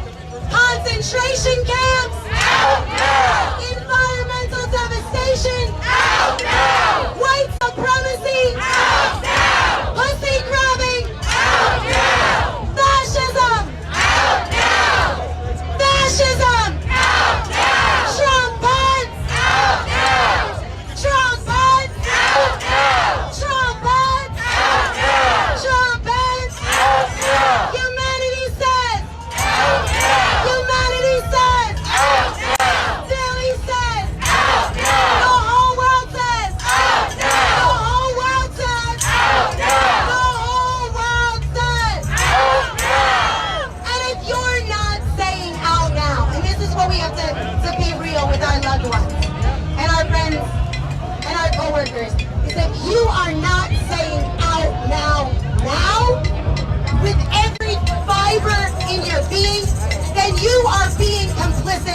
this monstrosity.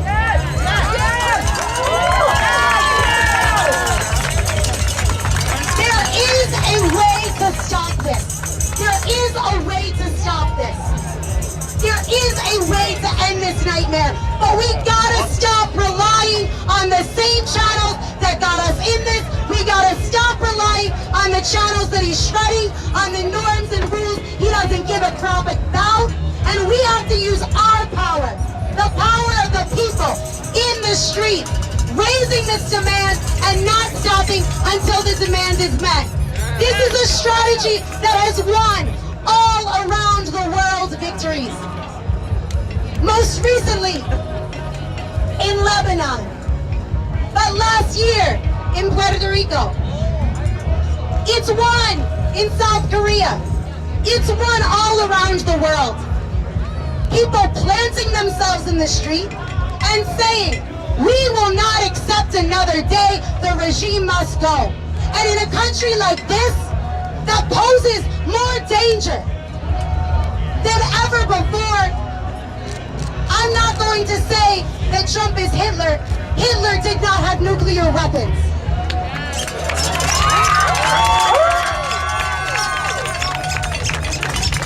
And we know what the German people did not. We know where this ends. We know where this goes.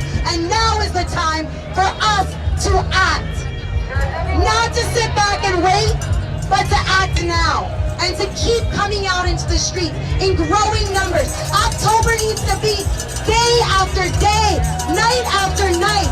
People saying, Trump Pence, Trump Pence, Trump Pence, Trump Pence, Trump Pence, Trump Pence, right now, right now, out now, Trump Pence, out now. Trump Pence, Trump Pence, Trump Pence, Trump Pence, Trump Pence, Trump Pence, Trump Pence, Trump Pence, Trump Pence, Trump Pence, Trump Pence, Trump Pence, Trump Pence, Trump Pence, Trump Pence, Trump Pence, Trump Pence.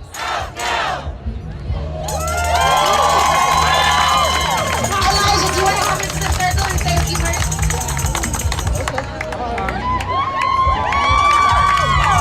Want to give it up for Elijah? Give him some love.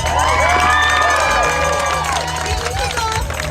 And we want to give some love to UDTJ. Give some love to UDTJ. Upper Darby representing y'all. Upper Darby! Woo! Give him some love.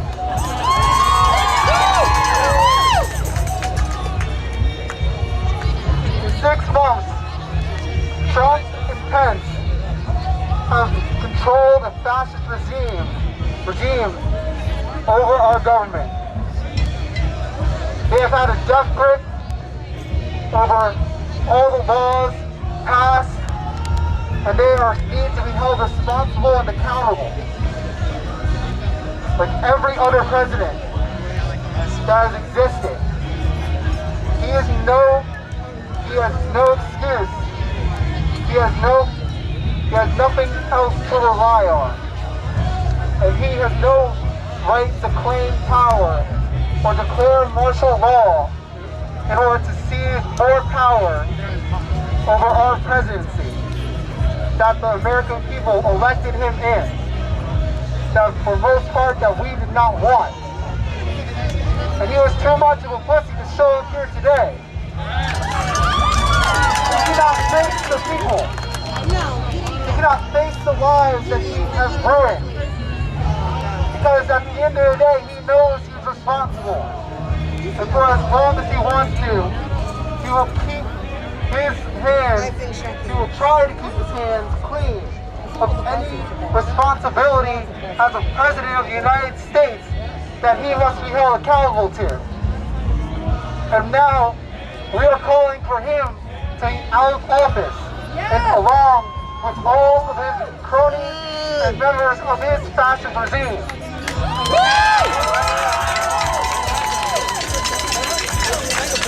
Champagne! Champagne! Champagne!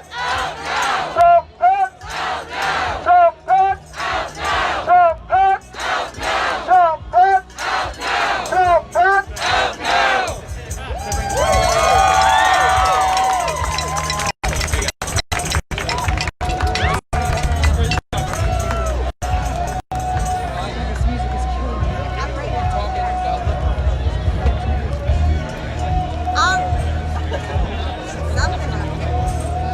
Give it up for Cara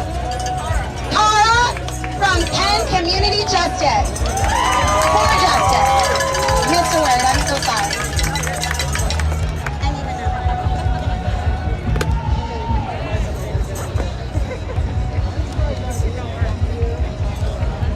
Okay. I'm standing here today in front of you as an undergrad Penn student and a member of Penn Community for Justice to remind you of the fact that Donald Trump was a University of Pennsylvania student.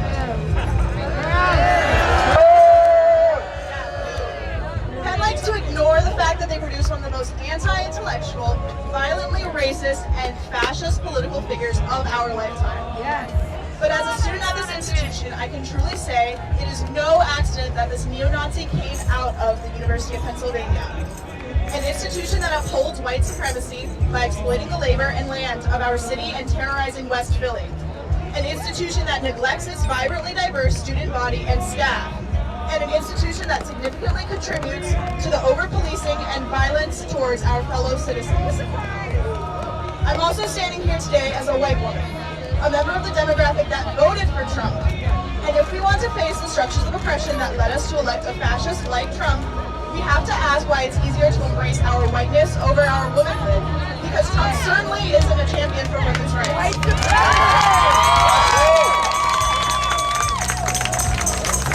And we're going to have to do more than vote to get a fascist out of power. And Donald Trump is a fascist. This isn't a debate.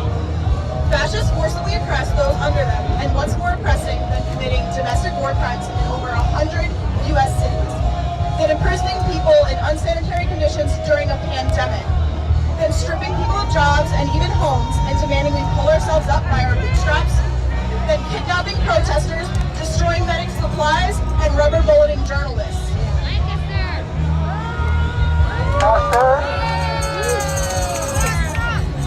Perhaps one of the scariest things the Trump administration has done, though, is to empower and embolden his fellow white supremacists, like some of the people that are antagonizing us across the street. Exactly. The Proud Boys, the Fishtown and South Philly vigilantes, the racists with baseball bats, the true thugs of America. It's these neo-Nazis that protect people, or property over people, roleplay as local colonizers, and walk in camaraderie with police after committing murders. We must fight the normalization of this fascist behavior. We cannot resign ourselves to accept this, and that means we have to dare to dream of a better future. Yes!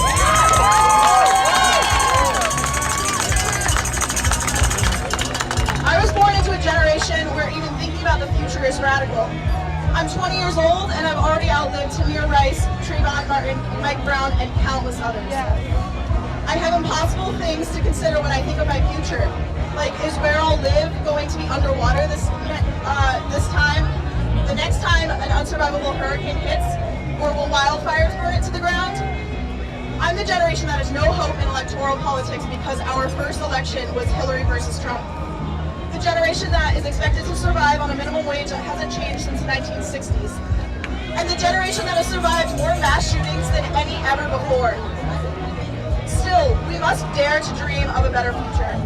And the thing that gives me the most hope is seeing all of us form a united and brave front in the face of fascism. Things might get worse before they get better, but I do believe that they will get better. Take care of yourselves, take care of each other, and do whatever it takes to get Donald Trump the fuck out of our government.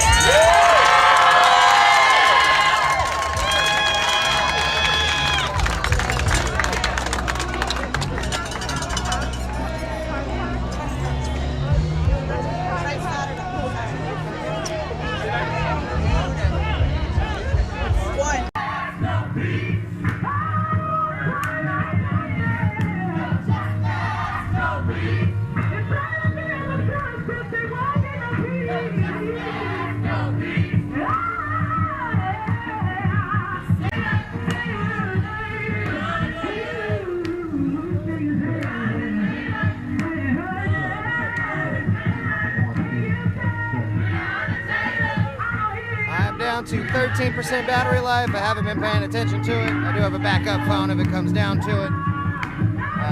But I probably won't be rocking this live for too much longer just because.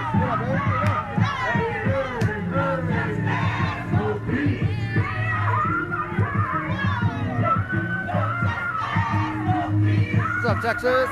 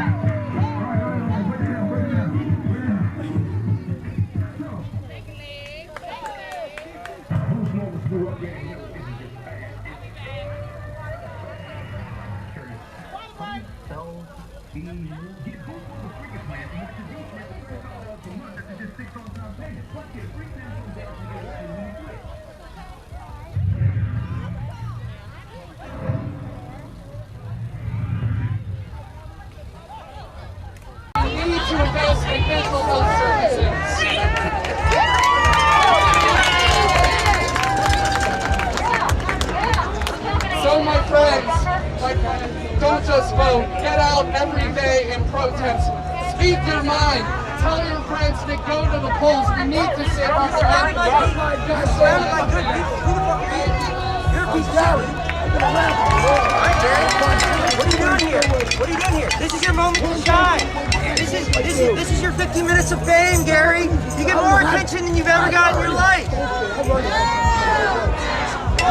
a loser, dude. You're a loser. Yo, you're a loser. Get a job. Learn the government. Stop fucking jerking off. Fuck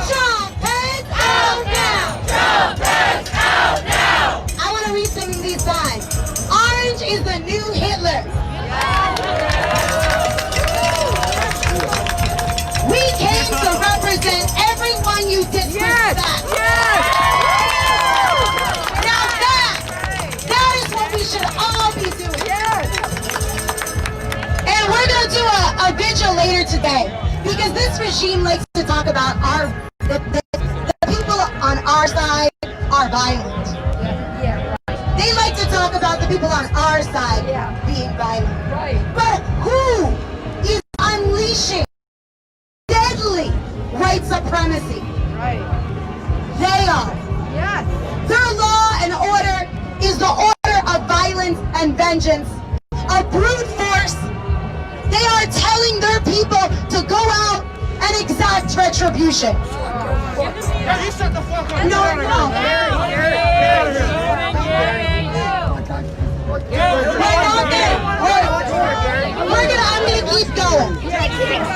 gonna keep going. Because we represent the 7 billion on this planet. And we hold in our spirit, on our weight, our burden is the future of the 7 billion people on the planet. And we can't sidetracked. We can't get sidetracked. Because the future is on the line. The future is on the line.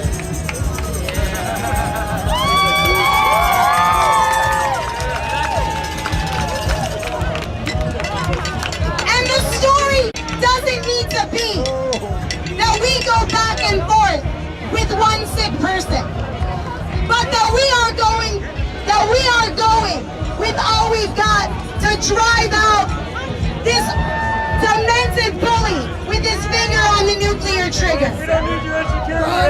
Alright, so we're gonna have a different tactic here. We're gonna circle up around the speaker instead of circling up around the fascist. Alright? We're gonna keep each other safe, right? Alright, so let's circle up. Hey, watch your back. You're so small. Let's circle up. And just keep it all around yourself and keep tight, because we keep each other safe.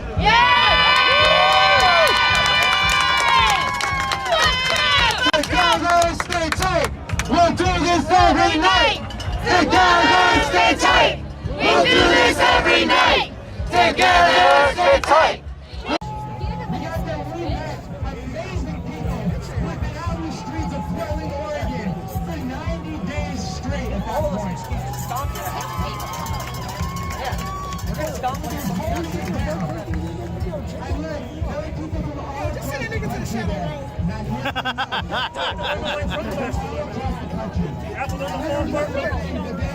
Are you doing a Nazi fail? So that's how Jesus would act? Yeah, Jesus would act. And the thing that they found is that the more that they were in the street, they didn't get across this. They had more of that. They had people. They had more spirit and more momentum to keep it going, to make it stronger. And that's what we need in every city across this country. We gotta be civil here. You're following him with the phone. I want to talk to him. All right, let's go talk to him.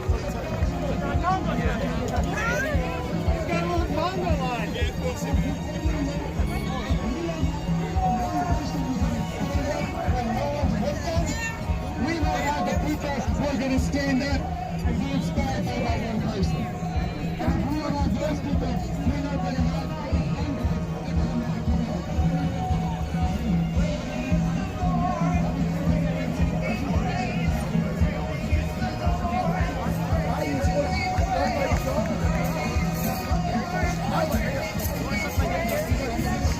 I will. Drop your trowel.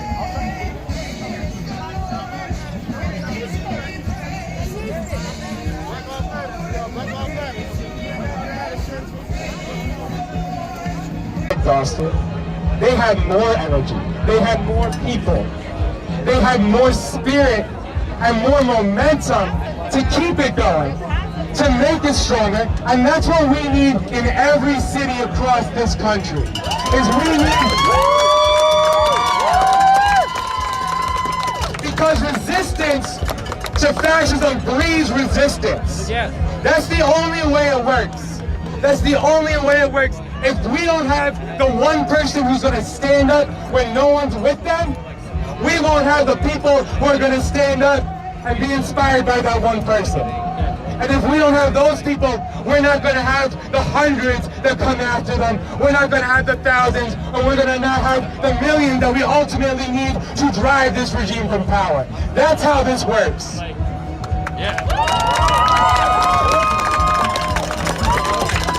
And right now, we are in a 60-day crunch, where before this election happens, we have a moment. Look, when fascists are able to either be re-elected or to steal an election, that's how they consolidate power.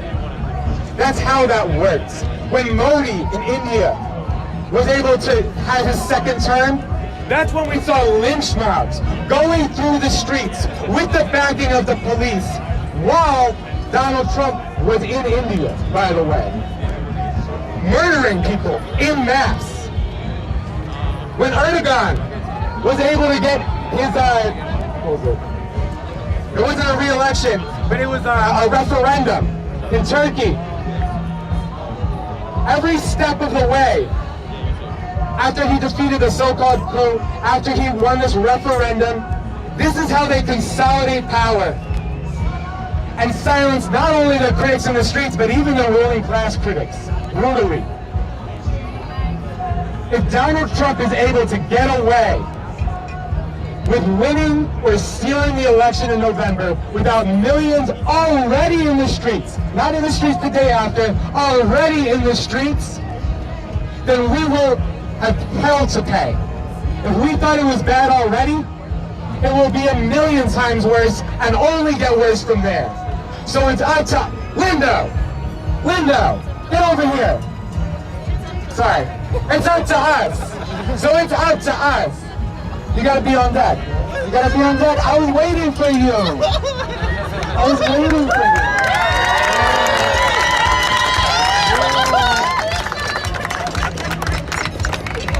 you. So it's up to all of us. And September 21st is the next step. There's nationwide protests. September 21st here. We're gonna be at the Art Museum steps at 5 p.m. It's gonna kick off, and I wanna see you all there, and I wanna hand this off. Somebody got the wipes, right? Somebody got the wipes? All right, I wanna hand, you're ready, right? So does anyone else wanna speak for a minute? We'll do the chant. I got some technical issues. Let me get a fuck Donald Trump. Fuck Donald Trump. Fuck Donald Trump. Fuck Donald Trump. Fuck Donald Trump. Fuck Donald Trump. Fuck Donald Trump. Fuck Donald Trump. Fuck Donald Trump. Fuck Donald Trump. Fuck Donald Trump. And Pence. And Pence. So I'm just gonna, I'll do the chant that we were doing before in a minute, but I do just want to give it up to you guys one more time, because too many people are pretending that if you don't pay attention to this, that it somehow goes away. That, oh, Trump is in a town, but if we pay him no mind, it don't mean anything. Well, that's wrong. Not only is it wrong, but it's lethal. It didn't go from 1932 to 1943 overnight. People allowed it to happen in Germany. People allowed it to happen. And they saw signs and they kept going on. So, right before the station was built, people who lived in the neighborhood came out and said, we do not want a police station in our neighborhood. This is dangerous. This is going to impact our community violently. It is so upsetting that it took a man dying for our voices to finally be heard. Why were we not listened to the first time? We know what we need as a community. We know how to make ourselves heal and strive and survive. But instead, we are not listened to until a man dies.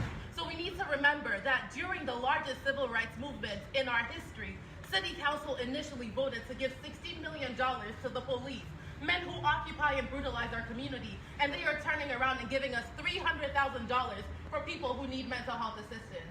So let's always keep that in mind. When we're asking for help and support, what they give us are just crumbs, when in fact they're giving police officers, murderers, millions of dollars on the backs of black and brown people.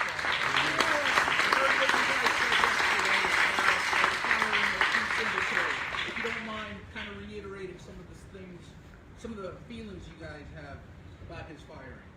It's really shameful that Lovely Warren did not step in and fire him immediately. Let's say we just for a second step in and listen to her narrative that he improperly informed her about the murder, saying it was an overdose. That alone should be enough of firing and prosecution. Yes. But she still kept him till he finally said, you know what, I'm probably wrong, so I'm going to step down to not further tarnish my image. So she still didn't hold him accountable. He decided to step down. We're happy he stepped down, but we can't even enjoy that win because immediately after, we're having Mark Simmons, once again, a man who shot a 13-year-old child who was suicidal and needed help, is now being elected or now being positioned as our new interim chief.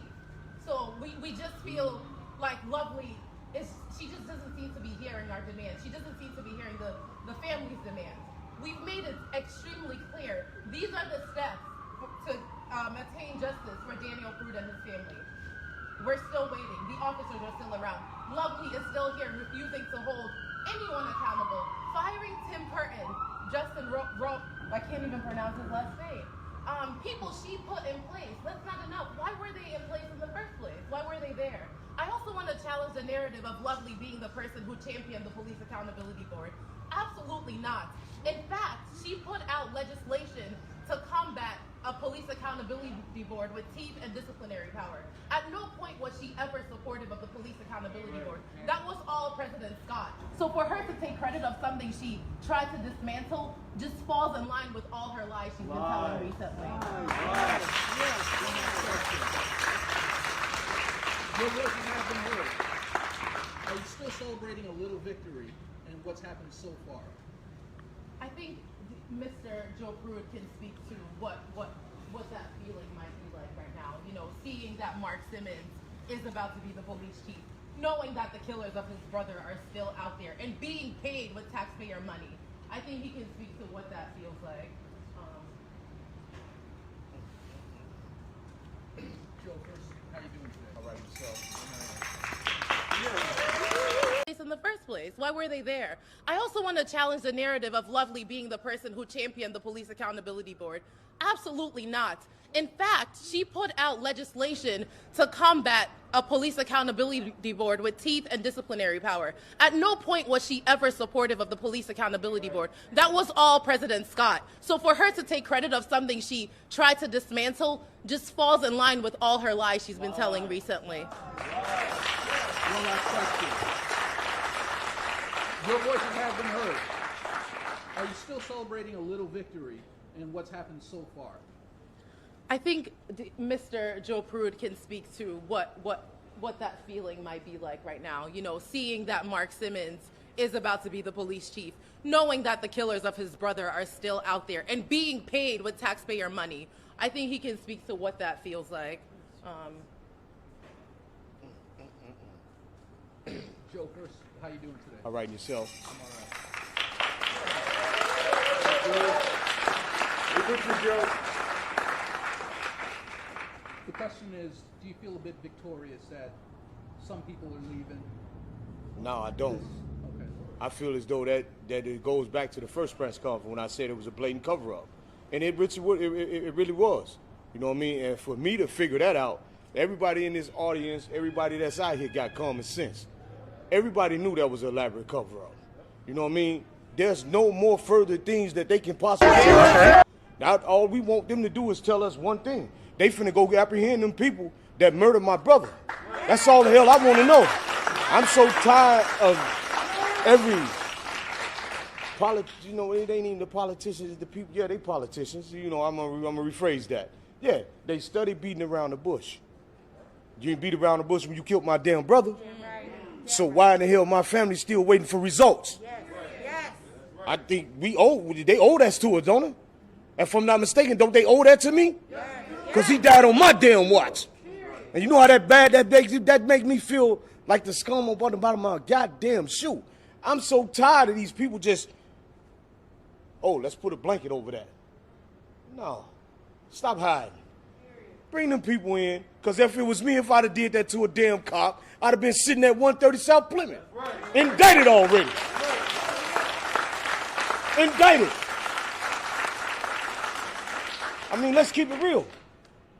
What more can we possibly say for them people to go on here and bring these people forth to the community can see that everything that we set out to do is being done? They still sugarcoating the damn game. That black and white, they still sugarcoating it. Everybody want to fall on this person or that person. Man, I'm holding all these bitches at fault.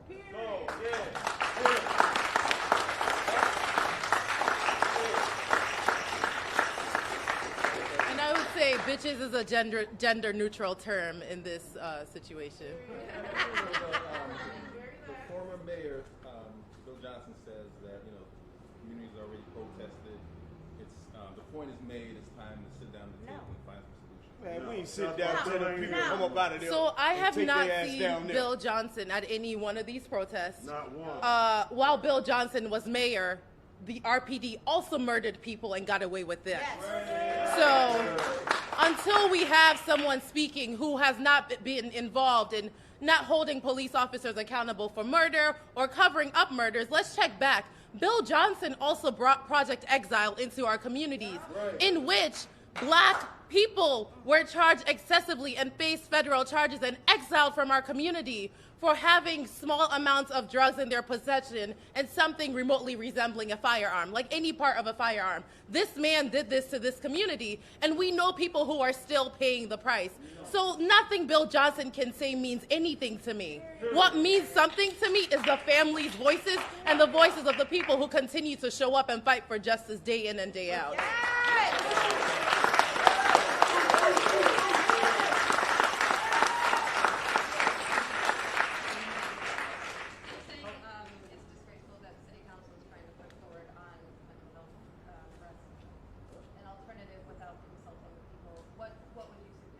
So, and this is just why all these systems continue to fail. We have people in power who are not reaching out to the community. Joe, were you at the table when they decided to give $300,000 to mental health? No. Were you asked about it? Exactly. Exactly. This all has been brought to light because of the suffering and pain of Joe Prude and his family. But they have not been brought to the table to have these conversations about what legislation should be passed and what that should look like. My voice hasn't been heard in that. I can tell y'all, no one here has been reached out to be asked about why this amount of money. We don't know what that's based on, but what we do know is they were willing to invest $16 million in a police station. So we need that same energy when it comes to protecting our lives and our mental health. Twice as much.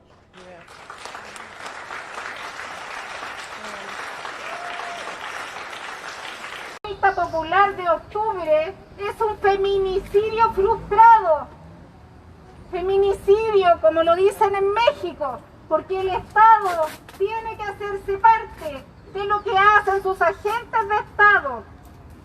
Fabiola Campillay es sobreviviente de un feminicidio hecho por un agente de Estado. ¿Cuál es la diferencia de que en 2016 estuviéramos acompañando también a Návila Rifo con las mismas consecuencias, con los mismos traumas? ¿Hasta cuándo? No es por nada que estemos las mismas feministas también levantando la voz, porque esta violencia transversal es patriarcal, que no se nos olvide, porque el Paco también es hombre y el Paco mutiló a Fabiola. La justicia que esperamos para Fabiola, la esperamos para Návila y la esperamos para todas. Se entiende el contexto, se entiende que Fabiola sufrió este ataque de un agente estatal en la revuelta popular, pero es transversal cuando lo llevamos a la violencia que vivimos diariamente las mujeres. Porque los hombres en este país y en el mundo se han convertido en agentes feminicidas. También son agentes resguardados por el Estado y por las leyes patriarcales. Justicia para Fabiola, justicia para Návila, justicia para todas. Fabiola, aquí estamos tus compañeras y seguiremos esperando tu recuperación y la reparación de este Estado criminal.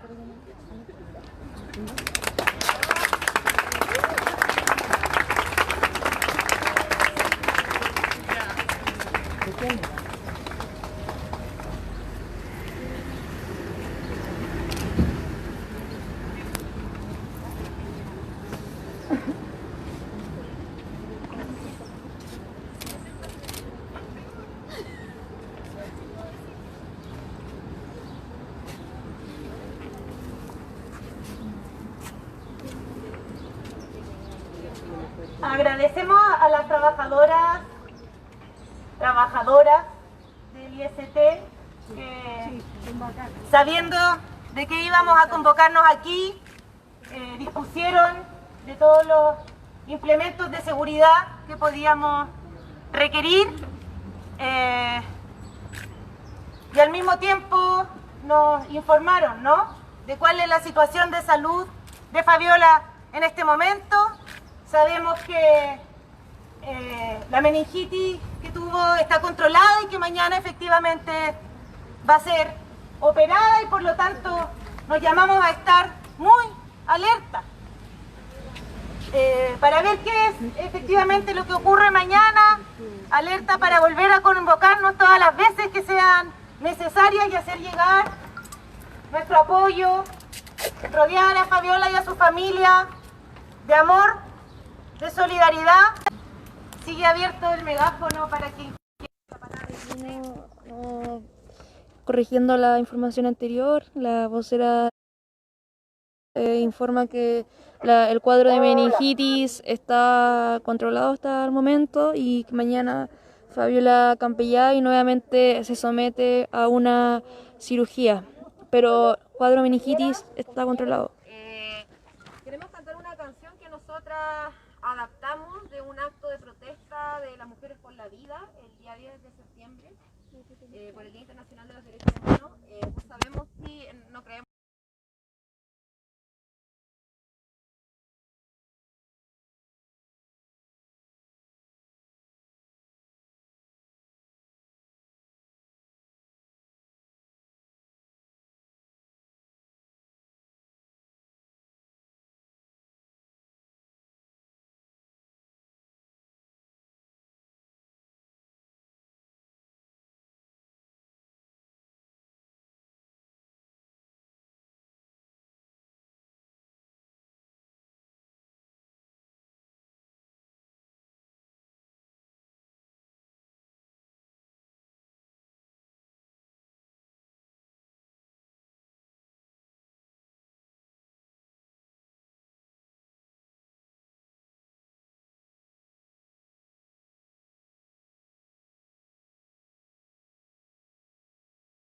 Food family, I will always remember the first day I sat with them. It was just so heavy and emotional for me.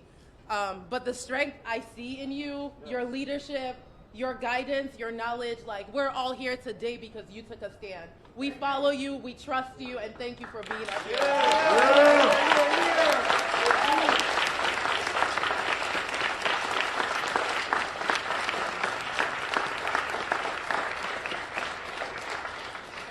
Thank you. We'll be here. We live here now.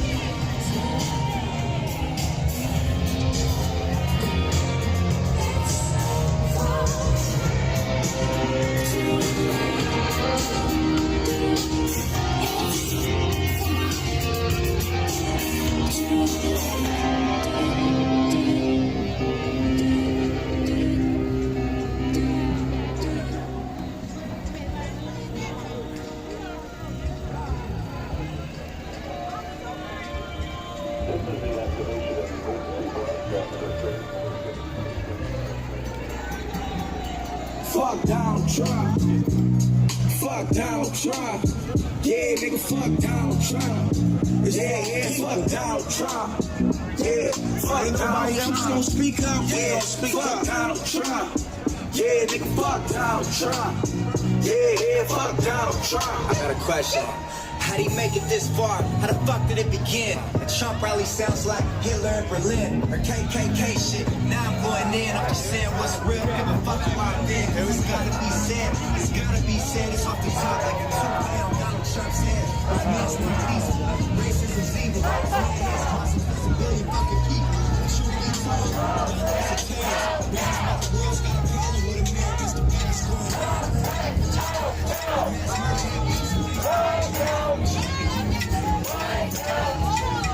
It's 10 signs of a cult.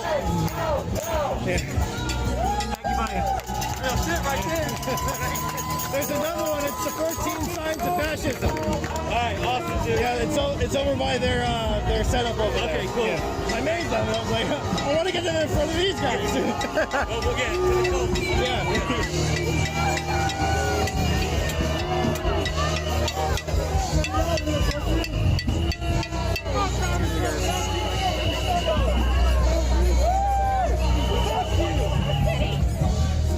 I'm looking for somebody who does not have a sign who wants to hold this up in front of them.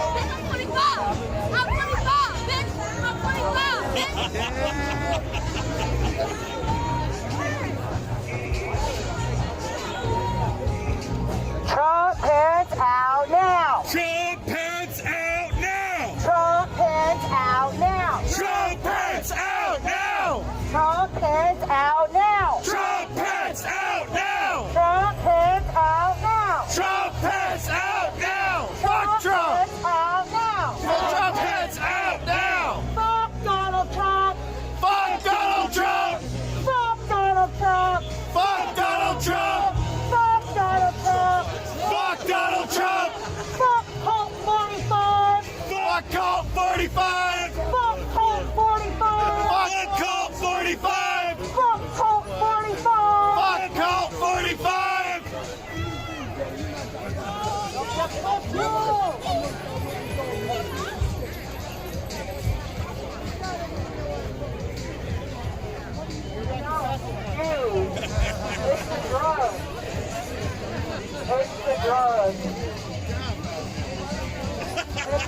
Well, this is a refuse fascism protest, so I mean, it's partly against police brutality, it's partly Black Lives Matter. A lot of people are kind of standing behind the same kind of approach.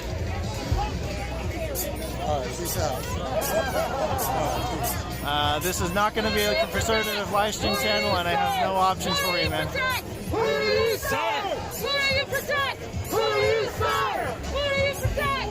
Who do you serve? Who do you protect? Who do you serve? Who do you protect? Who do you serve? Who do you protect? Who do you serve? Who do you protect? Who do you serve? Who do you protect? Who do you serve?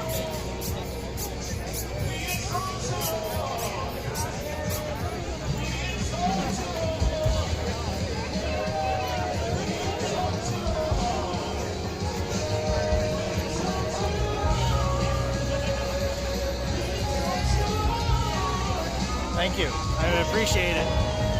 I try and keep the quality, right?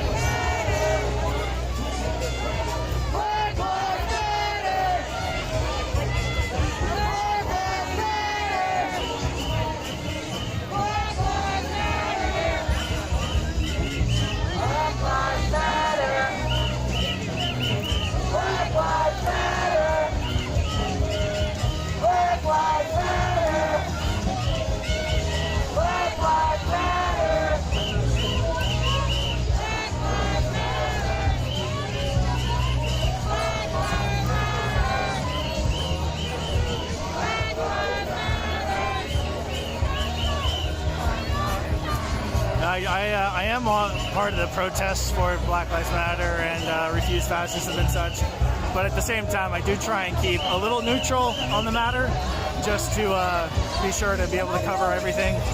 And what my goal is, if anything happens, I just want to make sure that I get it on camera, get it out there on the national stage, and make sure that people are being held accountable for their actions.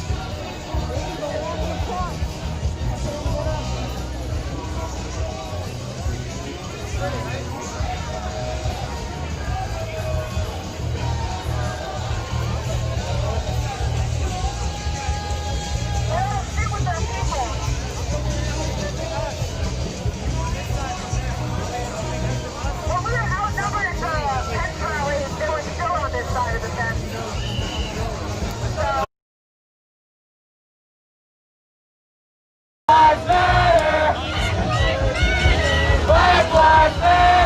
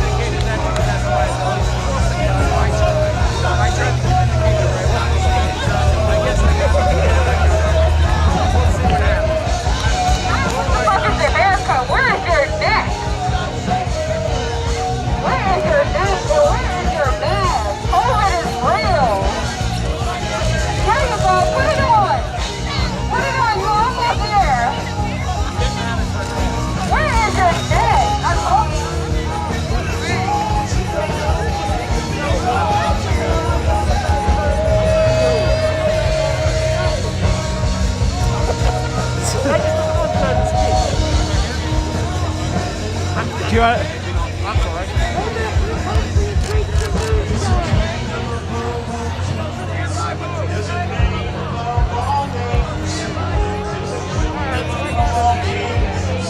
There's a name above all names. There's a kingdom above all kingdoms. There's a name above all names. It's Jesus. It's Jesus. It's Jesus. We come to declare. There's a kingdom above all kingdoms. There's a name above all names. There's a kingdom above all kingdoms. There's a name above all names. There's a kingdom above all names. There's a name above all names. It's Jesus. It's Jesus. It's the name above all names. There's a kingdom above all kingdoms. There's a name above all names. There's a kingdom above all kingdoms. There's a name above all names. There's a kingdom above all kingdoms. There's a name above all names. There's a kingdom above all kingdoms. There's a name above all names. There's a kingdom above all kingdoms. There's a name above all names. There's a kingdom above all kingdoms. Yeah, they got totally closed up.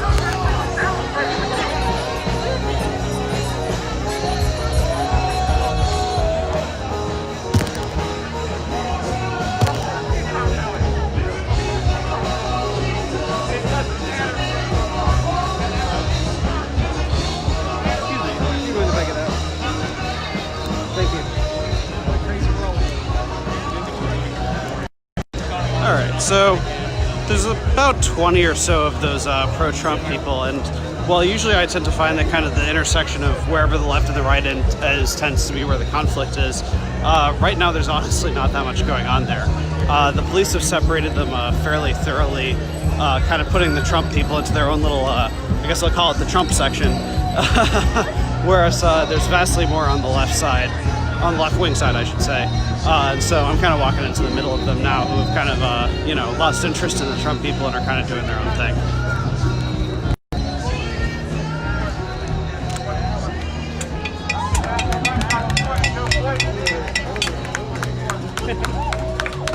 The reason my organization and my brother's organization, I Will Breathe, was founded was because we're sick of saying we can't breathe.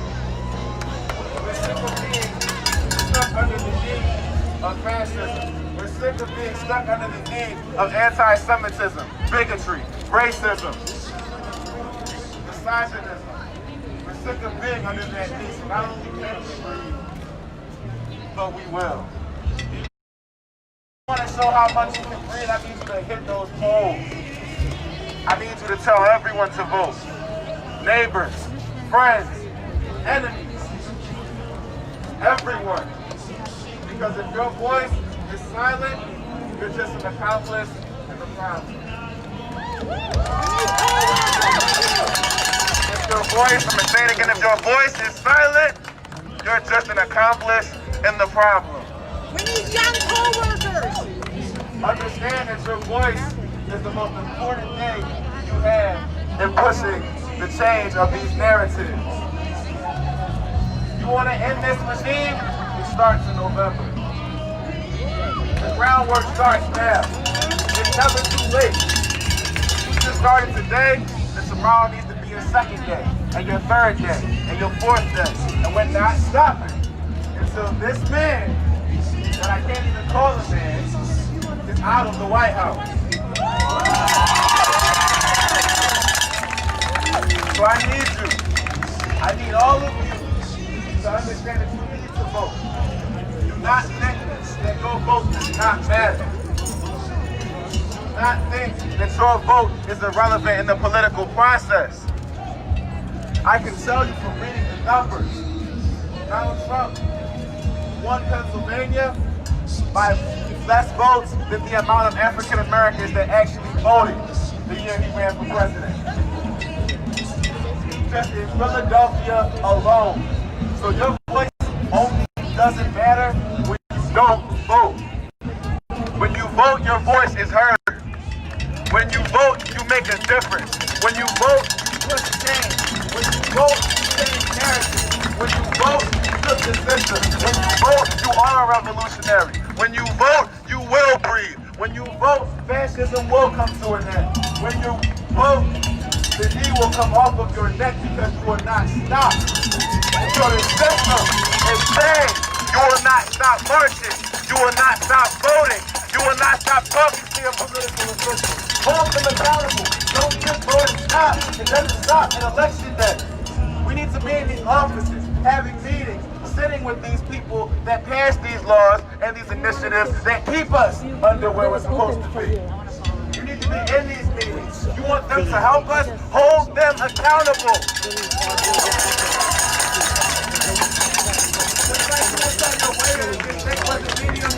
Tell them that your country is fucked up. Tell them that this system needs the help. Tell them that we need the help. Tell them that this violence needs to stop. The over-policing in our communities and in our schools needs to stop. The violence in our neighborhoods needs to stop. The racism needs to stop. And the system that enables it needs to stop. But it will not stop if you remain silent. It will not stop if you remain silent. All of you came out here to... What did she do? What did she do? Hey, what's her name? I know who it is. I know who it is. I just don't know her name. I know, honey. I know, honey. You know, honey. I know who it is, sweetie. Why do y'all have broomsticks out?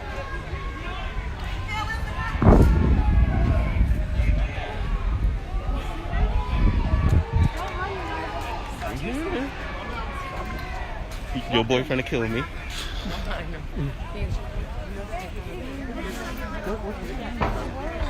Because she's leading car brigade. You take out the person that's leading something first. Mm-hmm. I don't know. I didn't see. Oh, well then no. That doesn't fucking count. Entonces no es nada. Nada. Mierda. Everybody please back up and do not walk. Come on, back up. Except for the cops. Yeah, we never turn our backs on the fucking pigs, ever. They are not to be trusted, ever. I can't believe they just arrested. Hey, they arrested. I know who it is. Like, fucking bitches. I can't believe they fucking did some shit. Fuck you, pigs! Fuck your fucking wife! Fuck your family! Fuck your pets! Here they come with their poles and their sticks and their riot gear already, pointing at people. Already pointing at people. Let's let the public see how the police treat. They're excited, you guys. They got some action today. Here they come. They're coming, guys. They're coming.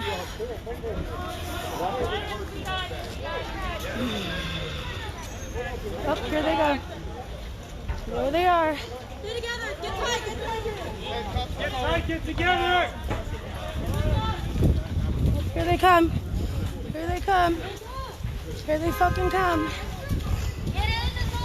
And there they come.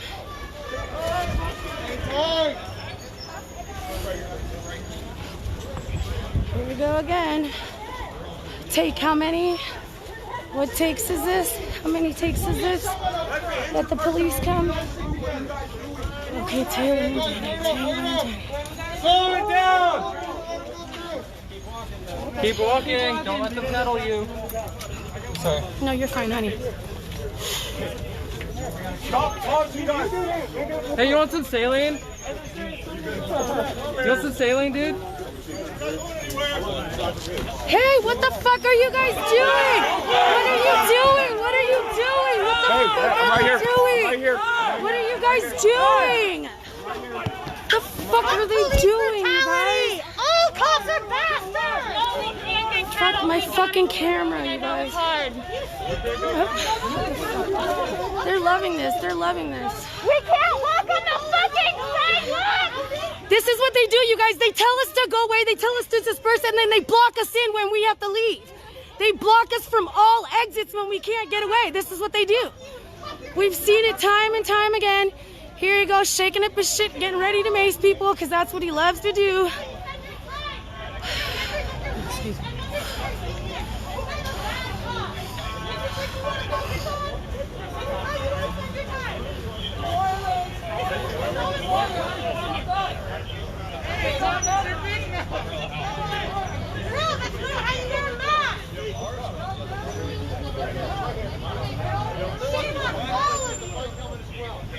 What did that person do? You harass homeless people. You harass them. Why are you doing this? What are you being arrested for? Walking on the sidewalk.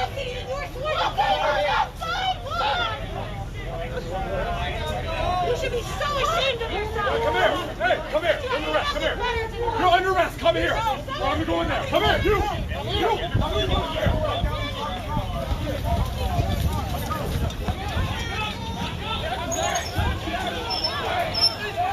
Back! Move back! Get out of here!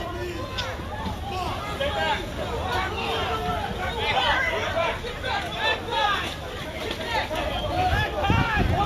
Fuck! Vegeta! Fuck! They got fucking Vegeta! Fuck! Get the fuck off of him! Get the fuck off of him! You're next! Come on! He said you're next. Come on, you hear him? He said you're next. Come on. You hear him? You hear the cop? He said you're next. Come on. You're next. Come on. They said you're next. Come on. They're loving this. I hope the public sees how they're brutalizing, how they brutalize us, how the police brutalize the public, how the police brutalize the public. Let the public see with their own eyes. They just make themselves look bad. They make themselves look bad. Who do you protect? Who do you serve? Who do you protect? So quick reminder for all those moderate voters, don't be dangerous. Look at them talking all that shit over there. Look at them talking all that shit. They love talking shit. Here they go. Even this woman in the car is like, what the fuck are they doing? Ignorant. She said the police are ignorant. She said the police are ignorant. She said the police are ignorant. She said the police are ignorant. See, there you go. You heard it from the fucking public's mouth. Stop the ignorance. There you go. She said, stop the ignorance.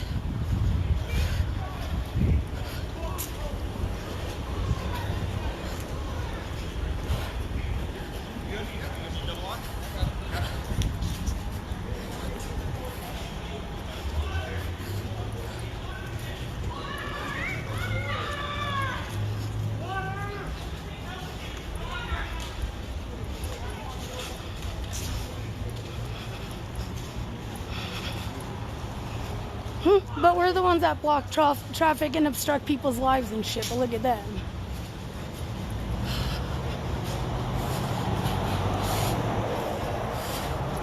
Never take your eyes off SPD even for a second, you guys. Never, ever, ever take your eyes off SPD. Ever. Ever. Ever.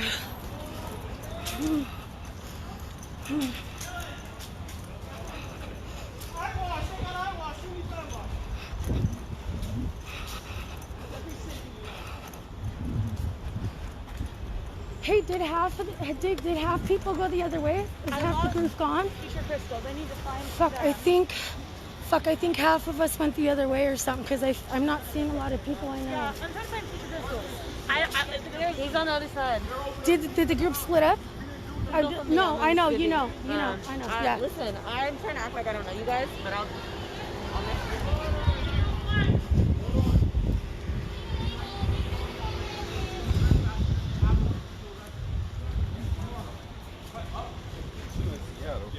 Open. Motherfuckers get killed every day.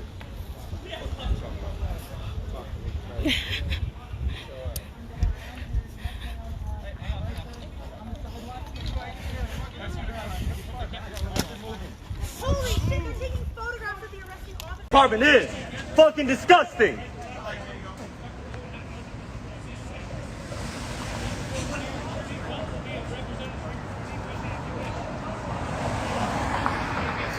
Why is this gonna happen in public? You need some help too? Hey, you know water don't even help. You need saline solution. Y'all should know that by now after all the medics you've arrested. How y'all so trained for these fucking military style tactics and you don't know how to get mace off yourself? What type of goofy shit is that? Hey, look, you're gonna be okay because of the adrenaline right now, but later tonight you're not gonna be able to sleep. This shit's gonna suck. That's when it really kicks in. You think you down bad right now, just wait till you lay down with your wife and kids. Then you really gonna feel it. Then you really gonna wonder why you were doing all that weird shit today. Hey, if I was you, I would just stick to regular patrols at least. This shit is way more chill. And it's more fun. You might be able to kill a black person.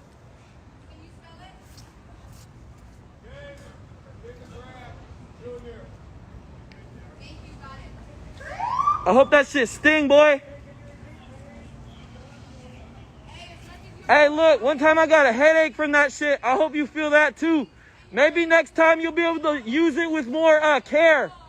You won't just spray it at random. Maybe you learned your lesson. Karma's a fucking stinger in this situation, ain't it? Karma burns, boy. Karma burns, boy.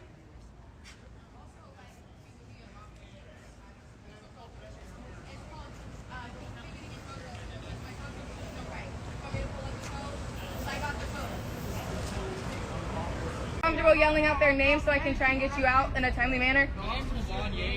Devon Yates. Levon Yates. Do you feel comfortable giving your name? What's your name?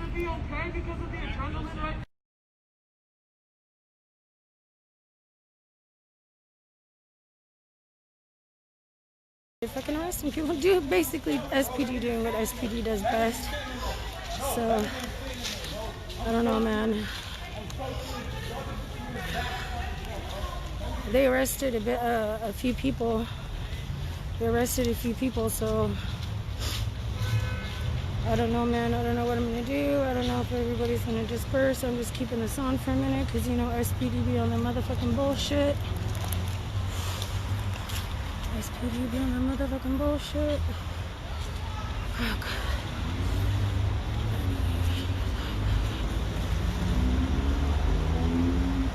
I'm sorry, you knew who was white talking gangster. Who are you talking about?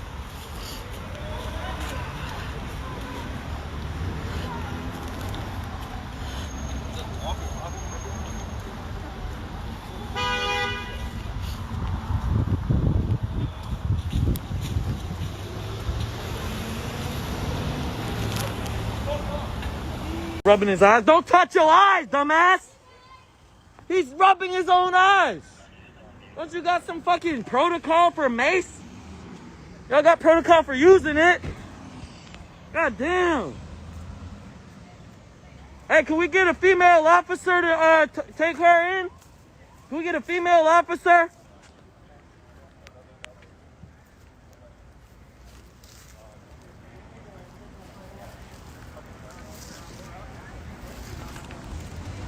I'm not gonna yell too much right here because then they're gonna say I'm impeding an investigation and arrest me. That's what they do.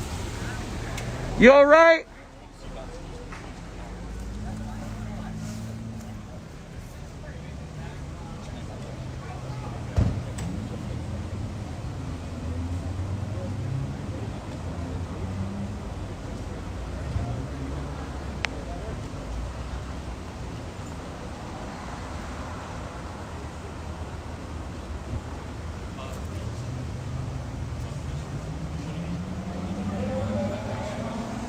Hey, would you like a male officer to escort you? I mean, a female officer to escort you? Doesn't matter to you? You're feeling all right? All right. As good as you can in this situation. Hey, my prayers are with you, all right?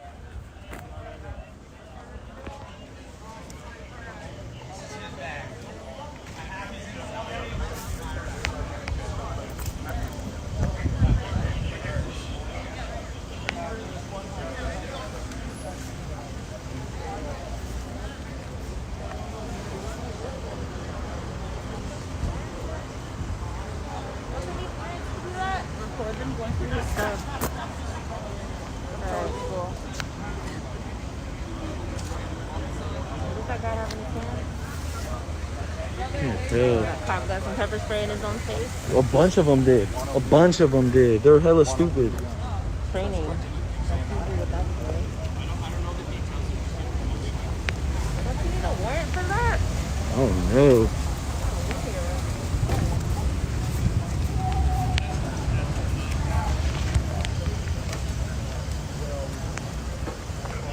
Everything you do and say will be held against you.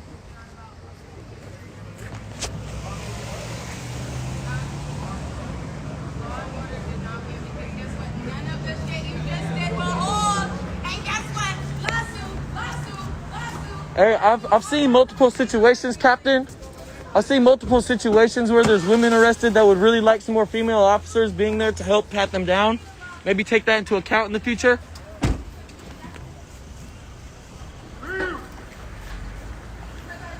Ryu not here. Ryu not here. Yo. All right, Ryu, tell Ryu to. I got you. Get a message to my dad. All right, I got you.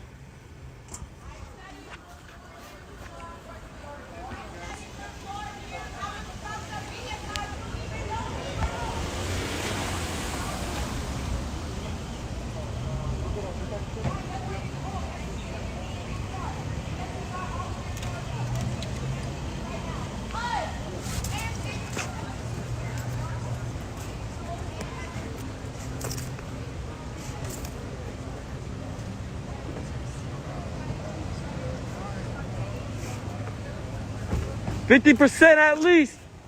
50% at least. Hey, 2 black communities. Free all the protesters. No new youth jail. Jenny Durkin must resign. 50% at least. We're giving it all back to black communities. Free all the protesters. No new youth jail. Jenny Durkin must resign. Hey, 50% at least, officers. We're giving it back to black communities. We want all the protesters free. No charges. Hey, look. No new youth jail either while y'all arresting kids all day. We don't want none of that shit. Fuck reform. We need all that. Tell Jenny Durkin we don't want her. And we can keep doing this. We can keep going. Just because there ain't numbers here don't mean to stop. I hope y'all like that extra mace. That secondhand smoke, boy. There's going to be a lot more of that.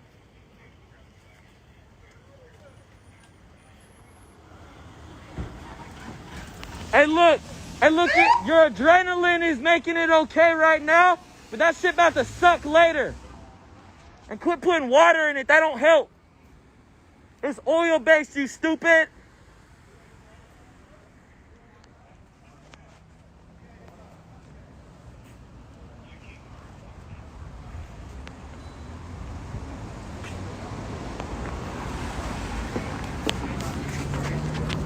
Hey, look, y'all proved us perfectly right. Y'all got so much training in one area and not another. Y'all don't even know how to take care of a fucking mace injury. Fucking chemical burns. That's why you looking stupid and red. Red ass boy. You better grow old and look like Saint Nick, you red ass boy.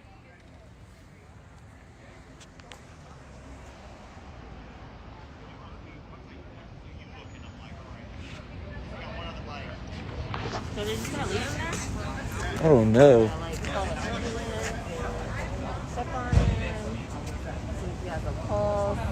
There's 2 of them? Oh, big, yeah.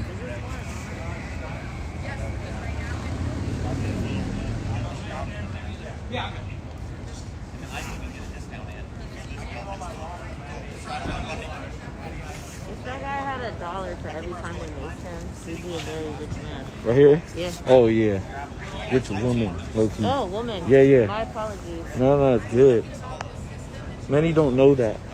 No, I never asked, so it's kind of my bad, yeah.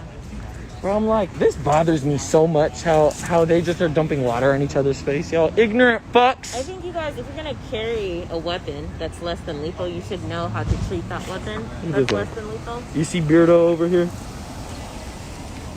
My guy, fuck is his name from Pawn Stars, except for a little less fat. Hey, are you Quit touching your face, dude. It makes it worse. Don't help them. I'm like, bro, y'all obviously lack the training. No. They ain't do this shit in Navy SEALs or whatever the fuck they came from. Fucking high school football.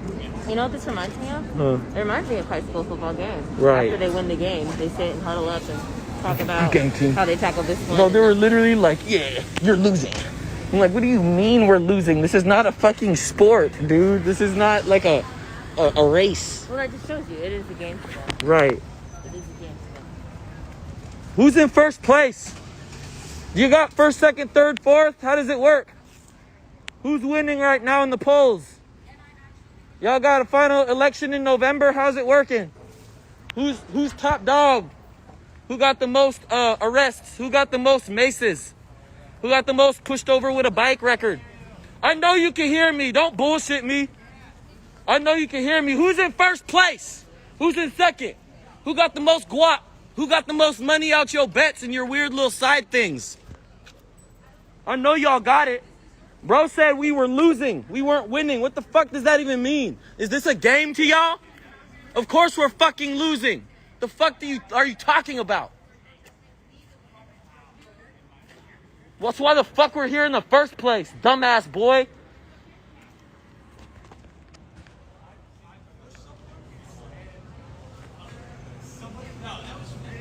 We need to start making our own game out of this shit, have bets. We could run the whole blacklist fucking black market betting system. I got Officer, what's his name, that maced the little girl.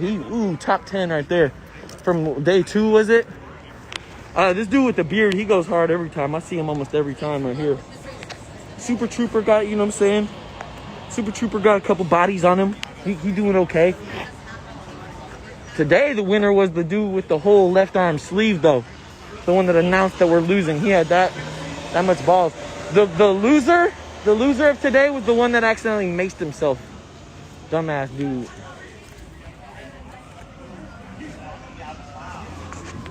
Do you got secure ground updates? Can you check the cross streets where they're at? Oh, I know where they're at. Yeah? I don't want to see it on your eye. Yeah. They're over there. Coming across the parking lot. They're just sitting there? They're not sitting there. They're moving. Okay. But I'll check my phone. Well, I mean, they're doubling back, so it must not be that serious. She better get fucked.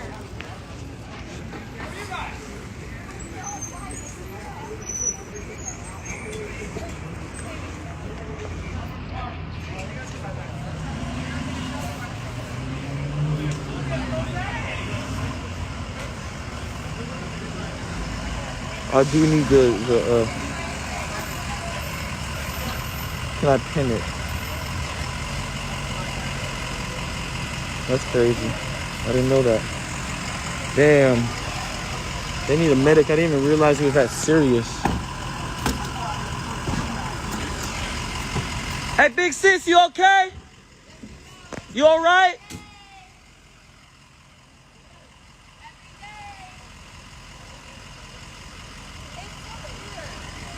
But can you hold this real quick? I gotta put my mask back on. Shit fell off. Hey, they finally got a female officer. Whoop-de-doo. After they already patted down all the women. Or woman. I didn't see more than one, but... Oh, this is who's injured over here.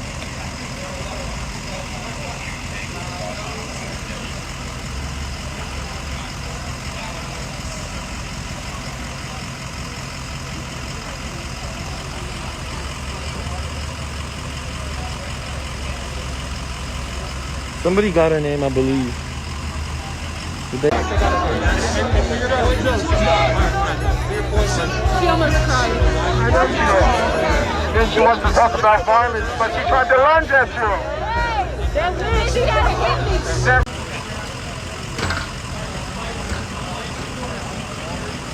No, it's not a cop. It's not a cop. Although cops are probably gonna get checked for their little mace too. I'm not gonna film that actually. I hear I'm not supposed to do that. My medic friend told me not to do that as much. Forgot. My apologies. But I am gonna get on the perimeter and make sure everyone else is acting. Hey Jake, if you're watching this, Converge Media, bro, look at you.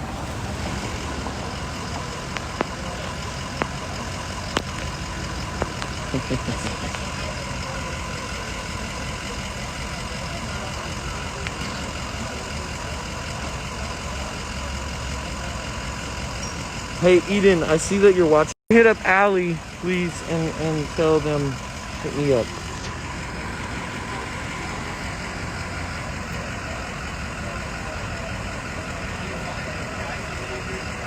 Oh yeah, definitely, yes, Scott, definitely.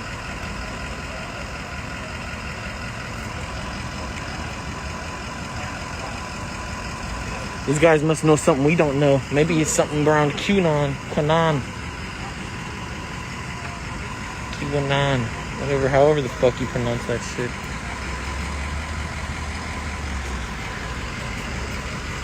Did you know that Donald Trump is actually going to save us from the pandemic? Donald Trump's gonna save us from the pandemic? Yeah. Oh, good. I was banking on that. Oh, dope. We deblocking. They were getting weird over here for a second, dude. I saw. Oh, fuck, we got hurricane.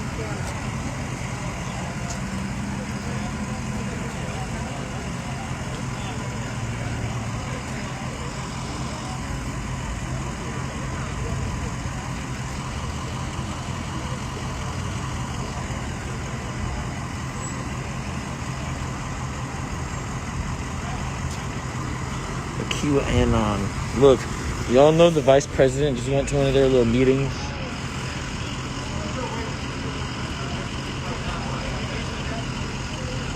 I'm about to start banging white power on him and QAnon. I'm gonna start throwing up QAnon gang signs at him.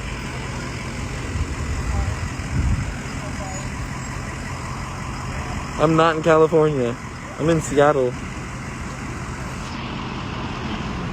Oh, it's because I pinned that LA thing, huh? Somebody just told me to pin that so y'all would know.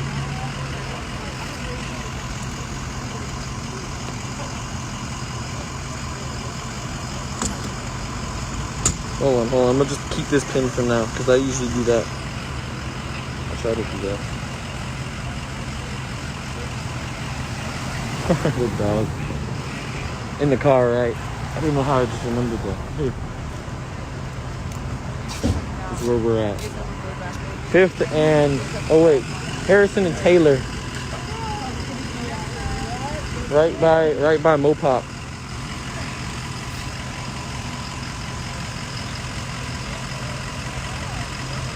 Yeah, the smoke's pretty bad today, you can see it.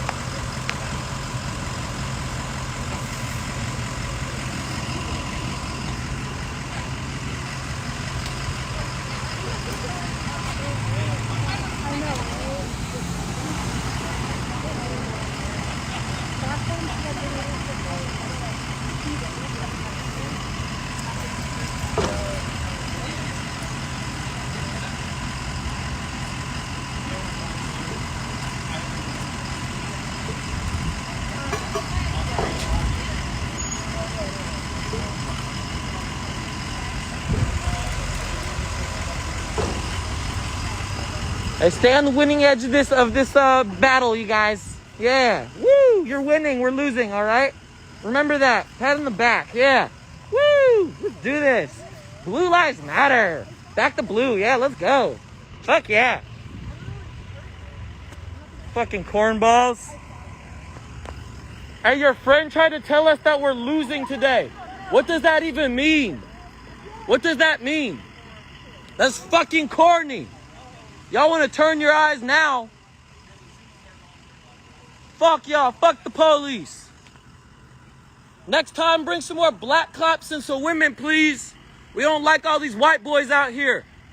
This shit is weird.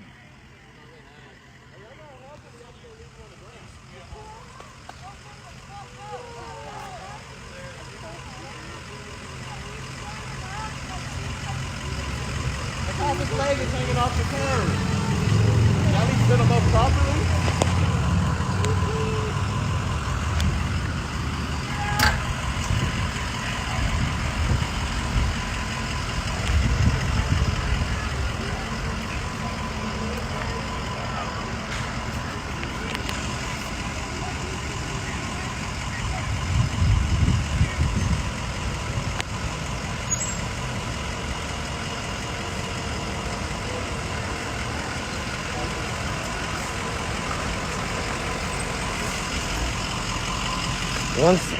Once these people are in the ambulance, I'm gonna end the live for now. Because everybody is deblocking me.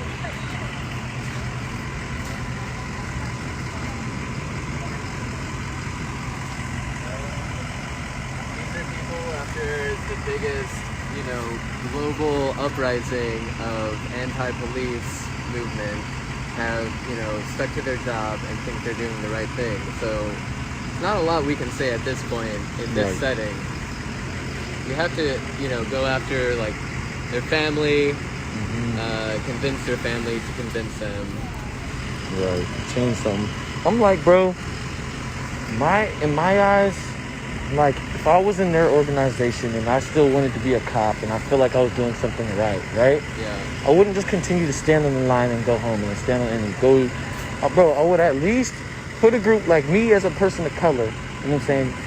I'll get all the homies, all the brothers and sisters, women too, you know what I'm saying? Even some white folk, whoever is, feeling like an ally and understanding the situation, to maybe start at least like a group of people that are like figuring out some other type of change, like you know what I'm saying? That's not like some guild or fucking bullshit that just protects them, like really starts to hold each other accountable. Yeah. You know what I'm saying? At least, and that's just the minimum of what we could be doing. They could be doing in a situation. You know what I'm saying? Like, or even as an individual agent in these situations, like try to direct it in such a way to cause the least amount of damage to people. And maybe there are some of those actors, but I guess it's not enough to actually see, the effect from it. This is Lady Elrad cutting in here to say that I'm officially back. Please drop those links or tell me what links you dropped so I can add them to the list. I didn't even notice really what happened in Seattle because I was doing my thing. So if somebody wants to give me a TLDR, that'd be great. Also, go drink water. This is a good time to go drink water, stretch, and, tell somebody you love them. Tell somebody in chat you love them. I love you. And, yeah. Thank you, guys. Yo, will you help a friend up?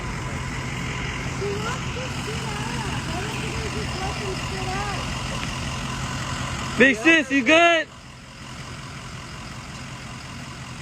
I'm sorry, honey. Are you alright?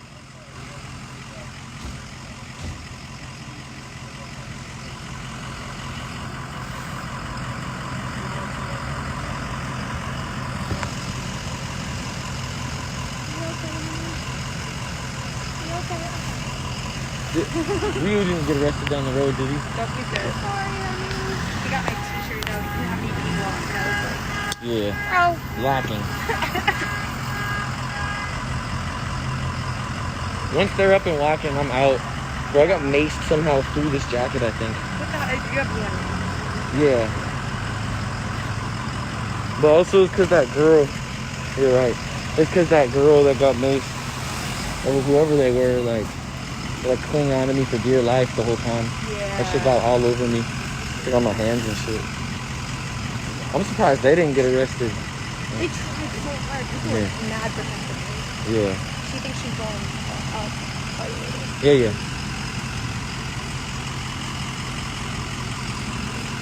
Are you able to press mute on that real quick? Huh? Yeah. You're pointing at you? Huh? Pointing at you? Press mute real quick. Oh, press mute. Yeah, for sure. Hold on. Hey, stay on, alright? Alright. Hey, so Although I may get off in the next few minutes after these people are taken care of. Hopefully in a just way, as just as possible. There may be something else I'm up to. May not be streamable. Conversations will be had. See what happens. Yeah, they're conscious. It's okay. Whoa, it's not okay at all. But seems like they're not gonna die today, hopefully. Don't you think it's a waste of resources to brutalize people to the point where you have to call first responders during a pandemic? Doesn't that seem like a little bit of an over-exaggeration, or like, I don't know, a fucking waste of time? Of all of our time and all of our taxpayer money? Was this worth the PPE that you're wasting, that your actions have caused people to have to use? Shame on you.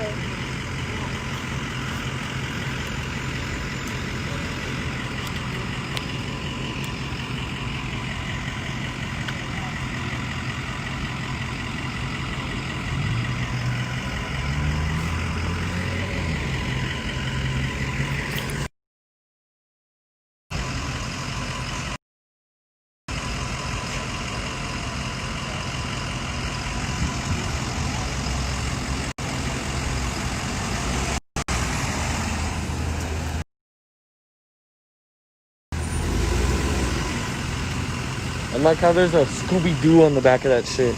They've been drawing on them. There's a little Spider-Man on there. There's a Scooby-Doo. They've been having hella fun drawing on the back of that police thing. That's what type of dumb shit they do. Look, I see a smiley face. I see a Spider-Man symbol. I think I see a SpongeBob. And there's a Scrappy-Doo. Somebody drew one of these dumbass cops drew a really good Scrappy-Doo. I don't know if y'all could see it on there. You know, you could draw with the dust in the back of a car. I don't know, bro. If it was somebody walking by, number one, I usually see those inside, not on the side of the street unless they're staging. Oh, you know what I'm saying? Yeah. Also, I do see them chilling out next to them all the fucking time when they're staging. They just sit there in the doorways and shit. I feel like if you touched one too, then you'd be like in cuffs in 2 seconds. No matter Unless you're lucky as fuck, like it's a side weird situation. Maybe not. Damn. If you look like Black Lives Matter, though, you're fucked. What the fuck? You're a little late, bro. Bro, take the helmet off. I don't see no riot here, corny ass boy. There literally is no one. You dumbass bitch.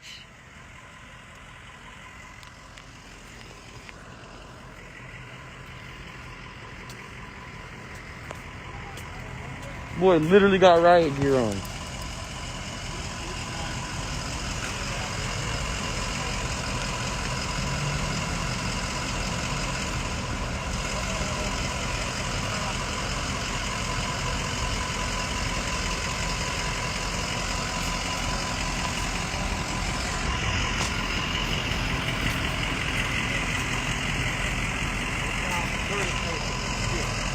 Those gators are a joke, and you're literally endangering first responders' lives. Put on a surgical mask.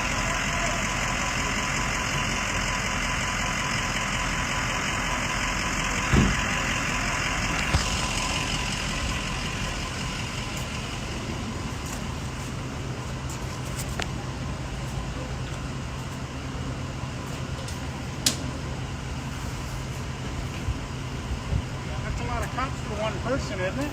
Sure is. They needed to go to the civil disobedience class. This would have been a hilarious sight if they did Any that. idea what's going on? Remember they said put your neck down, your arms to your side, and just dead weight them. And then they can't say that you.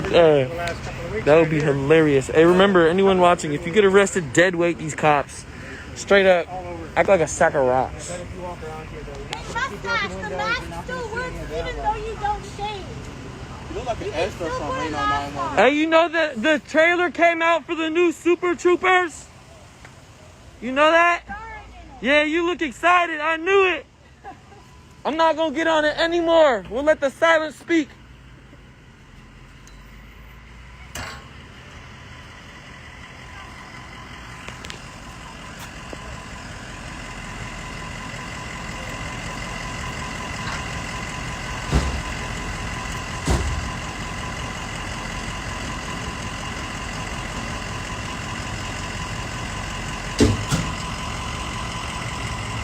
Well, if you're just tuning in, we were at a direct demonstration where they just kind of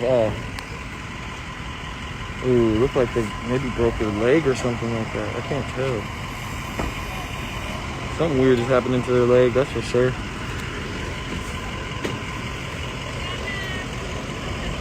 Hey, first responders! First responders, thank you!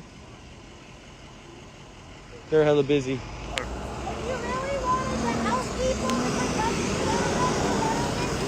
Hey, SFD! SFD! SFD, thank you! Thank you, SFD! 21 church. They don't give a shit.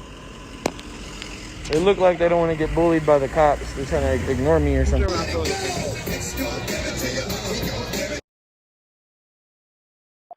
To the rear, 17. Using 40 crash. Breaking into the rear, back door. To get off this live now that everyone's in there.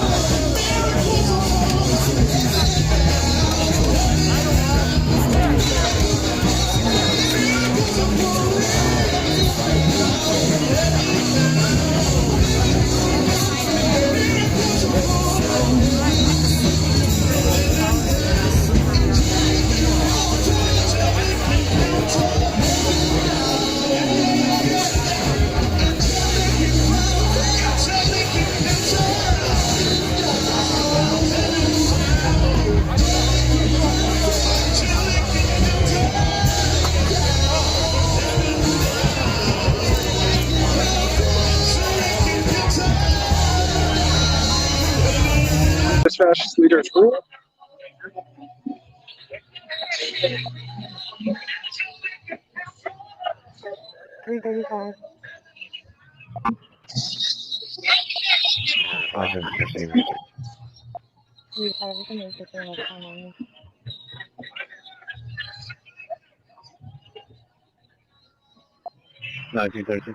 And Isaac 2-6. Also car 4 and car 5. Okay. So I'm gonna I received that, sir. close it out real quick here. And then I'm gonna get back to doing what I'm doing. They're doing the vigil over there, so. Charlie 11, Charlie 1, Charlie 6, Isaac 26, car 4, car 5. A bounty hunter back in plantation times. They used to catch a runaway slave, bring him back to the awesome block of plantation. I get a free man, rip up his freedom papers, bring him back to the awesome block of plantation. Every time I thought of the plantation, I thought of the crime bill and how many people were put in the prison system as if it was a plantation. Every time I saw Obama, I saw a free man, and I thought to myself, oh man, it's a new day. Yeah, it's a new day. Obama looked like a free man giving his house to the bounty hunter after endorsing a former slave owner that put us on plantations. He's trying to convince us that this is as American as apple pie, as if we didn't get a slice of it at the dinner table. With Jim Crow, Uncle Sam, Uncle Tom giving us the Trayvon verdict. We are hurt, we are scarred, and America wants us to cover up our scars with our emotional makeup. We know Brenda Bear, then you put up a fist in silence. Well, there been too many riders of the unheard. He's gonna turn up the volume of the speaker, make a lot of noise, break a lot of glass ceilings, stump on a lot of floors, leave the ground breaking. Cause we've been carrying America on our ankle lynch back for too long. And tell me, what's more patriotic than that? To love a country that keeps on reminding you that it hates you. I mean, this guy comes up to me and grabs my fucking phone. Don't fucking come near me. Tell him to walk away. And he came up to me and he just grabbed my phone.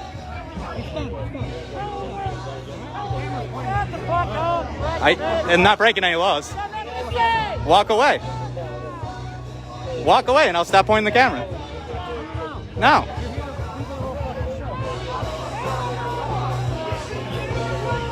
What are you, ashamed? Why'd you come up to me? Why'd you come up to me? Turn the fuck around. Why'd you break your neck, bitch? Yo, enough, both of you. Enough. We're here for the protest. Protest here, all right? Enough.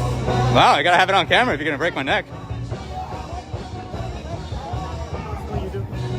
Dude, you came up to me, and then you grabbed me. Like, what do you expect? You expect me to just be quiet? Don't grab people who got cameras going. You. And why'd you come up to me saying, is this cowboy shit? Listen, we ain't gonna stop this here, all right? So, listen, you're both here for your own agendas right here. Let's just settle. All right?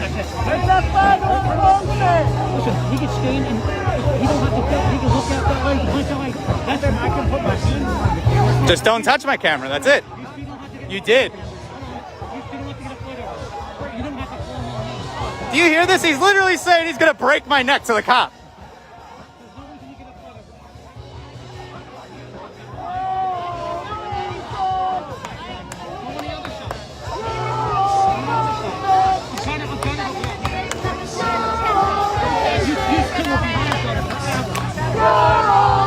I have no idea what happened.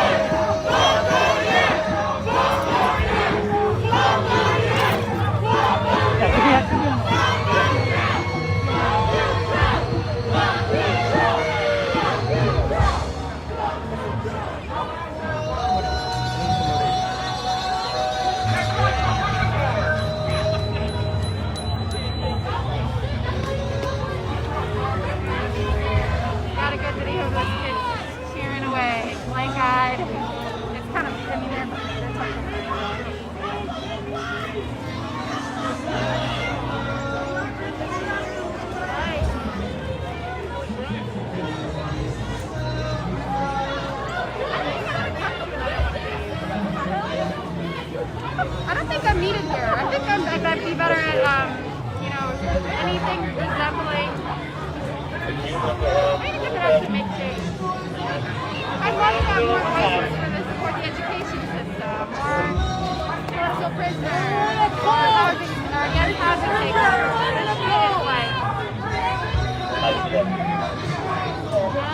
I gotta get a video of this. for 7:13 p.m.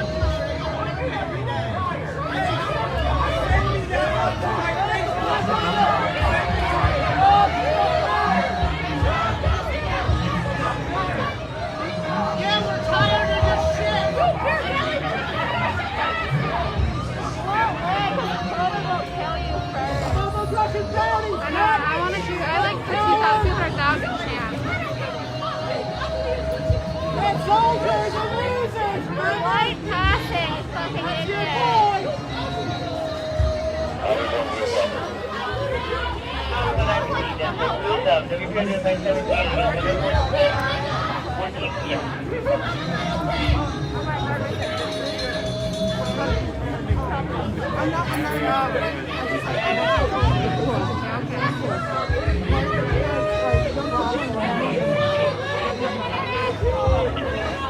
Oh, none of them are wearing masks. Oh, yeah, absolutely. That lady does have one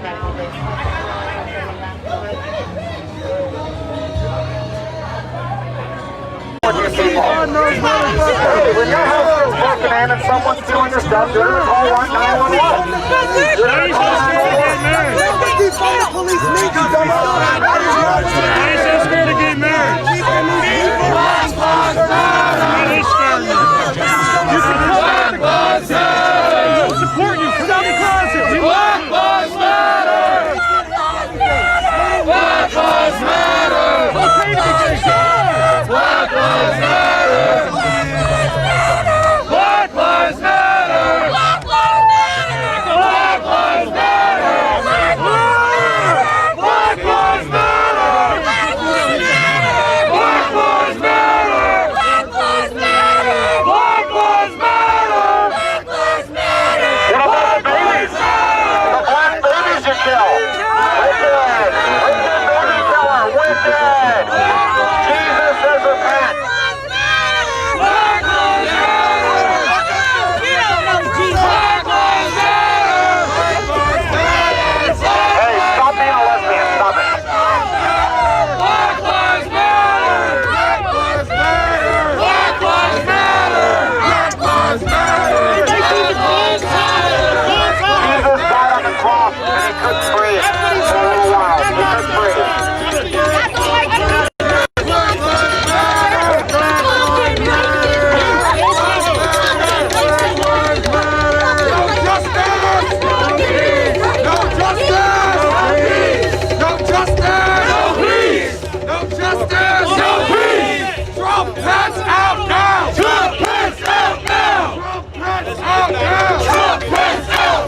Joe Biden's a pedophile.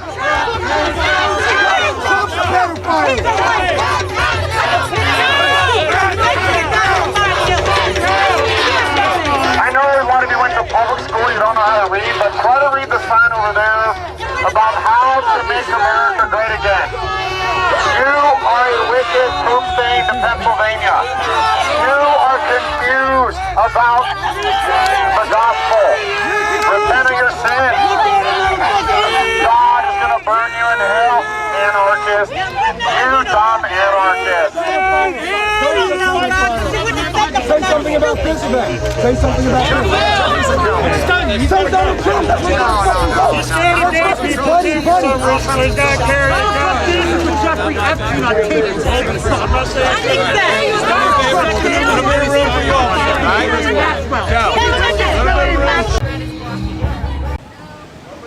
We got people on that side. You can't let her go. Is she trying to turn around?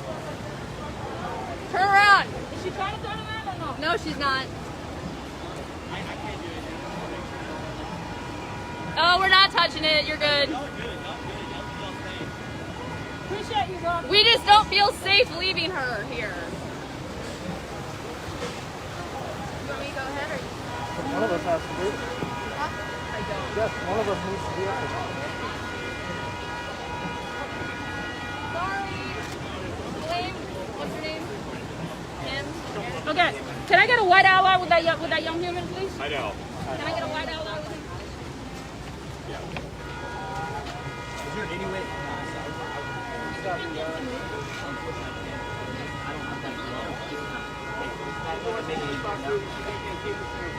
Welcome to our world for the last 4 months. Hey, y'all are good. Like, y'all do y'all thing. You guys are rad. She can't be trusted to follow the march in any way. Oh, hey, fuck no! Go, go, go. He's turning.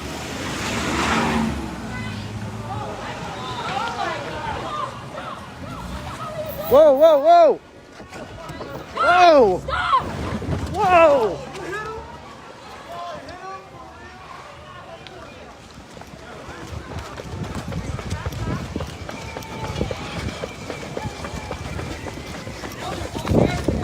Bro, what the fuck is going on, bro? You hit me! Are you kidding me? Are you fucking kidding me? Congratulations, Karen! You fucking hit me! Bro, are you kidding me right now? Bro? You are not getting out of here! Sorry, they told me to do it. What the fuck is happening? You're causing outside of this area. All you have to do is fucking get her dead! Get her dead! You hit me! I did not. You Got hit Melissa me. with CVS. Melissa with CVS. How dare you? God, I will be at the meeting my fucking self to look him in the eye. Stop! Oh, fuck that, bro. Stop! Watch it, watch it, watch it! Whoa, whoa, whoa!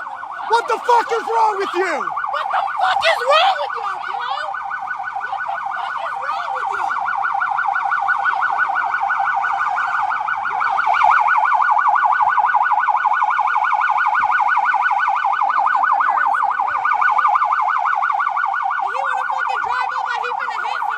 Yeah, that's gonna look great on CNN.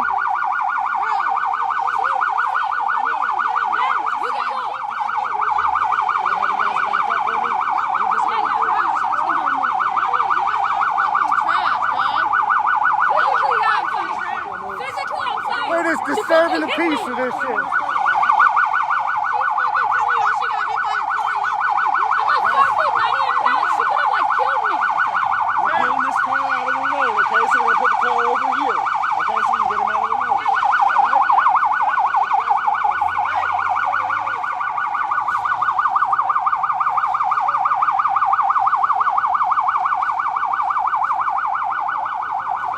These are cops in an unmarked Murano. Unmarked Nissan Rogue. 2 police in this car. Unmarked as fuck. That's a private. Look at that.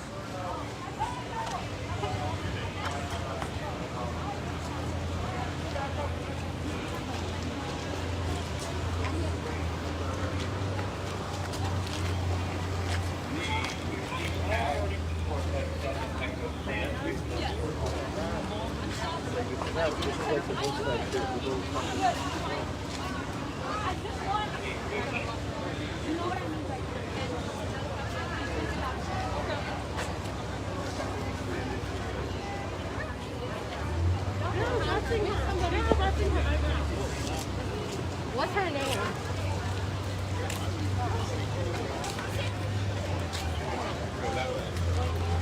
Yeah, you got it. Can I just someone has it? Okay.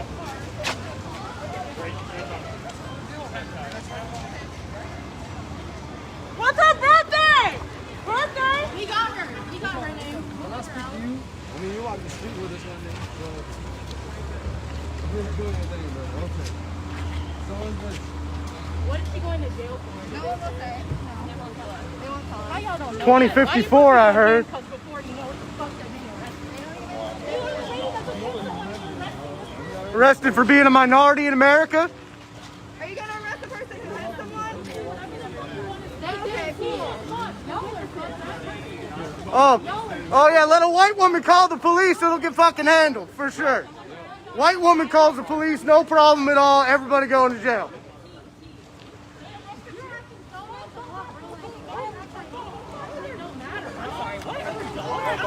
Hey friends, I want to cut in here for a second and say that I'm about to drop links in the Twitch chat. Can y'all submit them? And then don't ignore this and not submit them. Okay, thanks. For us or against us? Against. Okay. Then you can leave. Over there. White men? You sure as fuck hell I am. Yeah, man. Hell yeah. No, because you guys have... These kids are too young to even understand what's going on right now. Bunch of fucking babies. What was that? Look at me. A lot of people looking at me right now. Damn right. What's your name? Put your name on it. Come on. Who you with? What's your name? Be proud of what you stand for. Come on. Yeah, man. What's your name? Put your name on it. Come on, man. What's your name? What's your name? What's your name? So you can be famous and proud of what you stand for as a white man in America. Be proud. So they don't want to put their name on it, as you can see. They don't want to put their name on it. I ain't talking to pussies. No way. Got to put your name on it if you want an interview.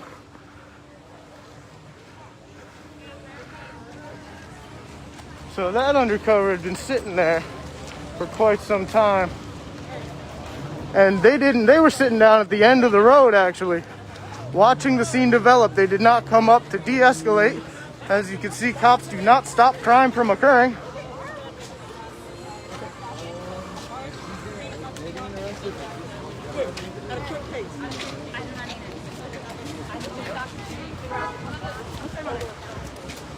They let that happen. They did not come to help that woman because this car was stopped in the opposite direction for minutes before.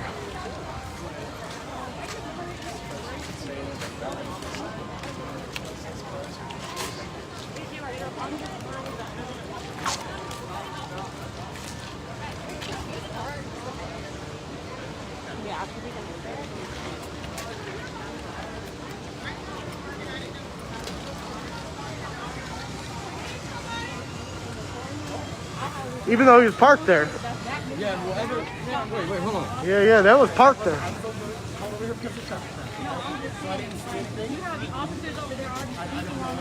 You know what officer was in this vehicle? I don't know. Because he was here for 3 to 5 minutes before this incident. Chose not to de-escalate. Uh-huh.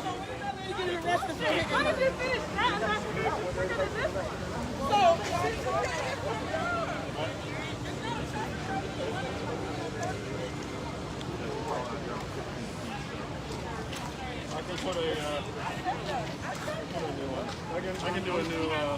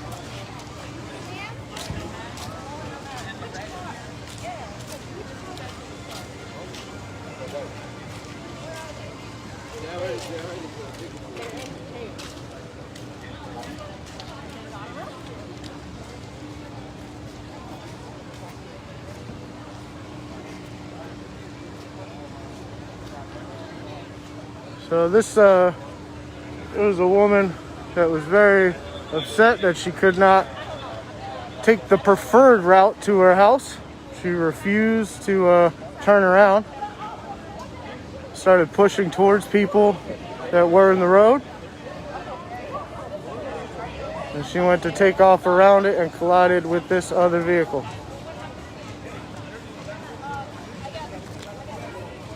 This vehicle was parked for 3 to 5 minutes observing the scenario after the one woman complained and called the cops. This undercover watched everything happen.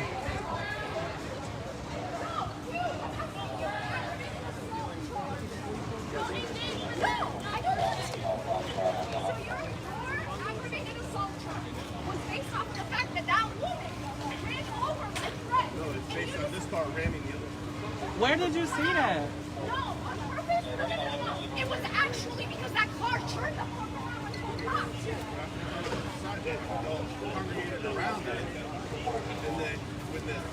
They weren't around it. They were alongside of it. Because Oh. they were trying to hit people more. Serve and protect It's my on ass. video.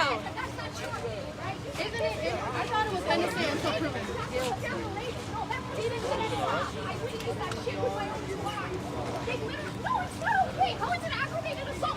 This is Officer Easley. Exactly. And Ruby.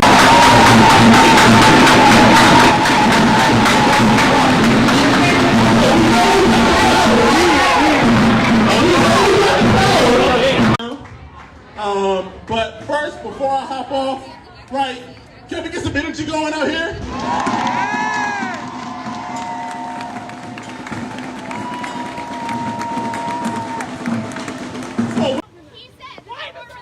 This is why y'all are getting famous. This is why Tampa PD is on the fucking map. Oh, his job is protect white people. His job is protect white women in this community. Y'all don't do shit but terrorize people. Y'all standing out here. Why are y'all out here? Why y'all out here doing nothing? I mean, they arrested Jay. Jay got run over and they arrested her. We're dealing with the cream of the crop over here. Cream of the crop, for sure. We know who they serve. We know who they protect. Ain't that crazy how they just did that? Oh, yeah. They saw nothing, but all of a sudden they got a whole story. Uh-huh. When I tell you I want to meet me, I'm ready to beat people's ass crap. How is that? Right. They be eating and enjoying their food. Y'all want to arrest them out here. I don't get it. You're gonna tell me stop. I'm gonna help you turn around. You're gonna tell me stop. She kept backing me up, backing me up, backing me up. It's only when she put her engine and tried to go through me that the other car came through and protected me. Stop me You from guys are getting also hit. embarrassment. And it's their fault not. He gonna say okay. No, he's an asshole, bro. That is white privilege, like on ass. You don't care. I almost got one. Like you're. They don't care. Go kill yourself. Yeah. Go kill yourself. You really care? Go kill yourself.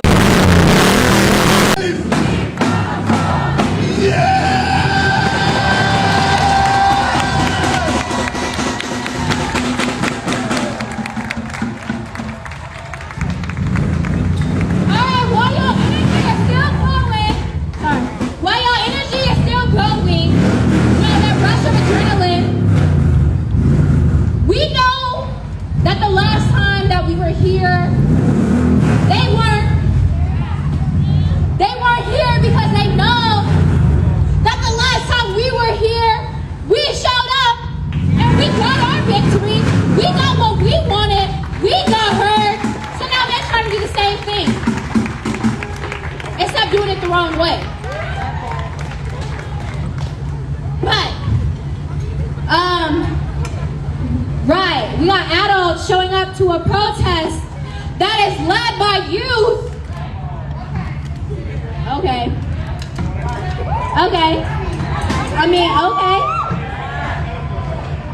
I guess that's why there's 12 to 19-year-olds that are acting older than y'all showing up here at a youth protest. I love that maturity.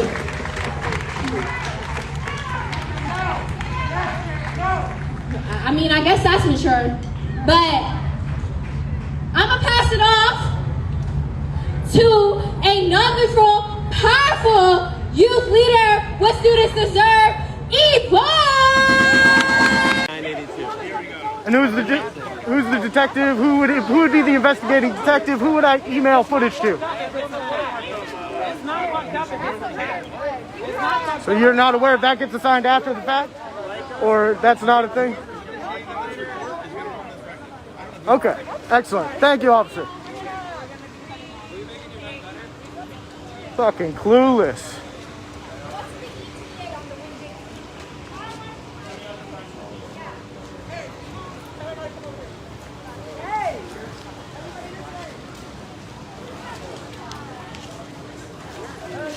Let's see.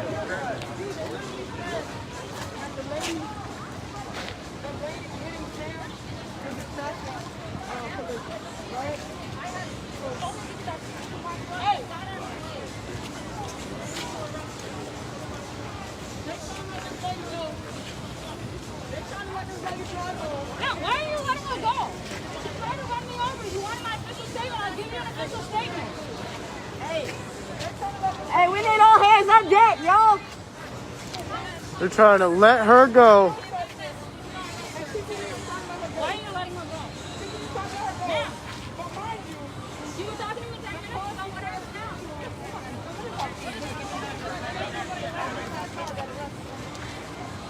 Get one more shit right door, and I'll talk to you like a piece of shit.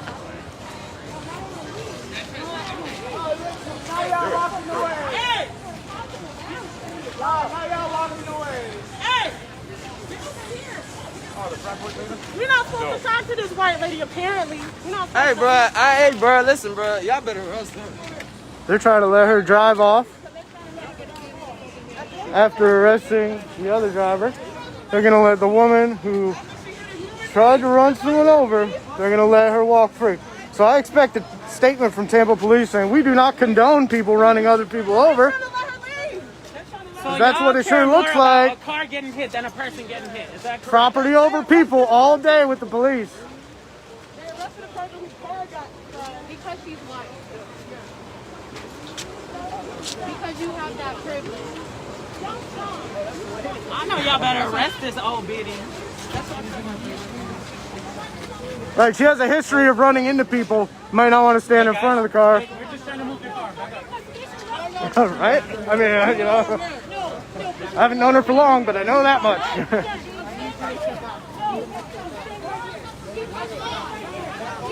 Hey guys.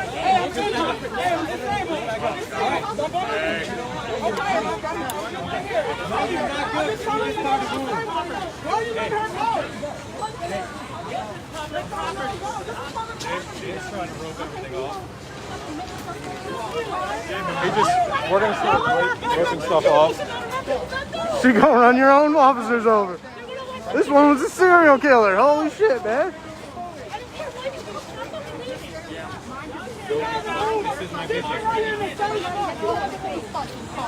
That's how much you fucking know. Are you letting her leave? Are you letting her leave? Are you letting They won't answer the question if they're letting her leave. I thought they only. Guys, we're gonna need for these steps outside of the crime scene. Oh, look at this. Look, they put the tape, made this an active. It's not crime scene tape, though. It's just police line. So it's not crime scene tape. Look, they roped it off. This is a new form of kettling. It's not crime scene tape, though.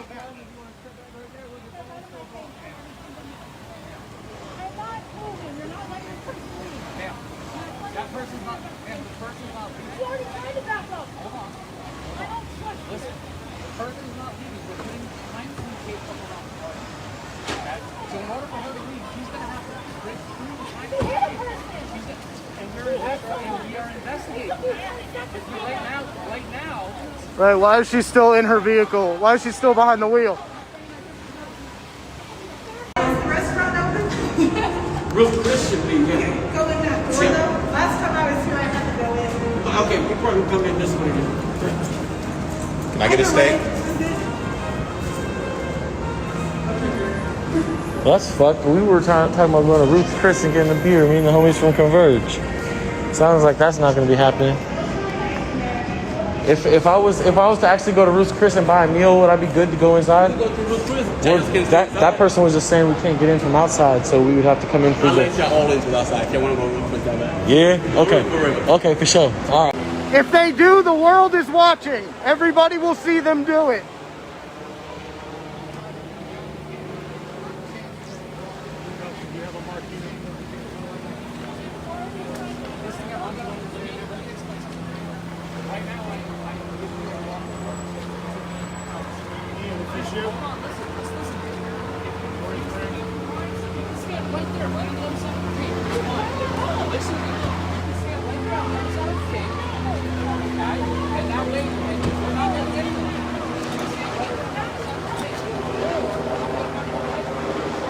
Dude. Nope, we need you. We need you as a medic.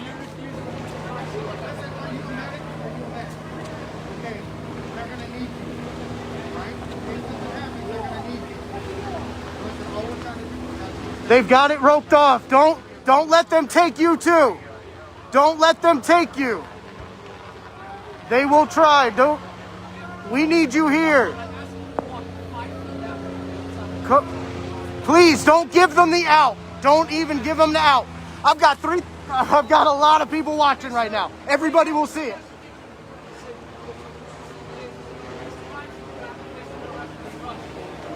I understand. She's gonna go to jail. I'm egging her to come over here. I'm asking her to come here. I'm saying don't give you the option to arrest her. Have her come on the other side. There's police lines, hey. So, do me a favor, can you talk her into it? I'm trying, man. There's not my body, not my choice. You need to arrest the person who hit someone on purpose. Why is she That's still what behind you the need wheel to do. of a deadly vehicle? She chose to hit someone on purpose. Not her. Choosing to harass somebody in a protest She has group nothing to do with it. instead of arresting a person or even speaking with them. Arrest the person who hit someone. Come yell at them from back here. Come yell at them from back here. Whoa, whoa. Can I take the bag? I'll take her bag. Can we take the bag? We will take that. I was going with her? Okay. What's your name? Desiree. You'll be out soon.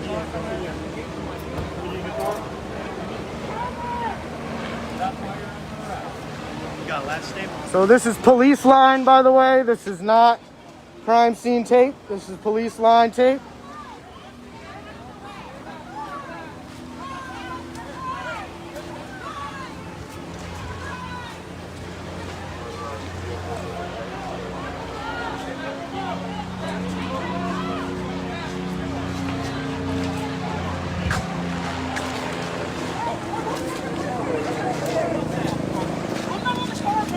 Don't fucking bump into me. I have a right to film. Hey. Her back. Don't fucking punch me. Don't fucking punch me. Where you fucking do that? She fucking hit somebody. You're gonna let her go and arrest other people? She's not fucking back there. That's her property. I'm not running. My insulin is in there. Give me one. Okay, thank you. If her insulin's in there, you're gonna want to give it to her. Her bag. If she wants that, how we can have the fucking bag. Y'all, if she needs her medicine, it's a good idea to give it to her. Let her fucking go now. Do the right thing now.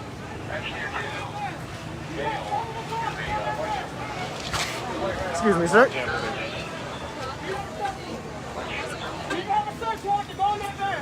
Her insulin is in that bag, and they are taking it. You're not going that bag. Do you have a search warrant to go in that bag? What's your badge number? Do you have protocol? Name 344. Officer Elliott, badge number 344.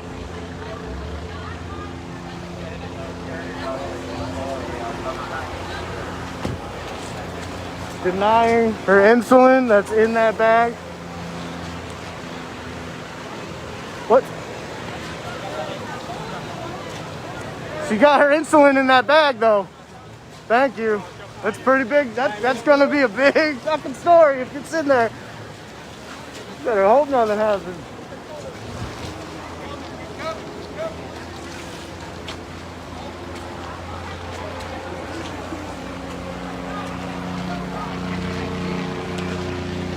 You got a helicopter deployed. This is why they do not need an extra $13 million.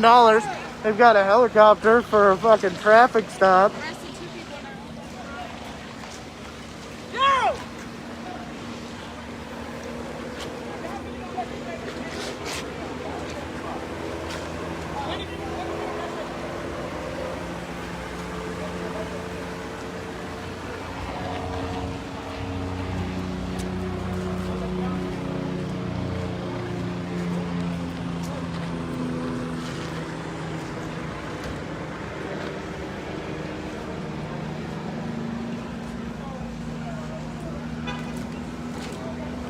Yeah, if y'all knew who her lawyer was, you'd realize how big this fucking story's about to be. She has complications from diabetes, from not being able to receive insulin that's in that bag.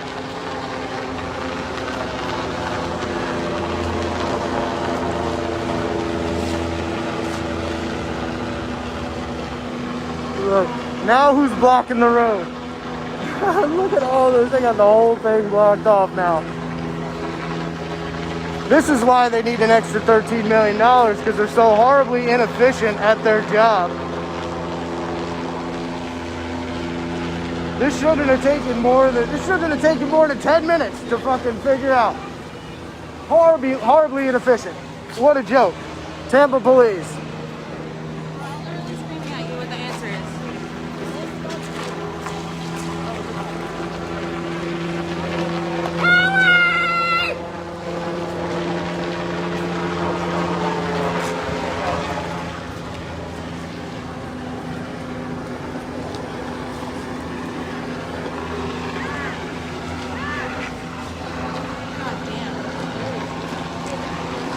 Just joining us for here in Tampa. Protest was marching down the road. A woman refused to change her route of going home. Refused to turn around. Took off into a couple of protesters.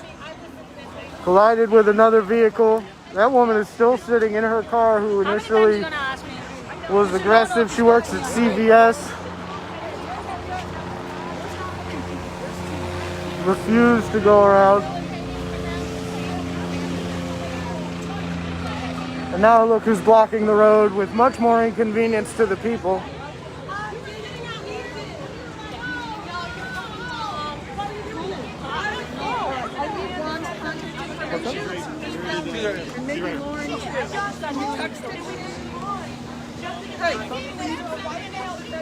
Yeah, phone number.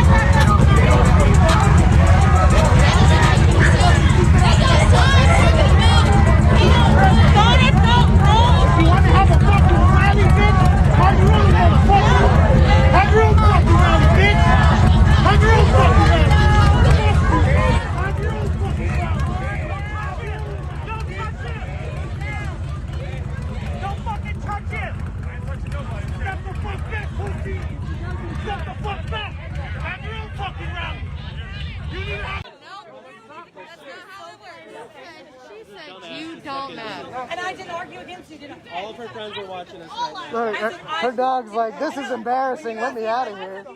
I said, I think all lives matter. They're gonna take them to Orient. That is not jail. I mean, all lives matter. They're letting her go now. They're letting her go. I do. Sorry. I think that everybody knows. Yeah, but instead of going to one place or another, They hold you. You understand they held us for 12 hours. They do it on purpose. Y'all are gonna be at Orient for no reason. That's all. when we get a We have multiple legal observers present. we got a trans comrade that's in there. We want to show a presence of force. We don't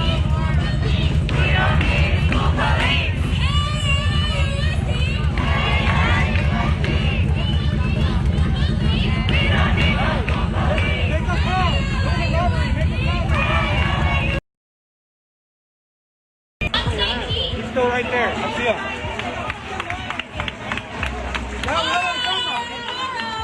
Let's keep this action going. But let's pass it off to Amir Whitaker with the ACLU.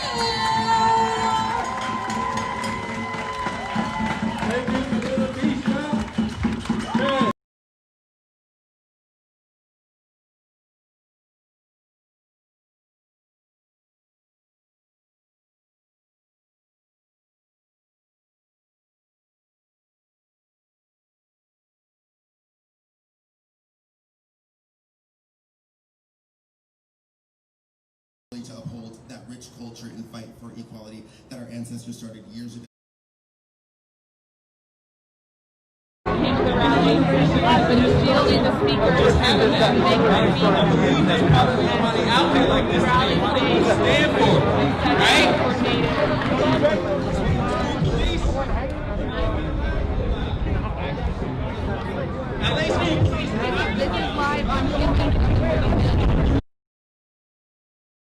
Not being able to experience the carefree joy of just being a regular, normal teen. A world where Black people don't have to live in fear with the constant reminder of the pain and agony our people have gone through. A world where there is no more baggage to carry because there is nowhere else to go. We are finally home. Thank you.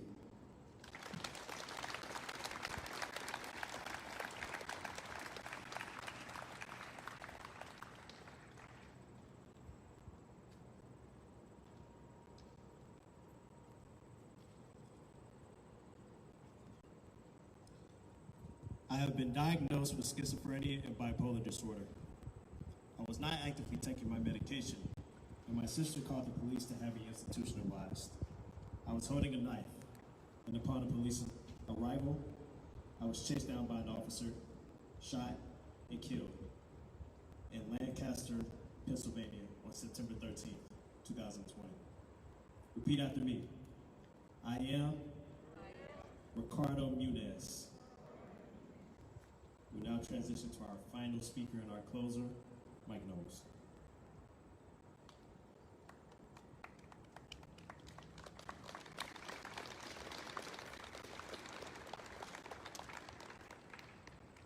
Thank you, Dewan. Hello, my name is Michael Knowles. I'm from Omaha, Nebraska, and I run on the men's track and field team. Upon the conclusion of this event, may you please disperse safely and continue to practice social distancing while leaving. We encourage all in attendance to visit the My Husker Action page under the Diversity and Inclusion tab on the UNL website.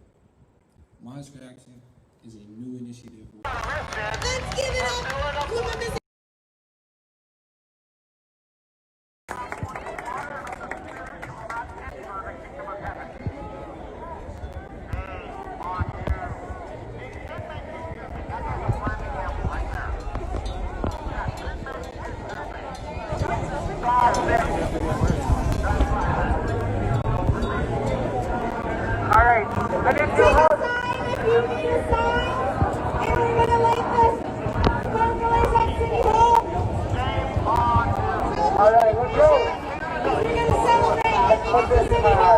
Hey, Christiane.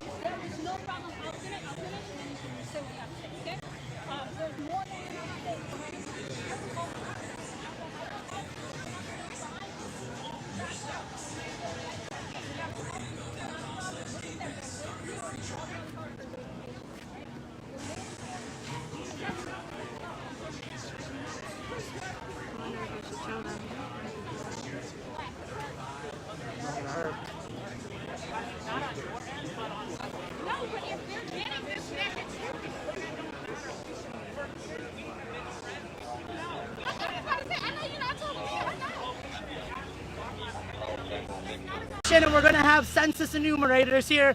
So show up, make sure you're counted for the census, make sure you're ready to vote, and make sure you're doing everything you can to make racists afraid again. Also, this Sunday from 1 to 5 o'clock at Lincoln Park, we're going to have a justice rally, we're going to have food, we're going to have family activities, and we're going to have local social justice workers, local activists speaking about what it takes to make a change in our area. Make sure you pull up, everybody. Ole, and we'll see you next. They're not writing any of this down. Oh, okay. He was writing some of it. He's got a pad. I haven't seen him writing any details down though.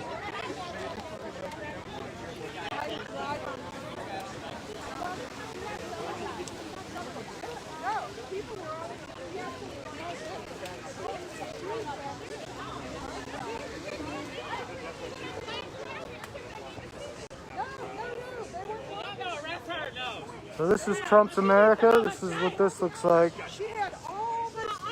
under Trump's rule. We got a white female legal observer, so hopefully that helps. What's crazy to me is that that was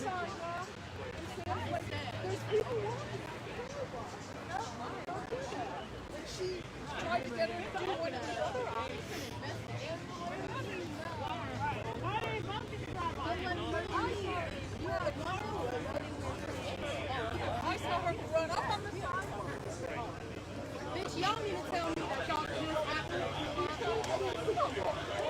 They have me followed right here, there was a cop right here. Y'all got a back to clear sticker flag on separate quick. No, that's not that other guy was like, we just saw her at the park. Bitch, y'all are fucking dumb and y'all think you don't know y'all want it. Like, you're dumb. I was like, just shut up. I was there.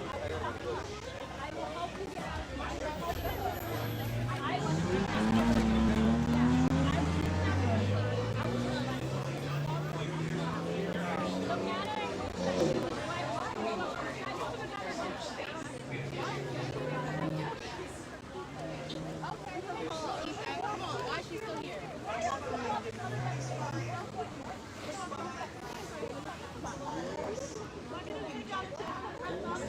Yes, Trump is responsible for blocking traffic.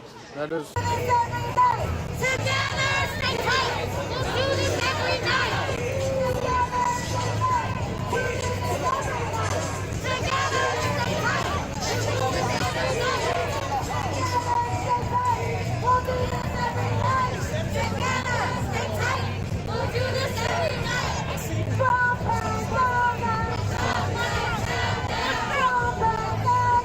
Trump, take out now!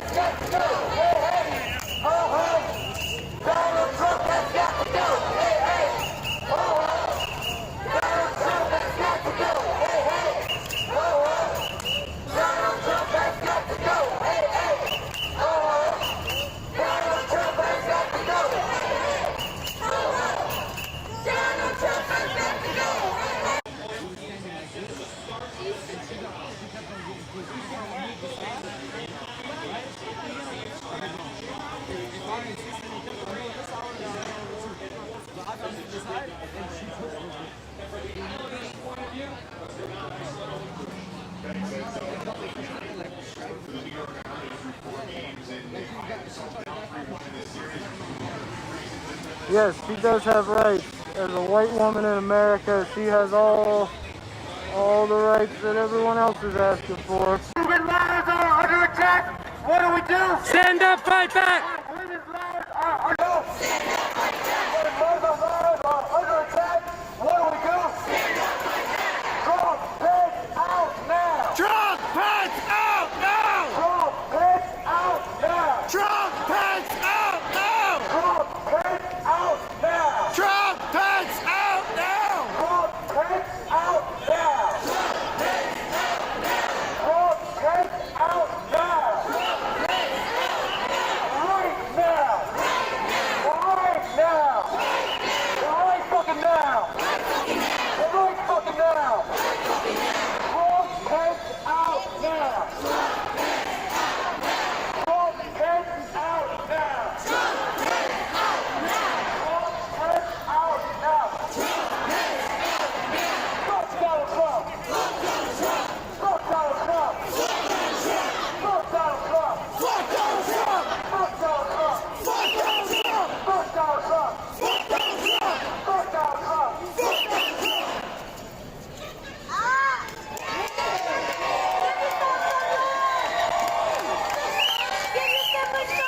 Face up, fight back! Stand up, fight back! What do we do? Stand up, fight back! What do we do? Stand up, fight back! What do we do? Stand up, fight back! What do we do? Stand up, fight back! What do we do? Stand up, fight back! And women's rights are under attack. What do we do? Stand up, fight back! What do we do? Stand up, fight back! What do we do? Stand up, fight back! Men's lives are under attack. What do we do? Stand up, fight back! What do we do? Stand up, fight back! What do we do? Stand up, fight back! Trump is out now. Trump is out now! Trump is out now. Trump is out now! Trump is out now. Trump is out now! Trump is out now. Trump is out now! Right now. Damn, my battery's at 8%. Right the fuck now. I gotta charge it soon. Right the fuck now.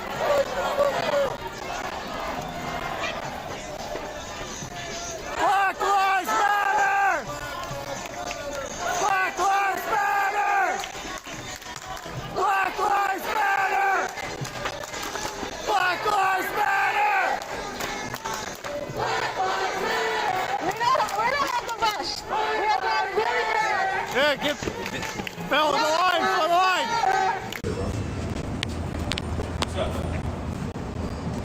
911, suck my dick. Police inside now? Yeah, two of them. They just arrived. Police Like, are inside. six mics up around. We need people to tune into this live. Keep watching, y'all. Tell people to tune in, share this shit. Cops are inside the Hyatt. The cops are talking to the people that are sitting right now within the Hyatt.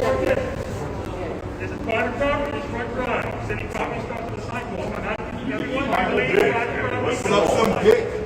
Why don't you hide it? Why don't you hide these nuts? What are you hiding? Why can't you What are you trying to hide?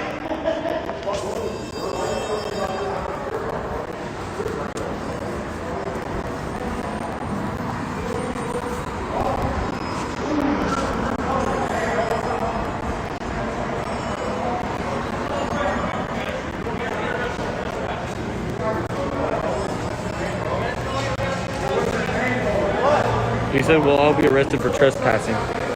Already arrested for trespassing. We will all be arrested for trespassing. There was many people that were here that were talking about how they wanted to rent a room, so maybe they would slightly get around it, but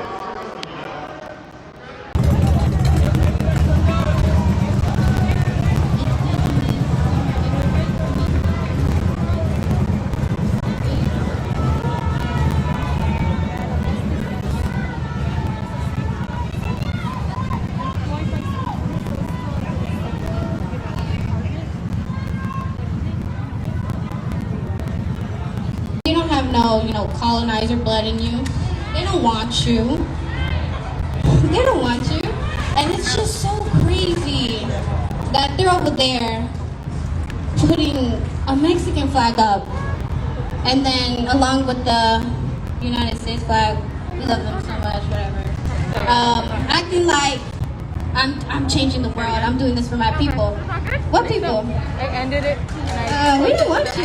We don't want you. Thank you. They can keep you. We'll take our flags back, but we don't want you. You know? It's like the example you're setting for our people, the pictures you're putting out there, that is nasty. You're running around with Trump supporters thinking that what their little ideologies is right. No, that's wrong. You know, it's just sad to see someone so brainwashed and manipulated, thinking standing on the wrong side is making me superior, making me look strong, like I'm the smartest person in the world. You're not. And if LAUSD doesn't defund the school police, we know what side they're standing on. And we know.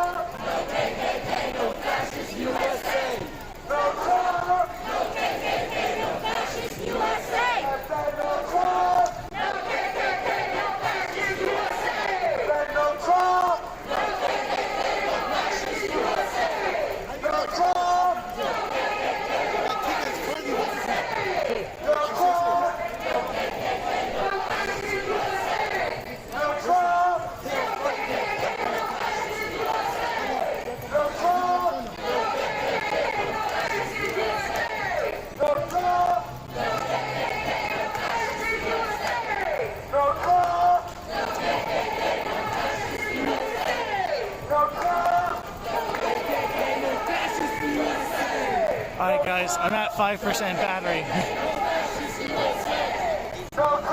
So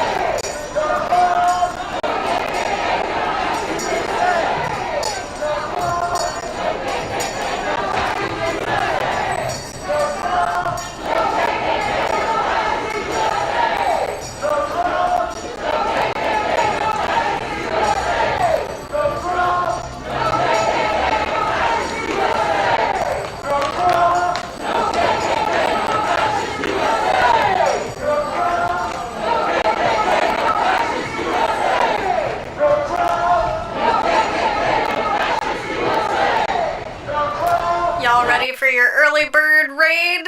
Y'all are gonna be first. Let's go over. Bye guys, go drink water.